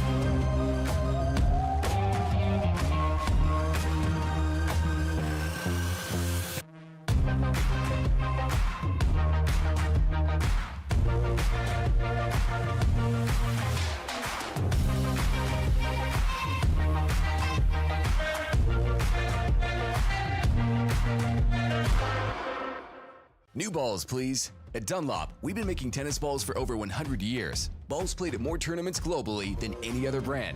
Officially endorsed by the ATP Tour. Performance runs through our DNA. Dunlop, the #1 ball on tour. I've always loved the game of tennis. Everyone's a big family here. It's about camaraderie because it's family. I consider my tennis family part of my overall family. That's what I like about it more. So friendships you develop. I look so forward to coming to these events and seeing my friends that I've made through the years. If you love the game, give back to the game. You become the calm in the storm. You can decide how much you want to work and how much you don't want to work. You never stop learning. Every time I work an event, I always learn something. It takes time, it takes experience. Find your niche. We need you, and I think you will find it very rewarding. Get out there, start trying to do it, and see if you like it.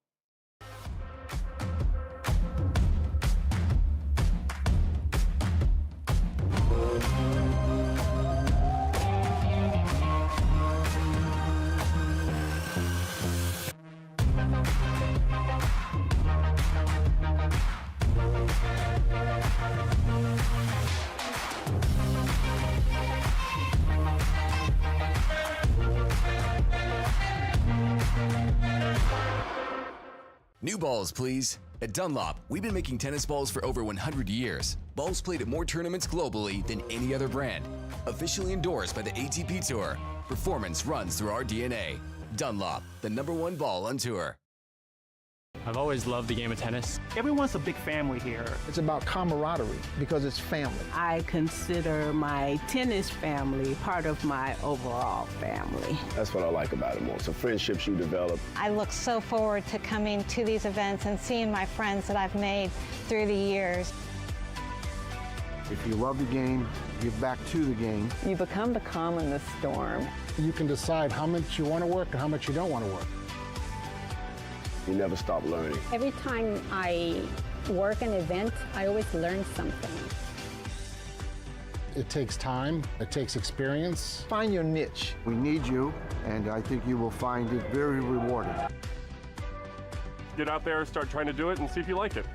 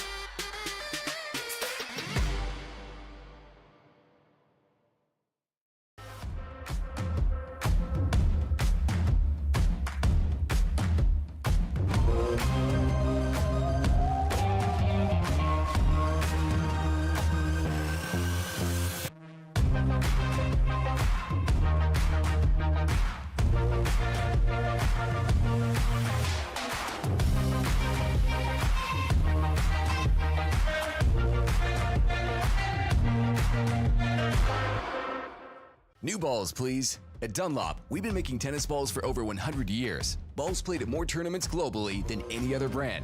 Officially endorsed by the ATP Tour. Performance runs through our DNA. Dunlop, the #1 ball on tour. I've always loved the game of tennis. Everyone's a big family here. It's about camaraderie because it's family. I consider my tennis family part of my overall family. That's what I like about it more. So friendships you develop. I look so forward to coming to these events and seeing my friends that I've made through the years. If you love the game, give back to the game. You become the calm in the storm. You can decide how much you want to work and how much you don't want to work. You never stop learning. Every time I work an event, I always learn something. It takes time, it takes experience. Find your niche. We need you, and I think you will find it very rewarding. Get out there, start trying to do it, and see if you like it.